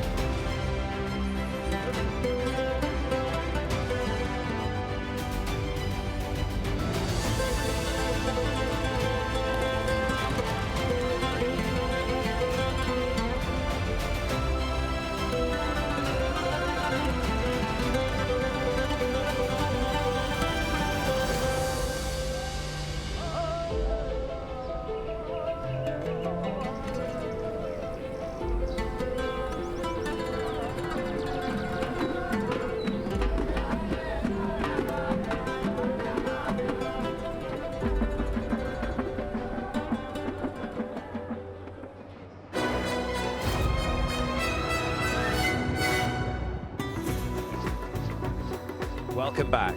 Luis Morales at the double on the most valuable night in global thoroughbred horse racing. What a moment for the rider, and winning both races for Saudi Connections, with whom Ollie Bell is now. Yeah, alongside me, Faisal, the winning owner, Aziz, the racing manager. This is incredible scenes here. How happy are you to be in the winner's enclosure here? I am very, very happy and very excited. It's a great win for the Kingdom of Saudi Arabia, and a great win for my team, who we just fresh started our stables, and we are very delighted to have this cup. What a compliment to the stables, what a compliment to the horse as well. That was an epic horse race, wasn't it? He is, in my eyes, he's one of the best horses ever. Yes, and the team and this young guy we had today, we are having a big ceremony for everybody, you know, and we're really, I have no words to say more, you know. I don't think you need to say anything else. We can see from the smile how much it means to you. 100%, 100%. Aziz, if I can just bring you in, because that race will go down and be played over and over again. It was a race for the ages, wasn't it? That was a hell of a fight. We came to the race, we know we really have a good horse, but considering horses coming from the US and from Japan, we know that we will face a really tough rival. But we knew early that we have a really good horse, and today he proved it to everybody. Did you think? And before, I want to thank the owner. He was very sick today, and he insisted to come and to see and to witness history. This is his first season as a racing owner. This is our first horse we bought, and this is our first horse that brought us a win, and the first horse who won us a cup, and today he made it to the Derby. And finally, do you think this is the start of making a real imprint into global racing? That's a really good start, and it sets the bar too high, and we have to keep up this level next year. Sure do. Yes, for sure. Congratulations. Thank you very much. Thank you for your time. Thank you, guys. Well, Tommy Fury and Jake Paul will have to go some to beat that tomorrow night here in Riyadh. Commissioner King comes out on top in a serious bout, having a meltdown second. Derma Sotogake rounded out the try for Japan here. But this is a big local strike in the field. You can sense the excitement. There's certainly some surprise for Commissioner King to step forward with that performance, and the way having a meltdown kept digging. It wasn't necessarily the distance. No, he's not going to thrive at longer distances. It wasn't the mile that got him. Commissioner King just ran him down. Tenacious. I mean, is there any shot that the Baffert horse ends up over anything other than 6 furlongs in the immediate future? This is what Bob Baffert has said is where his future is. This is only his second loss, and it was by a flurry of nostrils. He's 4 for 6 now. Having a meltdown moving forward, yeah, he will be in those not middle distance horse. He's a sprinter, 6 to 7 furlongs. But we've got some great opportunities for those towards the tail end of summer. I mean, even when you get to Belmont time, you know, in Saratoga, we've got the King's Bishop, we've got races like that. There are going to be 3 races at the end of the year. We culminate in the Malibu, which we saw Table win before coming over here. So there are those spots for them, but maybe not as lucrative as this particular race. Commissioner King wins, having a meltdown second. Derma Sotogake for Japan in third. The second win of the night for Luis Morales. Have you ever seen the smile in the photograph finish print before? That's a hell of an effort, that is. Considering the margin of victory being that slight, like, he knew? Right? Did you think, Michelle, having a meltdown was going to hold him off? You know, when they turned for home, okay, so the whole time I felt like Commissioner King was kind of breathing down his neck. When they turned for home and having a meltdown kept finding more, I thought he's going to hold him off. But for a split second, I thought the other horse was going to go right by him. I mean, I thought Commissioner King was going to fly by. So I was kind of leaning both ways at different times. All right, let's take it from the outset. Dettori breaks nicely on having a meltdown. Where's Commissioner King at this stage? Well, right he's attending outside. him straight away. So you see him on the outside in those silver silks, and he's got the fuzzy breastplate. So he's right there breathing down his neck. And we remember Dettori saying he wanted to try to get this horse to relax. He's kept him off the rail, and he's just trying to get him to take a big breath right now. They've kind of put a bunch of distance between themselves and the field. Look how hard the horse right there in the red wraps is running, just trying to keep up with them. This was the smart move, though, right, by Luis Morales. He's breathing down having a meltdown's flank. At any point, he could have easily pulled up, gone inside, but that would give very valuable intimidation factors up. So staying outside was the right way to go.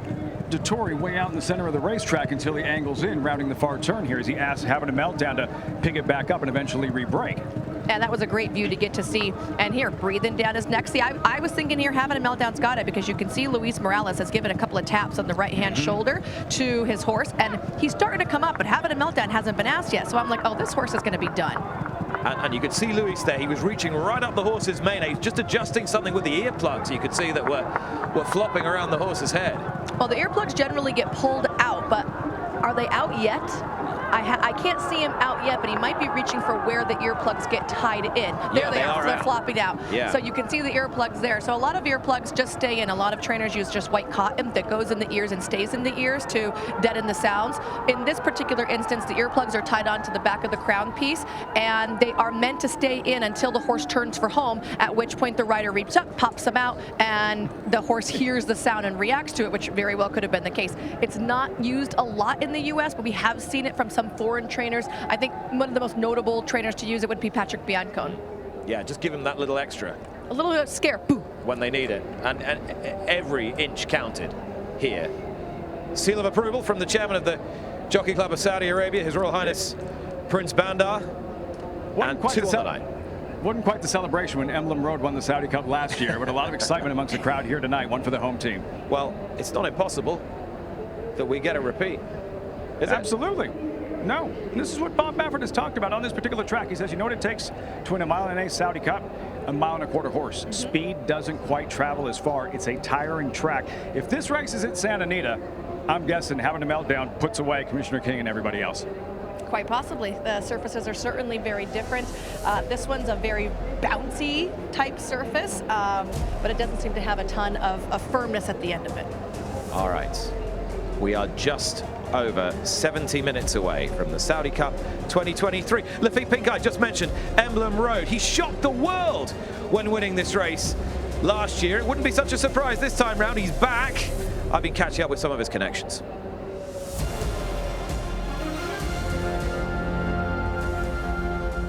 Your Royal Highness, thank you very much for having us here.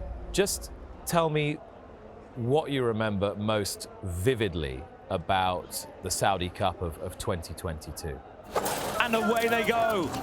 Jumping away, Emblem Road was the one who was slowest away. Emblem Road احنا عارفين انه بيتاخر، يعني كنا عاملين حساب هذا ومبلغين جبرتو راموس بالنقطة هذه. What a big run from Making Miracles on the outside. The local horse followed round by Emblem Road as well. لكن تأخره الزائد هذا هو اللي كنا على أعصابنا، لكن الحمد لله أنه لحق. Country Grammar and Midnight Bourbon next. Emblem Road to the front. A huge shock, but they love it here in Saudi Arabia. Emblem Road has toppled a lot of them. I hadn't really appreciated until last year that, of course, quite a few people in the crowd had probably been racing at King Abdulaziz's racetrack for 20, 30, 40 years. And 2 decades ago, something like that would have been completely inconceivable to them, wouldn't it? Unimaginable, absolutely. But, you know, this is horse racing. And it shows that if you have the right setup, the right program, the right training, good things will happen. Now, Alexis, am I right? You could have ridden Emblem Road, but you didn't? I qualified both horses, you know, Emblem Road and Making Miracles. And I rode Making Miracles in the King's Cup. We ought to have a word about Wiggy Ramos, another Panamanian. He won on Emblem Road last year. How did you feel for him? I feel so happy, you know. He traveled to everywhere. Now he's retired, you know. And before he retired, he won the big race around the world. So I'm happy just for him, you know. I think he did everything. This year, you're riding the defending champion. You'll be riding Emblem Road. You know the horse well. How is he this year? Well, he won the last time so easy. He won very good. But he wasn't 100%, you know.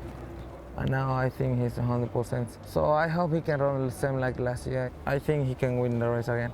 ممكن يكون في جواد العام الماضي مؤدي أداء ممتاز، السنة هذه يكون متغير، وممكن العكس فنكون على أعصابنا في كل الحالات. Prince Saud, I think, put together a good group of people. He doesn't have hundreds of horses, but he's very focused. He knows all of his horses, and hopefully encourage many more to participate, not only here, but to be able to also go on an international level and follow the footsteps of Prince Khalid bin Abdullah. He's back again this year, so I think it's going to be a very interesting race.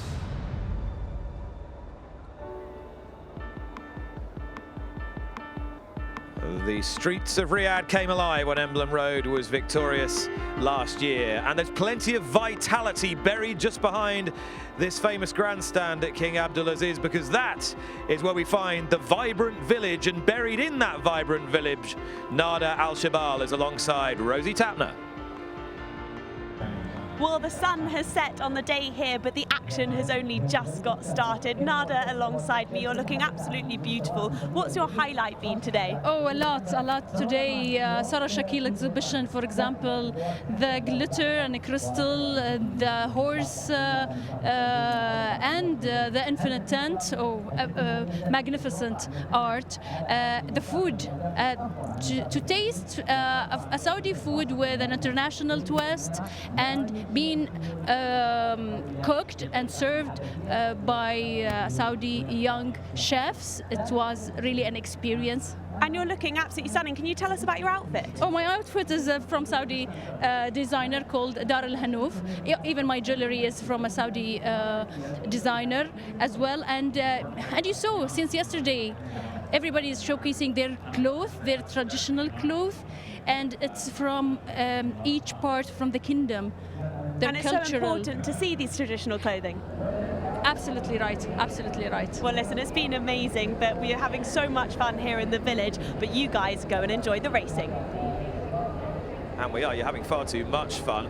Luis Morales is having fun tonight as well. He's won 2 races, but have a crucial piece of equipment assisted his victory in the Saudi Derby. I want to have a look at this again alongside Michelle and Lafitte, because you saw the earplugs flopping around, and at some point we think he's pulled them out just to give the horse a little extra surge. Keep your eyes on the outside. Look at him reach forward with his left hand. Oh yeah, right there. There we go. He pulls the cord. With his white glove. And what would be the reason, Michelle? The sound. So if the horse is wearing earplugs, think about if you just put your fingers in your ear, you don't hear everything as loud. For a horse who's a flight animal, you pull those plugs out, all of a sudden all of these sounds are flooding their ears. That's going to give that horse a little extra boost because it's a little jarring. All of a sudden it's like a boom. Now in the UK, you're not allowed to do that. You're allowed to wear the earplugs, which have the same pacifying effect as a hood, so the horses don't get too wound up by noise beforehand. But what you're not allowed to do is to pull them out in the middle of the race to give you that extra surge from, say, crowd noise or whatever, or just to shock the horse. What's the ruling in the US? Can you do that? We've used, I have never seen a jurisdiction say you cannot use it. Like I said, I've seen several trainers use them, and generally the difference, like I said, is that you'll see a little string attached to them instead of just being stuffed in the ears. They're also made of something different. They're more like a foam piece instead of it being a cotton. I've never heard of it being not allowed in the US. The margin of victory so slight, would it be fair to say, was that the difference between winning and losing for Commissioner King? You know, you might have said if he pulled it like 20 yards from the finish, if he pulls it up here where we think he's pulling it, I'm trying to look, it looks like they're almost stuck, like he can't get him out right up here, right? So if he pulls it really close to the wire, I could say yes. If he pulls it up here, I'm going to say no. But do you see him come out yet? He's having a pretty lengthy fumble around this horse's forelock. It's an extraordinary scene so close to the wire. I don't think that he pulled him right there because I don't see him flopping yet. Oh, there they are. There they are. Okay, yes. He got him out right before the wire. If you also look, when he was doing it, he had let go of his hand and the horse was starting to drift out. He kind of had to get that done in a pretty succinct amount of time to be able to pull this horse back around and make the turn. I was waiting for Frankie to look at him and say, I mean, what are you doing? What are you doing, man? It's pretty unconventional. We've had a bit of everything tonight. We had the jockey who weighed in light but didn't weigh in light and nearly lost 500 grand and didn't lose 500 grand. We've had the earplugs maybe winning a Saudi Derby. Dare I ask, Lafitte, Michelle, what next? Let's see what races coming up next. Two more races. We've also had 2 pretty agonizing defeats for horses trained in the United States. Casa Creed and, of course, having a meltdown just right there. So Elite Power next. And Gunai. And Gunai in the Riyadh Dirt Sprint. Elite Power, the Eclipse Award-winning champion. I'm still concerned about Elite Power. Well, first, Bob Baffert says about having a meltdown. Ran huge in Frankie Road, a perfect race, just having to settle for second tonight. Elite Power, 5 straight victories. He is razor sharp. A torch was passed Breeders' Cup Day. Jackie's Warrior has been the best sprinter in North America for a couple of years. That's Elite Power's distinction now. A Breeders' Cup Sprint winner. We'll see if he can extend that streak to 6 races, but again, what happens in North America on those dirt tracks, it's been a narrative all week, and we've seen some of it play out tonight. It's different here at King Abdulaziz. It's different here, and I think that Elite Power did take a little bit of heat for, even though you said he's won 5 in a row, they included a maiden, an allowance optional claimer, so it only really culminated all what it needed to, but it's not like looking at a horse like Jackie's Warrior, who quite possibly could have taken the crown as Eclipse Award this year because he just had more graded stakes races. Elite Power, running in the silks of Juddmonte Farms, made famous by the late Prince Khaled Abdullah, who did so much for racing here in Saudi Arabia, trained by Bill Mott, the man who trained Cigar to win the Dubai World Cup. It's another chance for Frankie Dettori on a Breeders' Cup hero. Can he do it? Find out with us in the Riyadh Dirt Sprint, presented by Sports Boulevard, right after this.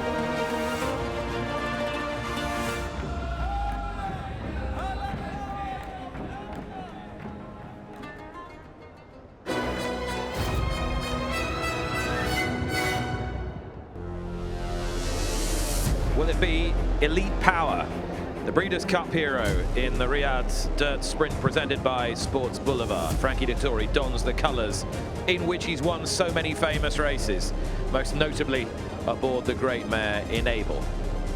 Many more besides, however. And Elite Power must have a strong chance in this prestigious 1,200-metre race. Run over 1,200 meters. يقام على مسافة 1,200 متر. Worth $1.5 million. جائزته $1,500,000. The Riyadh Dirt Sprint. شوط الرياض الرملي للسرعة.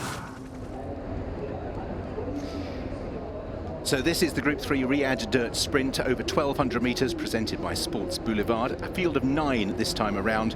Japan and the USA both well represented amongst the international runners. And we start with number 1, Dancing Prince. Took them apart last year. Damian Lane looking for his second winner of the night. Number 2, Elite Power, Frankie Dettori in the famous Juddmonte Silks. 3, Freedom Fighter, Tygo Shea representing the UAE. 4, Gunai for Tyler Galaflioni. 5 is Justin Already on the mark as well is Rasiu Sakai. Number 6 is Miras, Abner Adorno. 7, Pagan, Asil Al-Sahani. 8 is Remake, Yuichi Fukunaga. 9, Ryuna Yukina for Yoshitomi Shibata. So 9 runners, predominant of them being Japanese, 4 of them, 3 for the US in a field of 9. Will it go to Japan once again, or can Frankie Dettori take it for Elite Power and the USA?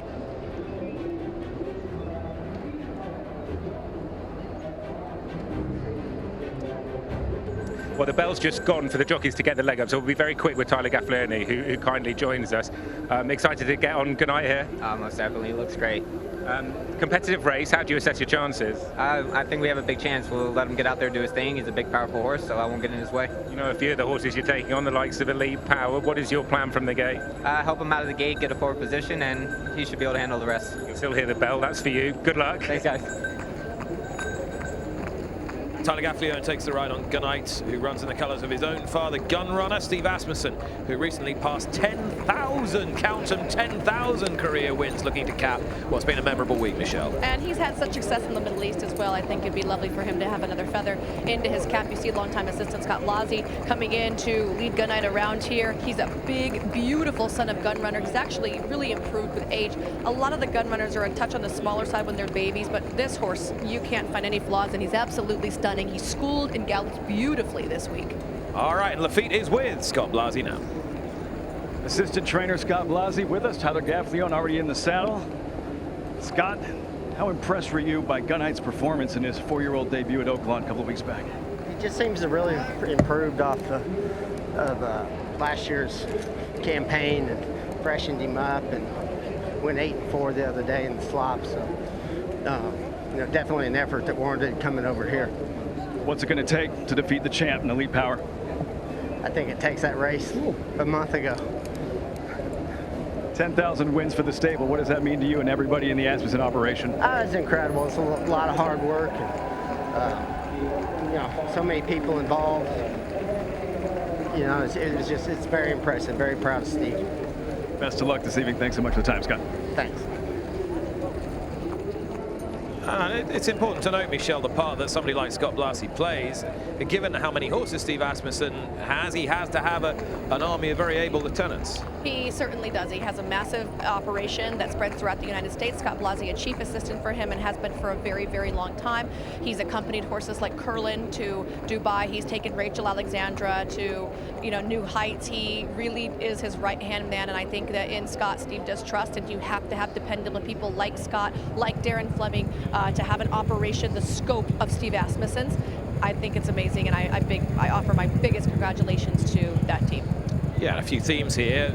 I mentioned the sire of Gunite, Gunrunner. You don't have to be a pedigree aficionado to know that Gunrunner has made one of the most spectacular starts as a stallion that can be remembered. You know, looking at this horse being, I don't say pigeonholed into being a sprinter, but he certainly has run some of his better races sprinting. And then you see the Gunrunner. The Gunrunners have been showing they can run further, so I think why not? Similar comments apply to the pedigree of this horse, Elite Power. Frankie Dettori riding the son of the great champion of 2007-8, Curlin. Trained by Steve Asmussen. Trained by Steve Asmussen. This one trained by Bill Mott, who's a past master at traveling horses with success. Yeah, you mentioned that he won the first Dubai World Cup with Cigar. Bill Mott's been on quite the tear lately in South Florida, where he calls his home base, and his horses have been running lights out. If Elite Power falls into that line, he's going to be a tough one today. Originally, I was just a little concerned because I think that he's a horse that might be better at the elongated sprint, 7 furlongs and a mile. Even though he did win the Breeders' Cup at 6, I just was thinking a little bit more ground might be better for him. Now, that being said, watching the way tonight is going, that horses that might like to go further have been running better. It might work out perfectly. Well, with that in mind, let's enter Remake number 8 into calculations, because he's a Japanese-bred colt by Lani, who ought to be a pretty strong influence for a horse who gets a bit further than this. He's ridden, and this is really the story of the race, by Yuichi Fukunaga, who is having his final ride here. Yes, he's been He is taking out his trainer's license, and so after this ride, he will then become a trainer. If you're looking at times, this horse did win his last race in the fastest time of any horse in the field. In fact, he completed the 6 furlongs faster. That being said, he was way off the pace and he came flying late. I do think, though, he is going to have the pace to run at. Lovely little warm-up from this chestnut son of Lonnie. But Japan won this race last year, not with this horse, but with Dancing Prince, who's back. For Damian Lane, looking himself for a second victory this evening. And even though he wears the #1 saddle towel, he will break from post position #7. He's a 7-year-old now. He's coming out of a win against restricted stakes horses over in Japan. I think from his pace advantage here, it should set him up good to be able to stalk, which is the ideal trip for him.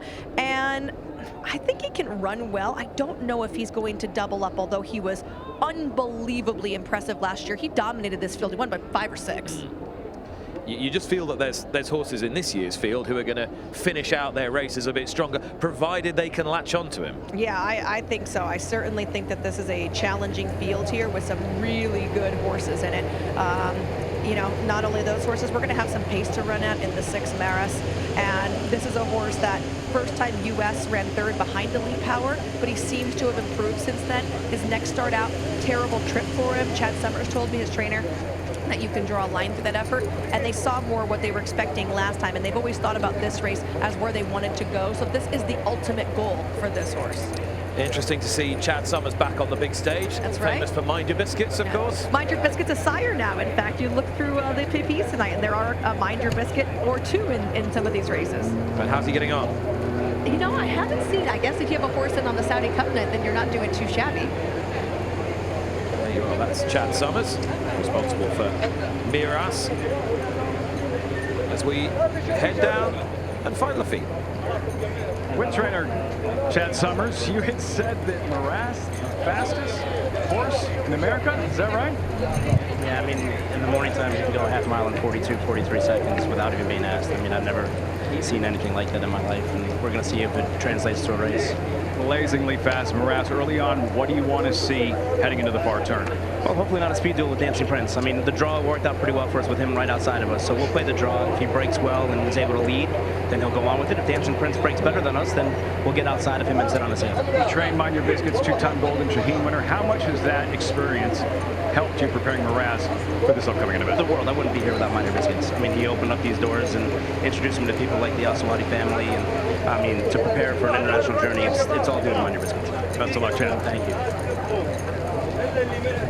Looks a little anxious, Chad Summers. Big moment, and interesting what he was saying about the brazen speed this horse has got. That is wicked fast to be able to go that. Just to put that into perspective for maybe some places that don't do timed workouts to go a half mile, you would generally see 48, 49 for an average horse, 46 and 47 seconds for a very fast horse. So to say that he could go 43 or 44 is blazingly fast.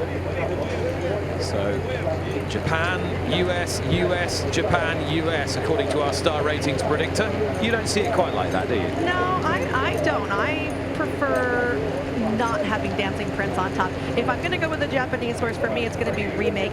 I just think the pace is going to set up really nice for him, although we haven't seen a ton of horses come from 2 off, so maybe I'm making too much of an assumption here.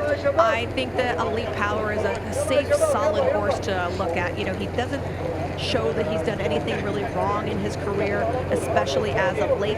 Then again, it is hard to string together 5, 6, 7 races, travel across the world.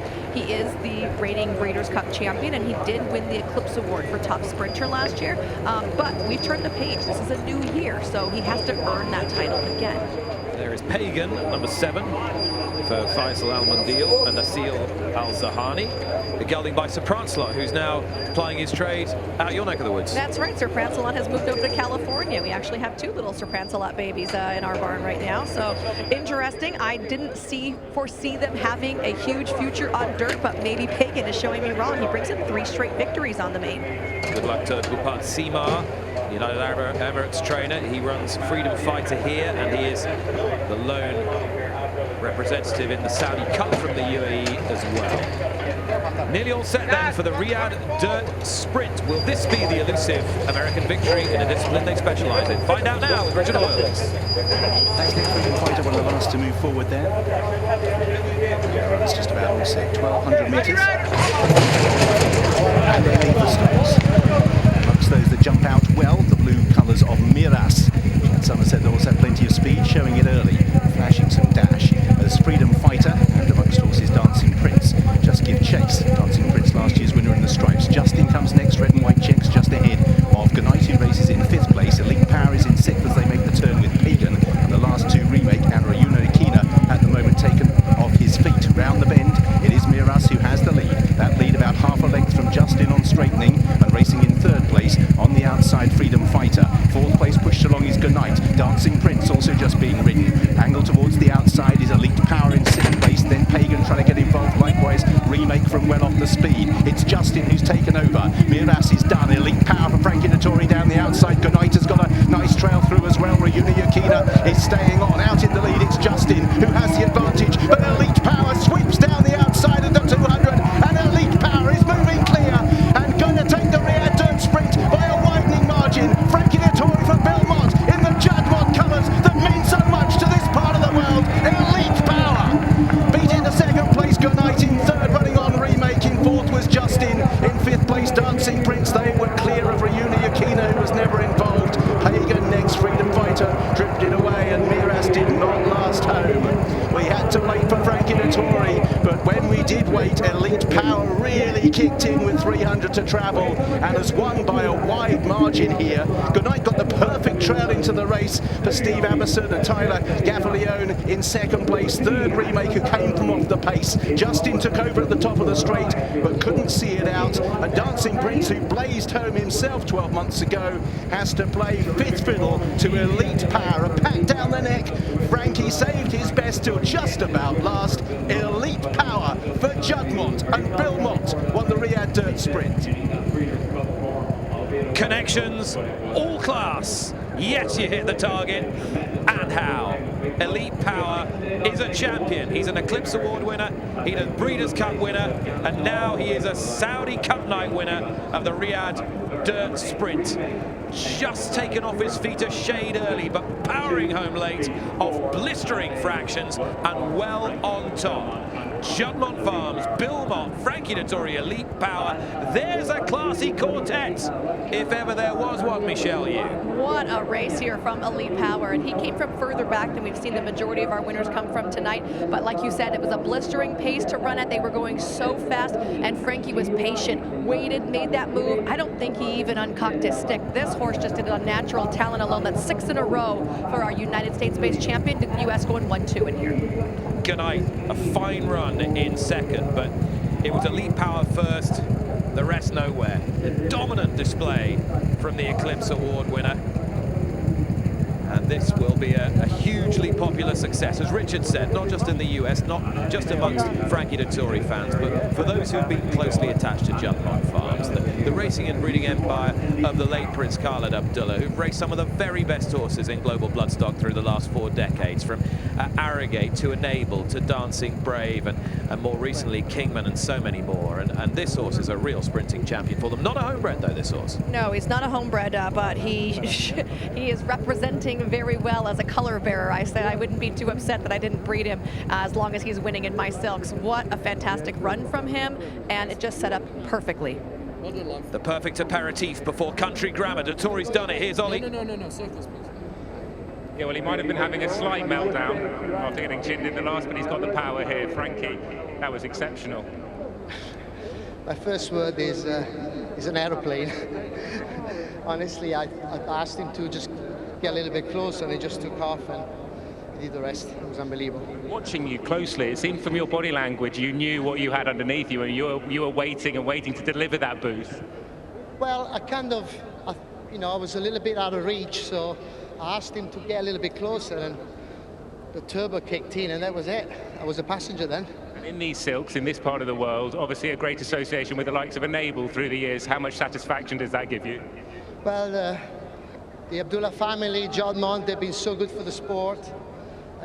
Prince Kali passed away last year, but the legacy keeps going. You know that I love these colors. They've done so good to me in the past, and it's great to give the local something to cheer about. Another win on an exceptional CV. Well done. Thank you. Frankie Dettori delighted, but all business because he knows the most important race is yet to come. Laffite Pincay, Elite Power, your thoughts? Andrew, don't go in front of the photographers. Don't go in front of the photographers. Each win has been a carbon copy of the race prior. It's the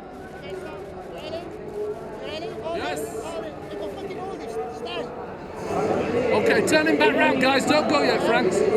Turn him round to the photographers. Hey! They're not motorbikes, you know.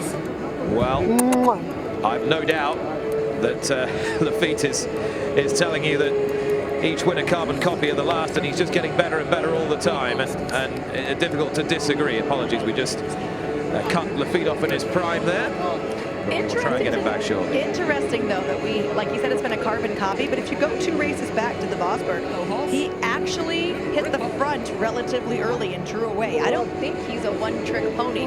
And again, these horses that like a little bit longer distances really thriving. In the black right there, that's Neil Poznanski. He's been a right-hand man for Bill Munn. He's traveled around the world for him on multiple occasions. He's a former jockey himself, and he is the man responsible for taking care of this horse, galloping him every day as he is all the Mott horses, and he does such a great job. Belmont fresh off the back of a win in the Pegasus World Cup with Art Collector, who came here last year for the Saudi Cup. He's having a pretty glorious time of it at the moment.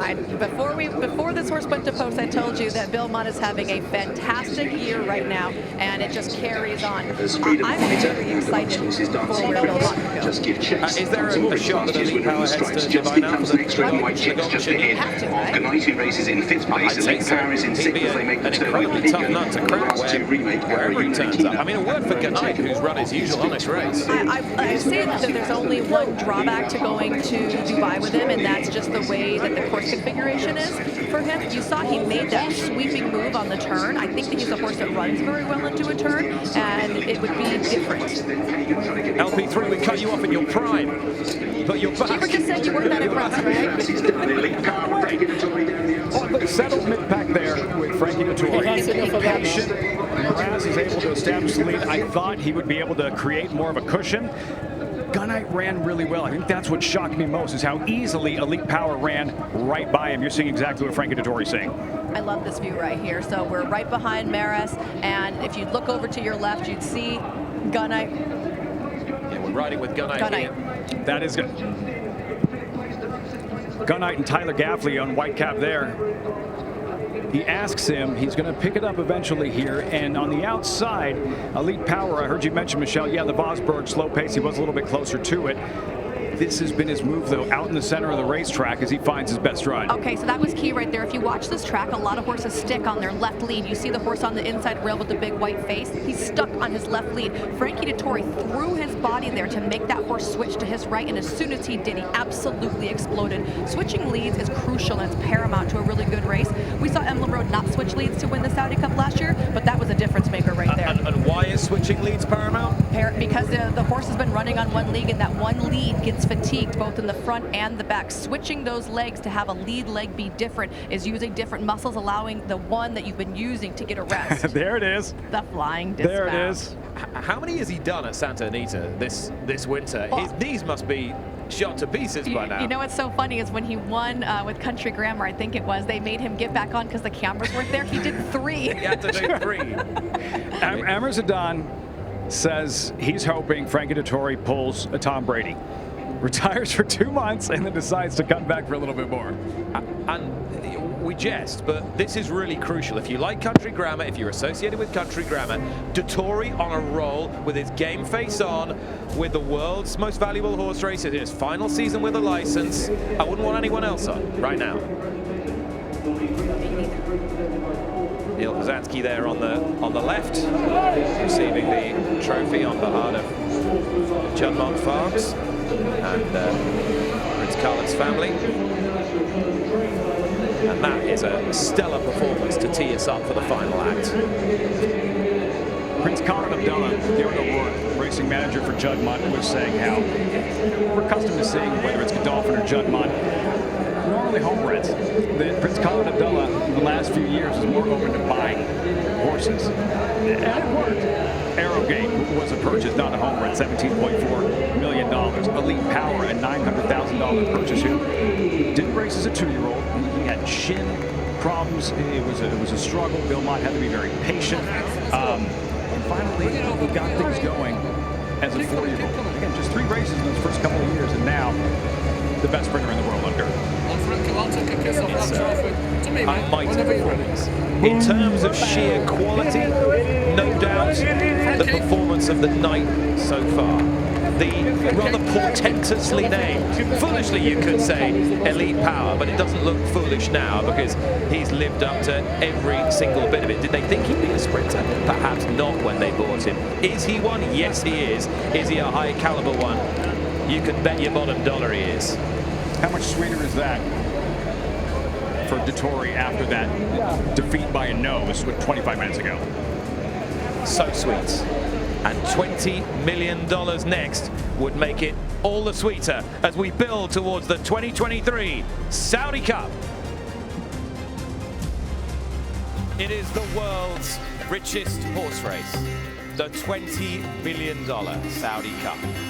And more than that, it is the culmination of 2 of the very best days of sport here in the Kingdom of Saudi Arabia.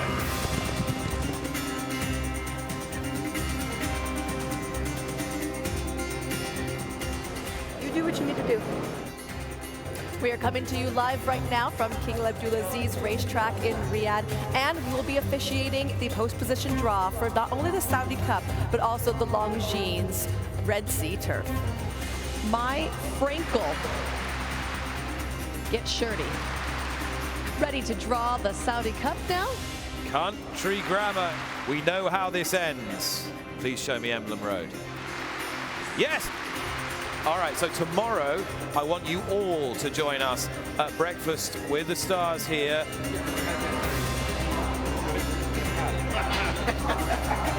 You can come anytime you want.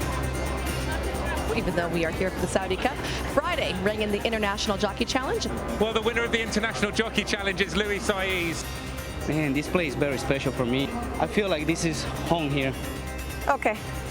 This side is very bad for my hair. I gotta be facing that way with the wind. Rolling, rolling, rolling.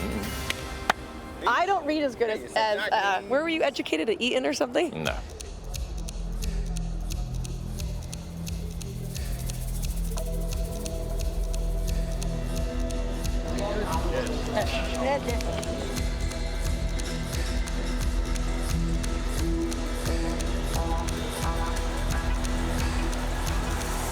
Five, Nabil Al-Khaledia. Hi, Faisal.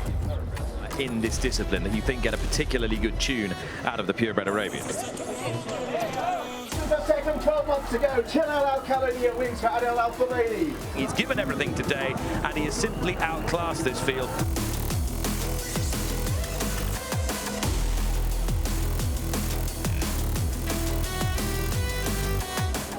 Thank you very much, Michelle. Delighted to be here. We saw that turn of foot, the acceleration at Royal Ascot. Mustard has taken them apart for Jim Crowley and won the Neom Turf Cup by as much as 7. Casset-Free trying to reel in the leader, but it's Bathrat Leon. Bathrat Leon wins for Ishtuha Yahagi and Ryusei Sakai. A global thriller. 28. These are some serious impositions to go almost 2 miles. Japan who win again.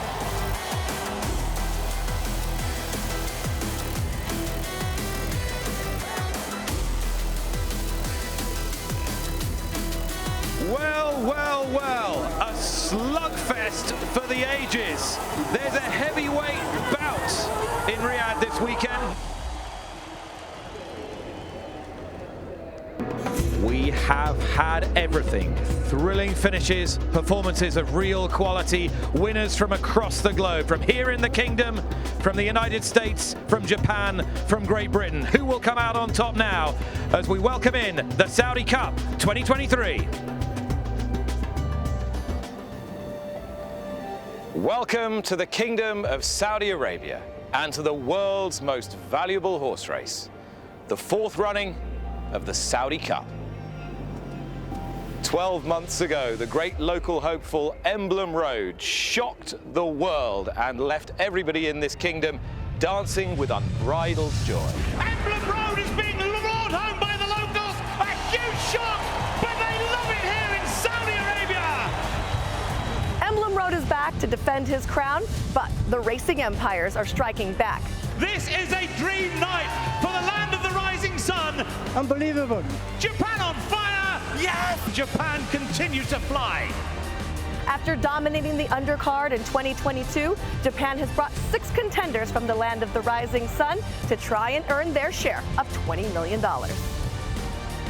And in country grammar, the Americans have a horse already successful under the Arabian lights. Country Grammar with us dates with destiny. Country Grammar won the Dubai World Cup. And his stablemate Taiba comes in off of a classic campaign overshadowed by Flightline to take favoritism in the Saudi Cup. 13 go to post with $20 million on the line. This is the Saudi Cup.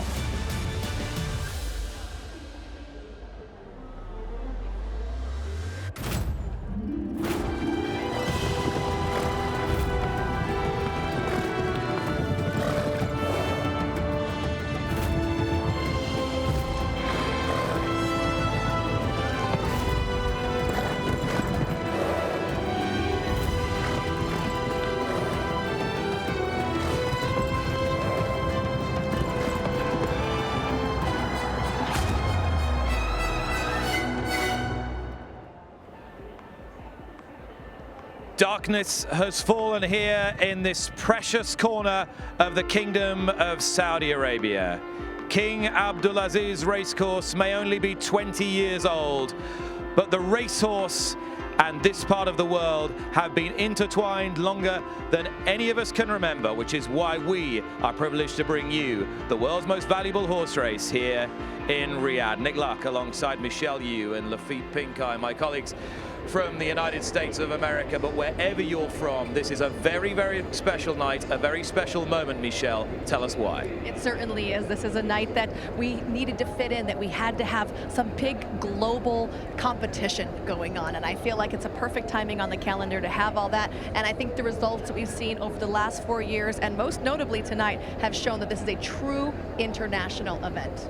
Lafitte Pinkai, your first visit to Riyadh. What have you made of this so far?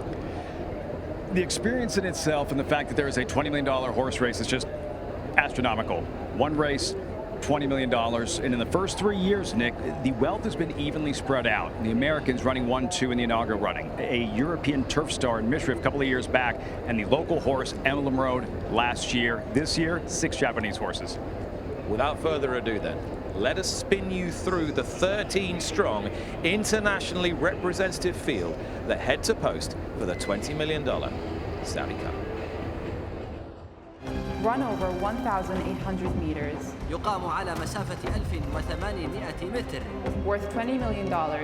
وجائزته $20 مليون. The Saudi Cup. شوط كأس السعودية. $20 million, 1,800 meters, the Group 1 Saudi Cup. Japan has been mentioned with a strong representatives, headed by number 1 Cafe Fero for Joe Moreira. 2 Country Grammar, runner-up last year, then won the Dubai World Cup. Frankie Dettori takes the mount. 3 Crown Pride, Damian Lane already on the mark this evening. 4 last year's winner, Emblem Road, with Berto Ramos, retired Alexis Moreno in the saddle this time around. Another Japanese runner, number 5 Geoglyph for Christophe Lemaire. 4 winners winners at this meeting 12 months ago. 6 Jun Lightbolt for Ryan Moore. 7 Pantalassa could be the speed from the inside gate, another for Japan, Yutaka Yoshida. 8 is Remorse for the UAE, Taigo Shea for Bhupat Simar. 9 Scotland Yard, one of the local hopes who took them apart in one of the build-up races, Victor Gutierrez in the saddle. 10 is Taiba for Mike Smith. Taiba, who played up at the barriers during the course of the week, very talented. 11 Vandergaard, another for Japan, Mikel Barcelona is aboard. And then 2 more local runners, Lagata Rhyme for Ricardo Ferreira and 13 Sunset Flash for Asil Al-Sahani. 13 runners completing for $20 million in the 2023 Group 1 Saudi Cup. 13 horses from across the globe, ridden by some of the very finest and highest profile names in the sport. Let's head down now and join Ollie Bell, who's amongst them.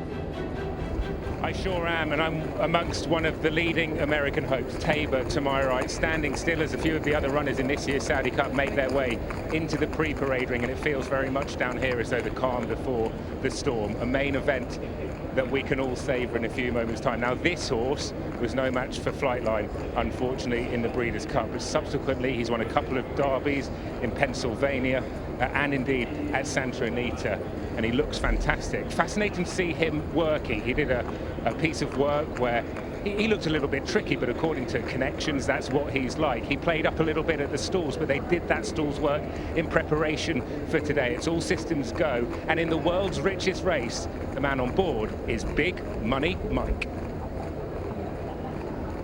Big Money Mike Smith, the senior jockey here and no stranger to success across the globe. He rides Tabor. Frankie Dettori in his farewell year rides Tabor's stable companion.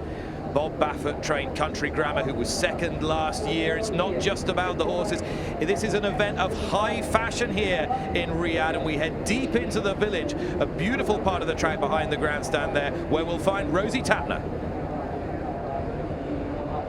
Well, what a fantastic couple of days here it's been in the village. The atmosphere has been electric. My particular highlight has been all the music and dance groups on the main stage in between all the races. I want to say a particular thank you to local designer Adelphis for dressing me in such beautiful traditional wear. It's such a privilege to be celebrating the heritage and culture here in the kingdom. Now, the party doesn't stop after racing. We carry on till later on tonight with lots more music acts, including DJ Bedouin till 11 o'clock tonight. But for now, let's continue to build up to the Saudi Cup.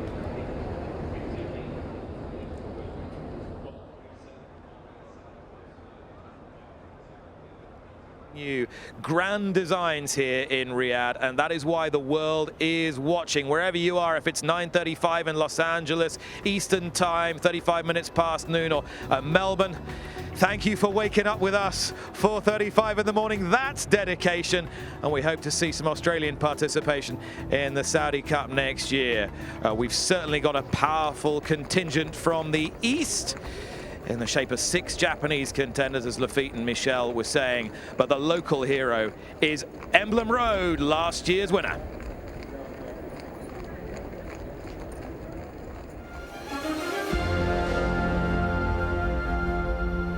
And away they go, jumping away. Emblem Road was the one who was slowest away. Emblem Road احنا عارفين انه بيتاخر، يعني كنا عاملين حساب هذا ومبلغين جبرتو راموس بالنقطة هذه، لكن تأخره الزائد هذا هو اللي كنا على أعصابنا، لكن الحمد لله انه لحق. Emblem Road to the front, a huge shock, but they love it here in Saudi Arabia.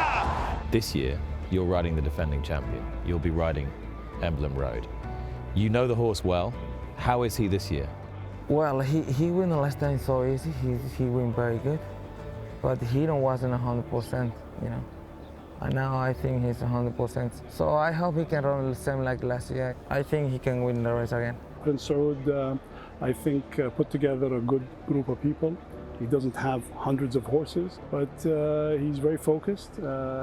He knows all of his horses, and hopefully encourage many more to participate, not only here, but to be able to also go on an international level and follow the footsteps of Prince Khalid bin Abdullah.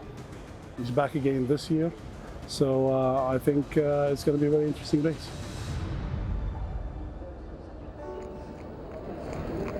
And here he is, last year's winner, Emblem Road. And as I mentioned at the start, there will be the most almighty cheer once again if Emblem Road is to win the Saudi Cup for Saudi Arabia. When you think of it around the world, you've got the Super Bowl, a football world final for English racing fans. Well, the Saudi Cup is exactly that in this part of the world. And all eyes will be on Emblem Road as he hopes to go back to back, but taking him on, as you can see coming past him, some big guns from all around the world. But the roof will be raised if Emblem Road goes back to back. It was an astonishing performance last year. For all the world in 2022, it looked as though Country Grammar had the race won. There is Country Grammar. But Flavien Prat last year replaced by Frankie Dettori this time. Dettori has won the Dubai World Cup already on this horse. He's been a great friend to him. Confidence is at a high for this Bob Baffert trainee. Can he avenge defeat? We'll continue the build-up to the world's most valuable horse race in just a few moments. The contingent from the US and Japan arriving a few days ago. So accustomed now to horses taking the traveling, the international travel in their stride. Indeed, they find it easier than road transport, and they have converged on the Kingdom to provide us with what we hope will be a thriller due off at 8:35 local time. Build-up continues very shortly.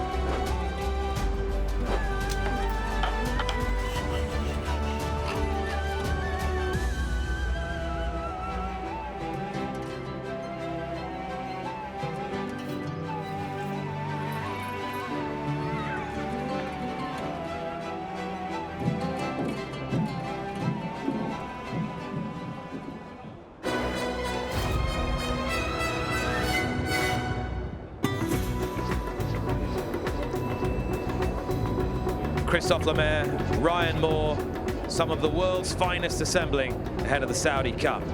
Big money, Mike Smith on Tabor, the talented 3-year-old. But it's Frankie Dettori who rides last year's runner-up, Country Grammar. Will they fare one better this time?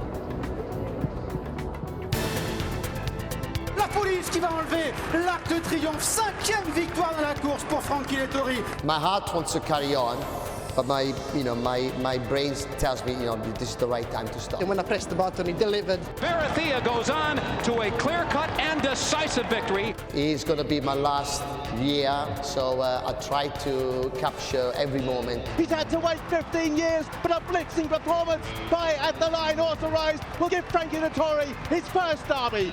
But I've been going to Saudi over 25 years. Dark power for Frankie Dettori, closing with every stride, pokes the grey head alongside and times it to perfection. Country Grammar, he was second in the Saudi Cup last year, proper tough horse. He's got a massive heart. He's a nice partner to have.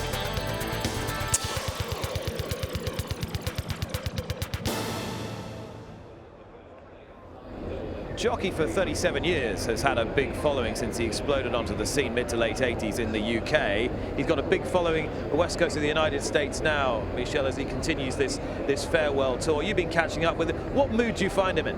Always in a good mood. Every time he gets on the horse, gets off the horse, he is just that typical Frankie. He's happy, he's smiling. It's helpful that he's winning, 2-3 races a day. I mean, he's had a couple of days with some hat tricks, and he's really getting a great response. The fans are coming to see him, the trainers are obviously riding him, but he's delivering the wins that they expect. And I think that people think that Frankie might just be a come from behinder because that's how we stamp Europeans. He's won a ton of races on the lead. He's riding dirt, turf. I mean, Frankie is in the finest form you've seen him in. But you need a talented horse to take you there. Is there any reason to believe that Country Grammar can do better this year than he did last year? Certainly, there's a great reason why. Last year he came in off an extended layoff. This was his prep race pretty much for the Dubai World Cup. Even though they wanted to win this, it slingshotted him into a win in Dubai.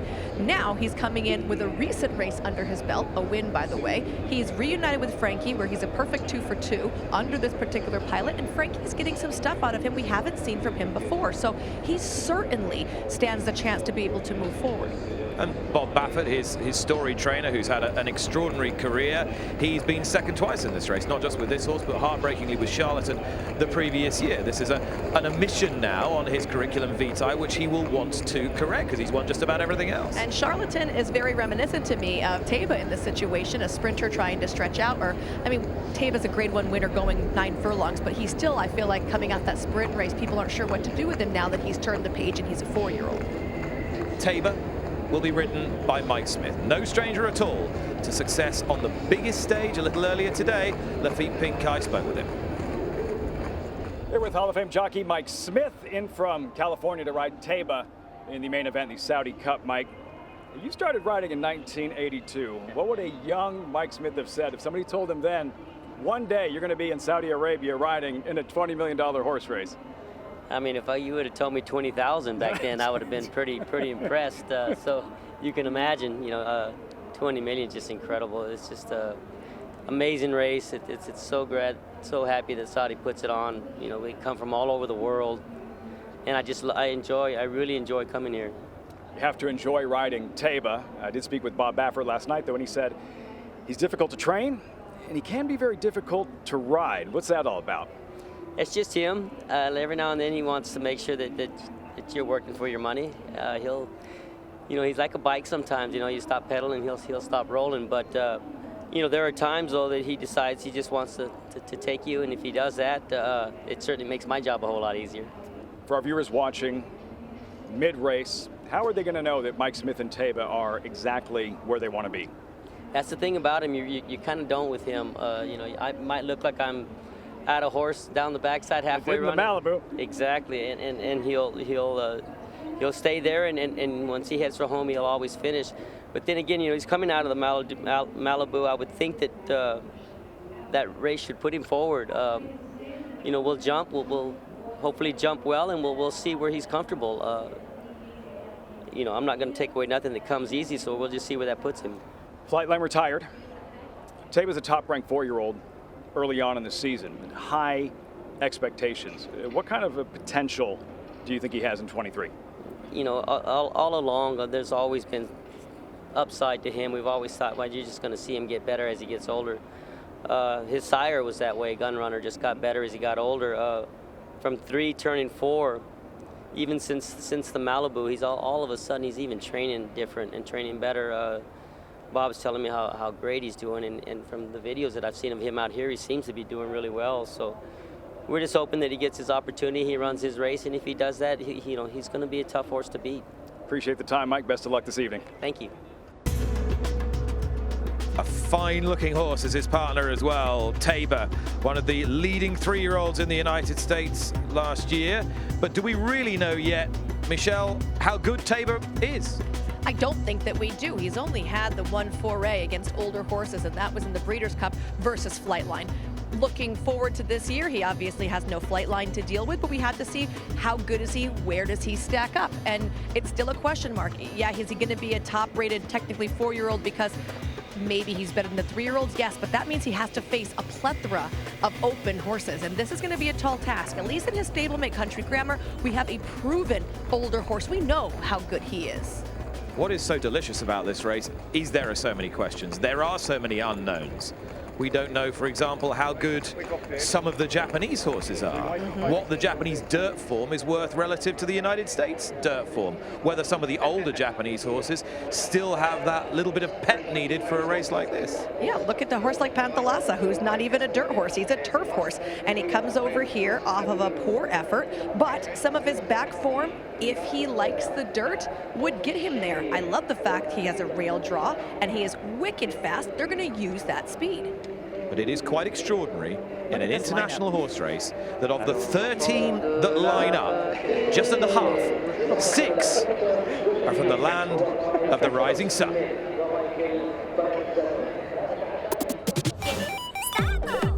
Japan on fire! It's all about Japan. Cafe Ferro. Helios, Cafe Ferro, Helios, Cafe Ferro, Helios, Naranda Gori, Cafe Ferro, Helios. Crown Pride. It's Japan again. It's Crown Pride in the UAE Derby, the land of the rising sun.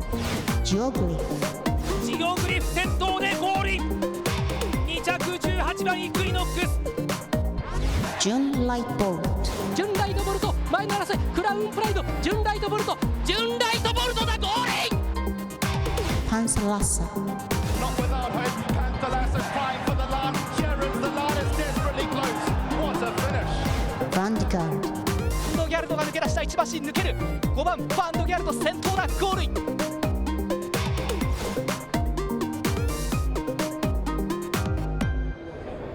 All right, well, let's call one thing quite clearly. If you ask anyone in Japan, they'll tell you this horse, Junelight Bolt, the mount of multiple British champion Ryan Moore, is the one to beat. Certainly is, but I think part of it is because of his proven dirt form. He switched to dirt back in the middle of July last year, and he has been an unstoppable force pretty much since. So we know that he is going to appreciate the surface here. He has a very nice late kick. You can see him in the middle of the track in the red helmet. Look at him close right here over a very trying surface in Japan. They run on a sand-based surface over there.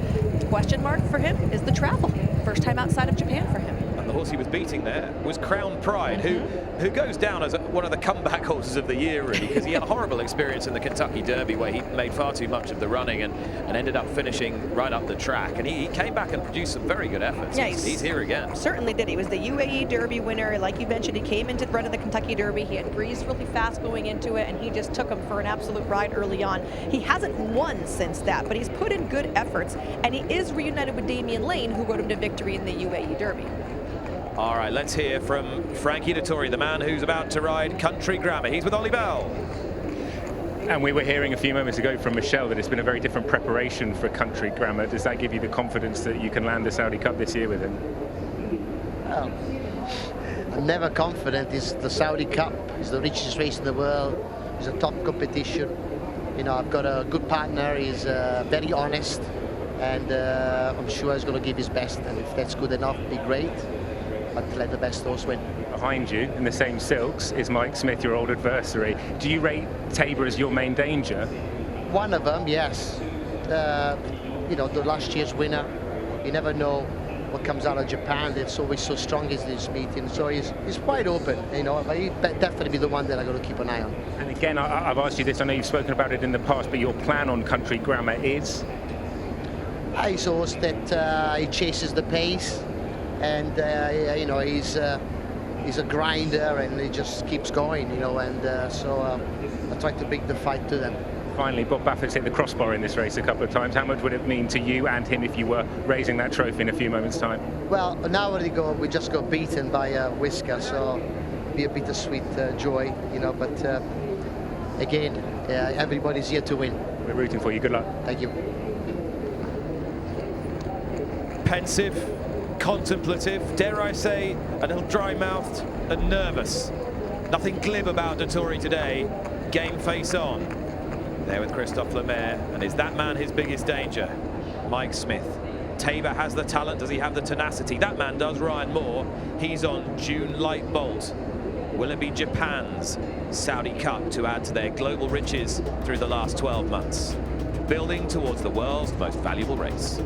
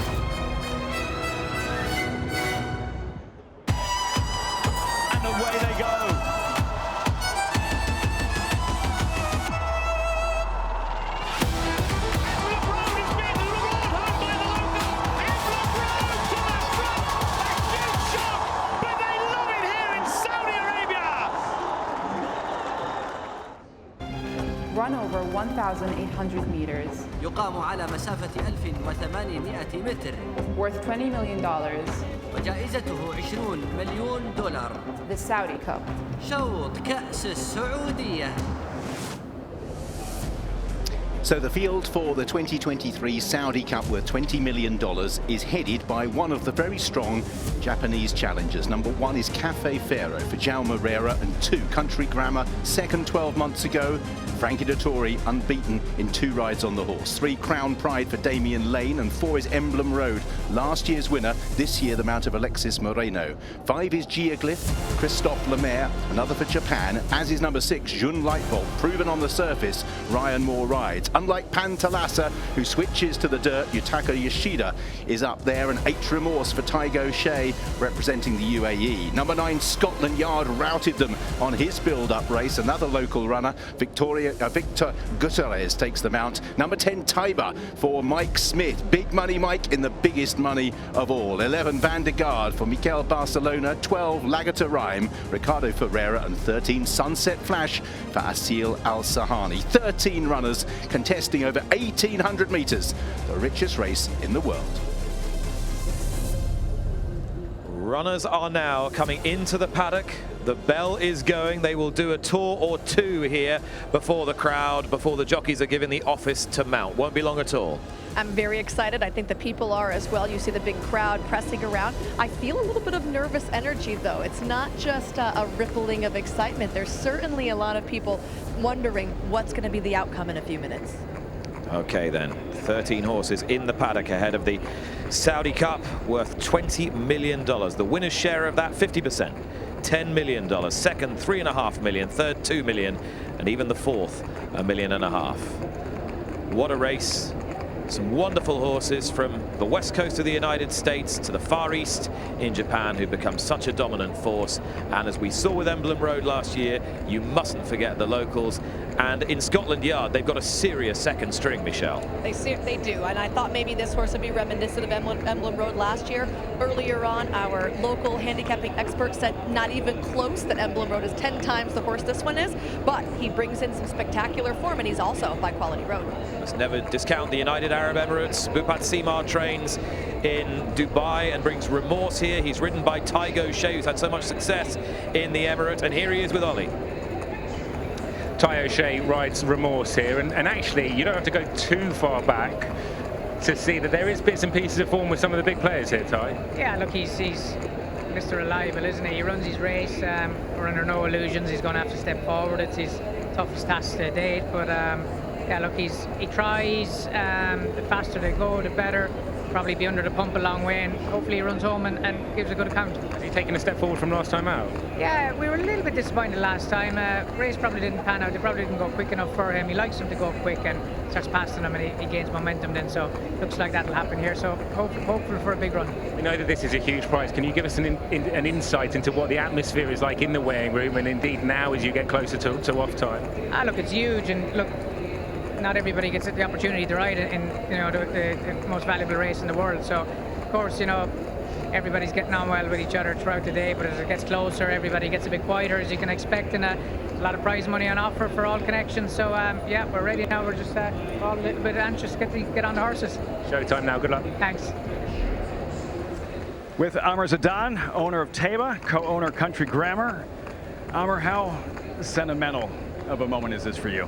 It's good to see you here, Lafitte. Welcome to Saudi. I mean, look, nerve-wracking to say the least. I wish I was an outsider coming in. My expectation would have been matched, but there's a lot of pressure, and I'm fearful. All the competition is great. The horses are good, but let's hope they do well and make us proud. You were telling me you're feeling like more pressure than before Kentucky Derby? The Kentucky Derby, we came in with Taiba not expecting a whole lot, and we just happened to be there. Here, both horses are seasoned. Country Grammar is a champion. Taiba is a 3-time Grade 1 winner. So, I mean, you've got that pressure, but you never know. It's in God's hand right now, so let's hope for the best. You said that Taiba actually gives you heart attacks. What's that all about? Well, ask Bob. I mean, every time he's at the back stretch, you're like, oh my God, he's just dropping. And then before you know it, the light bulb just hits and he just keeps going. So he's that kind of horse, right? And let's see. I mean, I hope he just, Mike is, I mean, he needs no testimony from me. Mike is a legend, and he'll do right for him. I know you love them both, but who might you give a slight edge to? I mean, I'm hoping for a dead heat, right?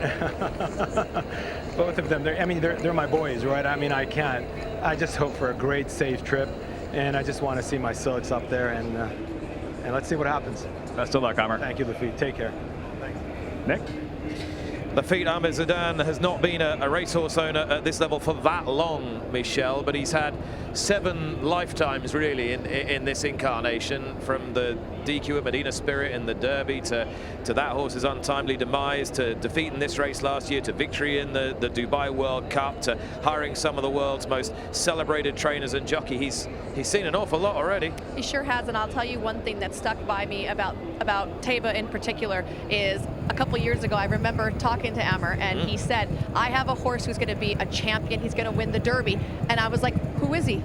He didn't even know who he was yet. He told me he's a son of Gunrunner, but didn't have a name yet. I don't like to tell you, but it was only a year ago. It was this week last year, and he has come such a long way. It was a year ago. He hadn't made his debut. Yeah, he hadn't made his debut. 2 runs into the Kentucky Derby. Didn't happen for him there, but he's already a 3-time Grade 1 winner over a variety of different distances. You know what he told me right now? I told you. and it'll be I told you so. Yes. If it comes good for him. But his loyalties must be split. Tabor, Country Grammar, horse who's delivered so much, and there is Country Grammar with Dettori in the plate. You feel that this is the percentage call of the race, don't you? The horse likeliest to give his running. Anything could happen. We saw a freaky result with Emblem Road last year. We know Scotland Yard is a bit of an unknown who's looked so impressive out here. Any one of the Japanese could take a big step forward. June Light Bolt is heavily credentialed, but you feel this is the horse that he's just going to give his running. This is the horse that's the picture of consistency, right? I mean, his connections have said that. He always runs his race. Sometimes it's not good enough, sometimes it is. I like Country Grammar because I like an honest horse, and to me, Country Grammar is an honest horse giving you what he has.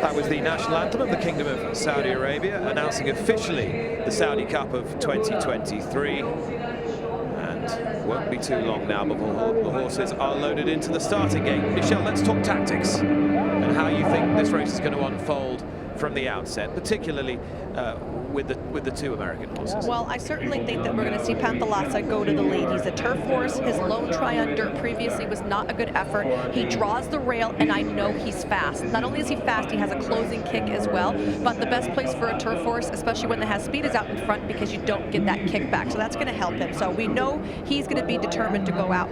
I think that Tabor is probably a horse that could sit, and Mike, like you heard Mike say, he has to pedal him sometimes, but his two-hole draw right outside Panthalassa is kind of going to force his hand. He's going to have to be involved early unless he completely drops out of it. And Country Grammar can't be too far off of them either. I want to talk a little more about the two big local hopes, Scotland Yard and last year's winner Emblem Road. Now last year Emblem Road flopped out of the gate, came late and wide as the pace collapsed. Is that scenario even possible for him? Could he yet be a better horse than he was last year? He might be, but it's hard to say because coming into last year, he had a lot more races under his belt and he was running well. Since the Saudi Cup, he's only run twice. They took him to Europe and tried to get some races into him. One thing we know though, he loves this track.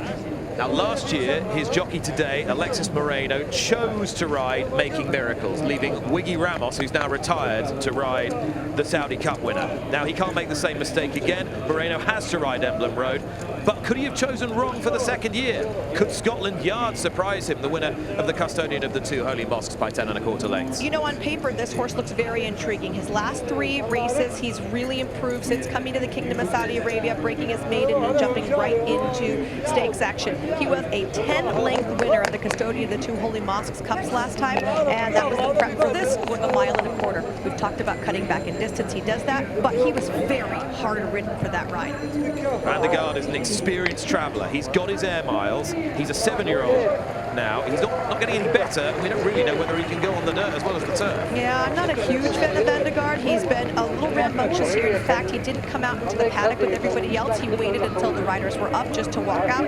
You saw his antics right here. For me, on paper, he's lacking, and attitude-wise, I would be surprised. All right, I want to talk about another all-time great rider, Joe Moreira, who rides Cafe Pharaoh. He is a horse who's got form on this surface. He's by American Pharaoh, and as you were telling me the other day, he gave that sire his first dirt grade one. Yeah. Dirt grade one for American Pharaoh from Cafe Pharaoh. You know, he's a good horse. I think that at one time he probably could have been the top Japanese entrant, but then we have June Light Bolt step up, and I think he's probably a little bit better than Cafe Pharaoh. He doesn't necessarily draw the best position in my eyes because he's all the way on the outside in that 13. What will Joe Moreira do? Will he try and get him forward from 13 or just try and tuck in? The beauty of this course is that they've got time to sort themselves out. I feel like watching some of his races, he looks a little one-pace to me, so I'm just not sure if he has that oomph that he's going to need to get up with a horse like Pantalasa. So maybe he sits like mid-pack and just finds his way closer to the rail. We know Tabor has the talent. Has he got the street wisdom to come halfway across the world and win a race against his tough stable companion, Country Grammar? Will June Light Ball prove much the best of the Japanese sextet, as our friends from Japan seem to think? I want to go back to Tabor real quick because they've loaded him in the gate. Earlier this week, he had an incident in the schooling gate. He did not like the gates they were using for schooling, which are different than these gates. He came out and was a little agitated. They put him back in and he stood quietly, but you can see him getting a little nervous in here. That could be a real deal breaker for him if for some reason he starts to act up. Now, he schooled the next day and he schooled perfectly. And I'm going to say this, he wasn't schooling because he was being bad necessarily. If you watch back some of the videos, there is a jockey cam video of it. He was just being super playful. Jimmy Barnes, the assistant to Bob Baffert, had said that he had a day off and then a day of jogging. He just felt good. But he's got to pay attention in there. Mike Smith in the play, the man who started riding in 1982. Some true all-timers lining up in the Saudi Cup of 2023. 3 years ago, the inaugural edition went to America. 2 years ago, it was to Great Britain with Mishru, Saudi-owned. Last year, Saudi-owned and trained. And there were scenes of wild, unfettered jubilation. Who will emerge on top this time round? And I wonder, can Country Grammar, last year's runner-up, give Frankie Dettori that fairy tale farewell here in Saudi Arabia before his retirement tour continues? So many nations, so many stories intertwine ahead of the world's most valuable horse race, which will be called by Richard Hoyles. The last one forward, 1,800 metres. The field is loaded away. Of activity in the outside gates. Being pretty well set. We're in with one. But they're already jumping in the air. Last year's winner gives them a start as Outwell Pantalasa on the inside. He's going forward. Tiber is also taking a handy position, as is Crown Pride. And the three from the inside gates are the ones that are cutting out the early fractions. Moving forward into fourth place is Geoglyph as the field begins to string out. Pace appears honest. Frankie Dettori moves Country Grammar up towards the outside. Whitecap casting a glance to the inside as on his outside Cafe Pharaoh improves. Remorse sits in midfield in company with Lagato Rhyme. Towards the outside we have Scotland Yard and Emblem Road, who's widest of all. Vandergaard is settled and the back two are June Lightbolt, who is towards the back of the pack as they make their way down the back straight in the Saudi Cup. And Pantalasa really now beginning to press on. Has the advantage from in second, Geoglyph in third place, and just pushed along his Tiber to try and stick with the pace, which is strong. Crown Pride is in fourth place. Emblem Road is circling on the outside of Country Grammar, the first two home from 12 months ago. Behind these is Remorse, ground up the inside Cafe Pharaoh. Joe Moreira, a real ground-saving move on the inside to get onto the heels of the leaders. Pantalasa on the home turn. Geoglyph, Tiber as the Japan armies muster us. Crown Pride on the outside. Then behind these in fifth place, angling out for a little bit of luck is Cafe Pharaoh, trying to stay on from the back. Behind these is Country Grammar, who's got work to do, and June Lightbolt towards the inside. Pantalasa moves back to the rails, has the advantage. Geoglyph in second place. Then between horses, Cafe Pharaoh, Japan all over the place here. They had the first four. Pantalasa tried the last home. In second place, Geoglyph, right down the outside. Country Grammar is staying on, but Pantalasa is lasting on at the moment. 50 yards to go. Pantalasa, Country Grammar ever so late, but too late. Pantalasa takes it from Japan, the one they missed last year. They get this time. Country Grammar in second, and all of the Japanese runners all in a heap behind Cafe Pharaoh, Crown Pride and Geoglyph for the minor honours. Pantalasa hung tough for Yutaka Yoshida, and another success on the international stage for Yoshito Yahagi. Made every single yard of the running. They all came, they couldn't get by. Country Grammar got closest. Cafe Pharaoh just up for third, ahead of Geoglyph and Crown Pride. So 4 of the first 5 home Japanese trained. Emblem Road stayed on into 6th place, came clear of Tiber, who the writing was on the wall early, couldn't go the early gallop. June Lightbolt by contrast, never got involved from the back of the field. Pantalassa. Japan had a great night 12 months ago. They missed the big one. They didn't miss it this time. And you know what? They gave it 6 of the best and they came out on top. If in doubt, just run everything you have. And Japan have won the Saudi Cup. In 4 years, 4 racing nations have won the world's most valuable horse race. Pantalassa, who dead heated in a thriller in the Dubai Turf 12 months ago, now wins the world's most prestigious horse race on the dirt, the Saudi Cup.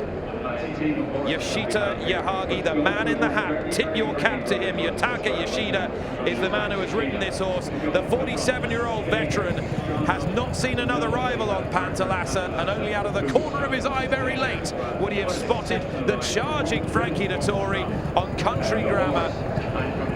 A second runners-up spot in the Saudi Cup for him. He's run his heart out, but he didn't have the pace of Pantalassa, who has won against the odds on the dirt this evening. Looked fabulous there. Yoshida Yahagi did say that he thought the one turn was going to be fantastic for this horse, especially going in the anti-clockwise direction. You could see every step of the way this horse was a happy horse.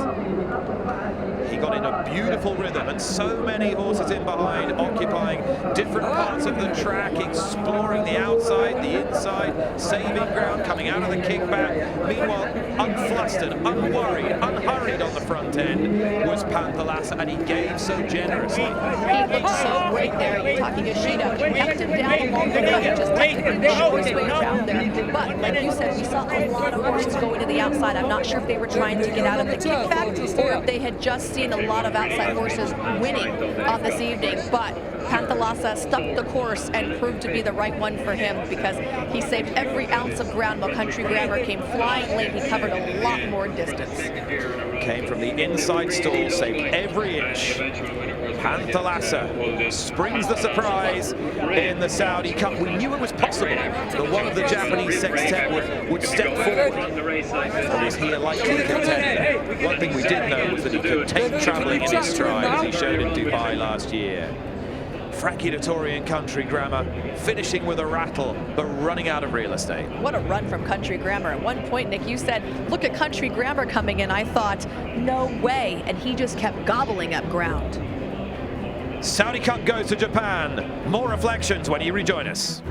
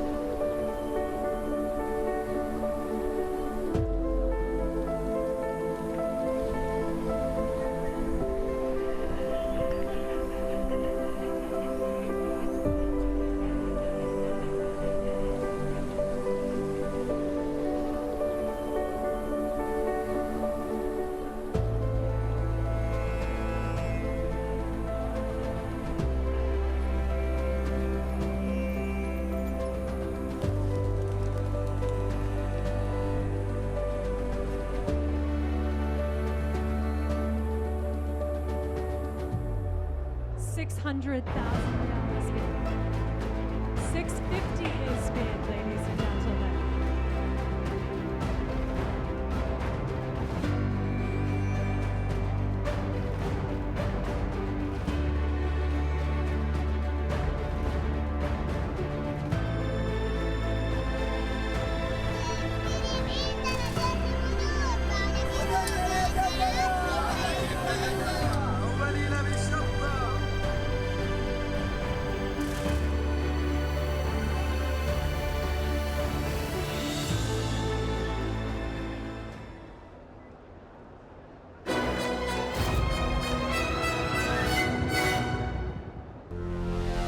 Panthalassa has given Japan victory in the Saudi Cup. For more, here's Ollie Bell. Yeah, we're going to grab a word with the winning rider, whose English isn't great. I must confess my Japanese is non-existent, so I'm going to ask you one question. Do you have a message for the racing fans in Japan after you have just won the Saudi Cup? 日本の皆さん、こんばんは。サウジアラビアで、大きいサウジカップ勝ちました。応援ありがとうございます。やりました。A huge race around the world, and this year in 2023, it goes to Japan. Congratulations to Yutaka Yoshida, 47-year-old. He won the Dubai Turf last March on this horse. He debuted with Lord North, and incidentally, in a beautiful piece of symmetry, Lord North has won back in Great Britain this afternoon. Maybe we'll have another rematch in Dubai tonight. Well, I think you can do anything with this horse, and he doesn't seem to mind. He's got the heart, and that's a huge victory for a man who's had a pretty storied career. That's his 1,285th career victory, his 47th graded win, his 13th win at the very highest level. He has chiseled out a really honourable and noteworthy career in the saddle, and this his biggest payday. And what can you say about that man there, Yoshida Yahagi, in his trademark purple fedora? He has toured the globe in the last 24 months. Wherever he's been, Lafitte Pincay III, he's come up trumps. Incredible. You mentioned the one turn, Michelle. He said that Pantalassa's one race on dirt, that it was a throwout because it was clockwise. That all the difference would be in a counterclockwise race. And at first it sounds odd, but he knows the horse better than anyone. And a complete reversal of form here, Pantalassa. You mentioned Yoshida Yahagi. He trained Marshall Lorraine, on trail loves only you. He's also the JRA's leading trainer by Money One, by Races One, and also by Training Technique. Let's take it from the outset. First thing to note, Blue Cap, Emblem Road, last year's winner. He did what he did last year, but more exaggeratedly so. This was no good out of the gate. You could see him wiggling around. I think that it was just a little unlucky, but he was causing his own kind of detriment at that point. He completely hopped out of the gate, and we're okay with him being in the back, but then he was just off-settled. But a beautiful rhythm immediately from the winner, Lafitte. It was a question of just his second start on dirt. He's traveling there mid-pack. You see Teva there, who I don't know if he was uncomfortable or what the story was, but he was done midway around the far turn. Pantalassa, meanwhile, biding his time, just off the pace here, waiting to get his cue.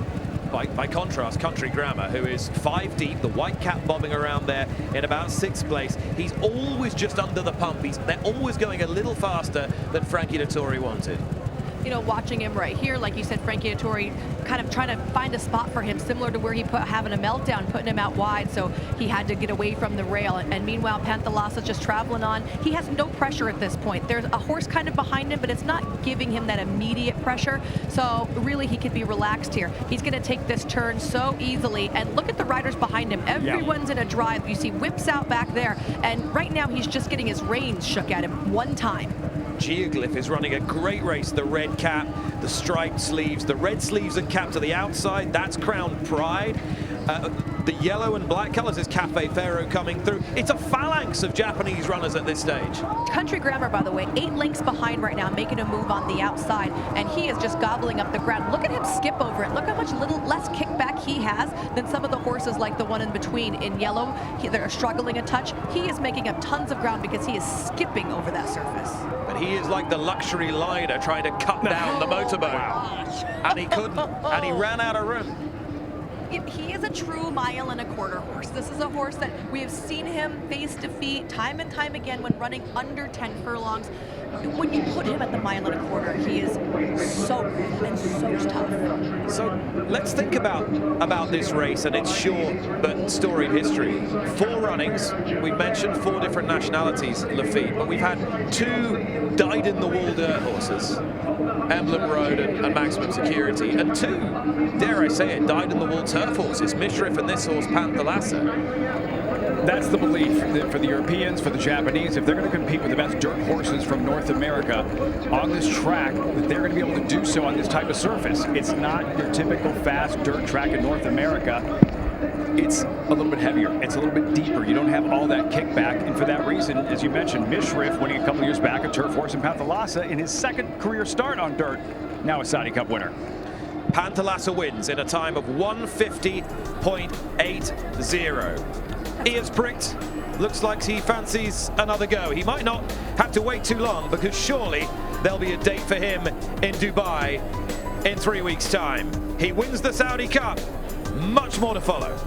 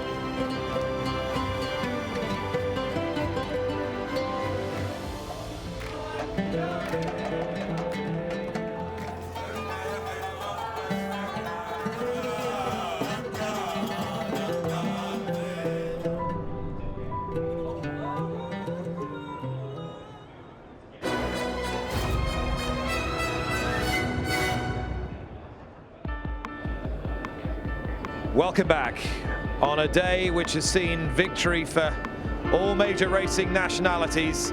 The man who has conquered the world in the last 2 years has done so again. Yoshito Yahagi has trained the Saudi Cup winner, and in the most unlikely fashion, with the most unlikely horse in Pantalassa. Not because we didn't know he had the class, we knew that full well. Not because we didn't know that he had the tenacity, we'd seen it last year in Dubai, but because we couldn't possibly predict how he'd adapt to a fresh surface.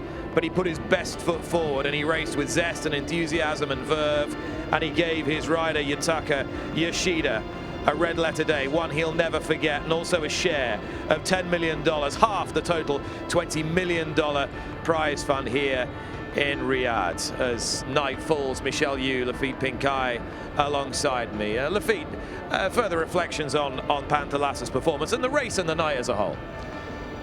Casa Creed and Country Grammar, two back-to-back heartbreaking defeats on this particular stage, and how difficult that has to be. And for Country Grammar to make up all that ground late in the stretch. But Pantalassa up front, so tough, resolute, digging, fighting to the wire, and in the end, so close. Country Grammar making up so much ground. Pantalassa, the first Japanese Saudi Cup winner. Michelle, what do you think this win means big picture to Japanese racing? I think every time that the Japanese have come to a new race or a new continent and conquered it, it has just really shown that all of their investment in time and breeding and training and information is paying off in spades. You know, obviously, even in America, you know Yoshito Yahagi and what he's done for racing in his country, and he's bringing it and making it a worldwide phenomenon. And, you know, I think at one time we were like, oh, a Japanese horse is running, but now it's like the Japanese are coming, and they've really changed the outlook of what racing and the racing world have to say about the Japanese horses. 8 graded stakes wins, Saudi Cup night the last few years for the Japanese. Incredible. Remarkable. And if you thought 4 on the night last year was impressive, you roll forward to the other side of the Gulf 3 weeks later, and they bagged 5 in Dubai, including with this horse. And this year, 2023, stand by at Santa Anita for the Breeders' Cup, because they'll be back because it's that much easier to get from Japan to California than it is to get from Japan to Kentucky. Heartbreak for Dettori, look at that, but it's been a good night. He won with Elite Power, who was, I think, the star of the night in terms of quality. That was a tremendous performance from him. I think he showed us something sensational in the middle of the race, especially late. Love to see a horse carry on a streak as hard as it is, and I think Bill Mott's the good guy. Everybody likes Bill Mott. We're rooting for him. He's having a stellar 2023 right now, and this is just an icing on the early part of this cake. Everybody likes Bill Mott, but those who are particularly fickle, they only like one man right now, and that's Yoshito Yahagi. They will follow him everywhere he goes, and if they do so, they will likely follow winners. Panthalassa rounds out today's winners here in Riyadh. Salfan Tilal Al Khalidia won the very valuable purebred Arabian race. Mostadar for Great Britain. Batra Leon, brilliant for Japan from the front in the Panthalassa colours of Hiru Race Company. Silver Sonic was the star stayer.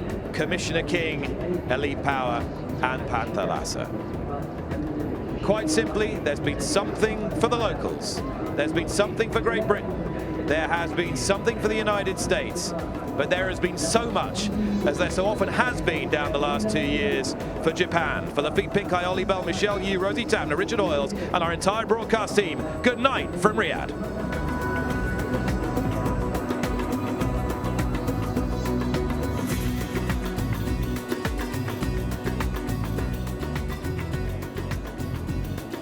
And for those of you who remain with us here in Riyadh, we await the trophy presentation. It is a monster, the trophy for this year's race. I'm not sure which of the Hiru Race Company Limited has a mantelpiece big enough to fit it, but all have their eyes on it. Do you know what I wonder, genuinely? Does Yoshito Yahagi retire his hats after they win a big race? I've seen that big collection. You've seen the purple one before, so a lucky hat in that one. Lucky. Would you ever take it off? Yes, you have to save it because you know it's not going to work every time. Don't you have lucky stuff? Not that lucky. And here's the thing, we're talking about Yahagi. Look at the trainers in this year's race, in this year's Saudi Cup from Japan. Noriyuki Hori, Koichi Shintani, Tetsuya Kimura, Yasuo Tomomichi, and Yoshito Yahagi. In Japan, there's a cap on how many horses a trainer can train. So there cannot be a super trainer, a totally dominant trainer numerically, which makes his achievements all the more remarkable. It's not like he came in here with 6 horses. He had to gather 5 more trainers around him to do that. Does it make that much of a difference, Nick, counterclockwise versus clockwise? And Yahagi saying just toss Panthalassa's first dirt race. No, he's a one-turn counterclockwise horse. Can it really make it? I guess it can. Sure, it is, for sure. It's we talked earlier about leads and lead changes. So the majority of a race that goes around 2 turns, if you're going to the left, the majority of that race is run on your right lead because that's your straights. So you have to be a stronger right lead horse, right? If you flip direction, that means that you are running on your left lead down the straights. So this horse might just prefer to be on his right lead. And if you have a definitive preference for going left-handed or right-handed, clockwise or counterclockwise, if it really is that strong because of your physique and the way you like to run, where is the best place for you to be berthed in the starting gate? 1, when you're going the right way around. Taiba, high expectation. Spent before the real running started and off the board, a non-factor. You know, again, a horse that turns the page from 3 to 4. You have some high expectations and some high hopes, but you don't know. And we're judging that he's a top horse really based off a 3rd place finish to Flightline in the Breeders' Cup Classic.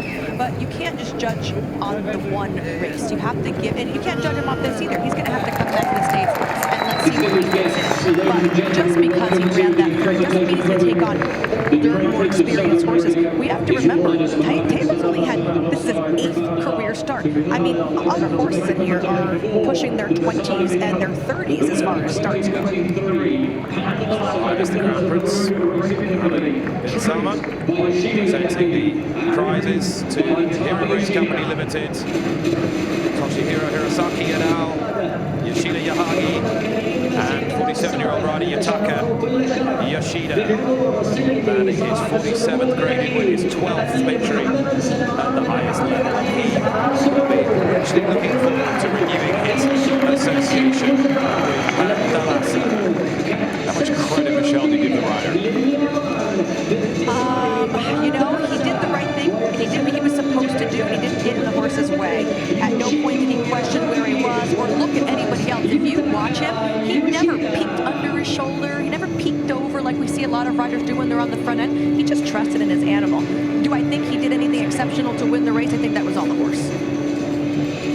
And in Country Grammar, he has turned away an admirable foe. But you fancy the rematch will be on. The first and second will head now to Dubai and all around the world. Trainers, owners, jockeys of top-class thoroughbreds will have their eyes on coming back to the Kingdom of Saudi Arabia in 2024, because we've had 4 Saudi Cups, 4 winning nations, and each and every year we've had something different.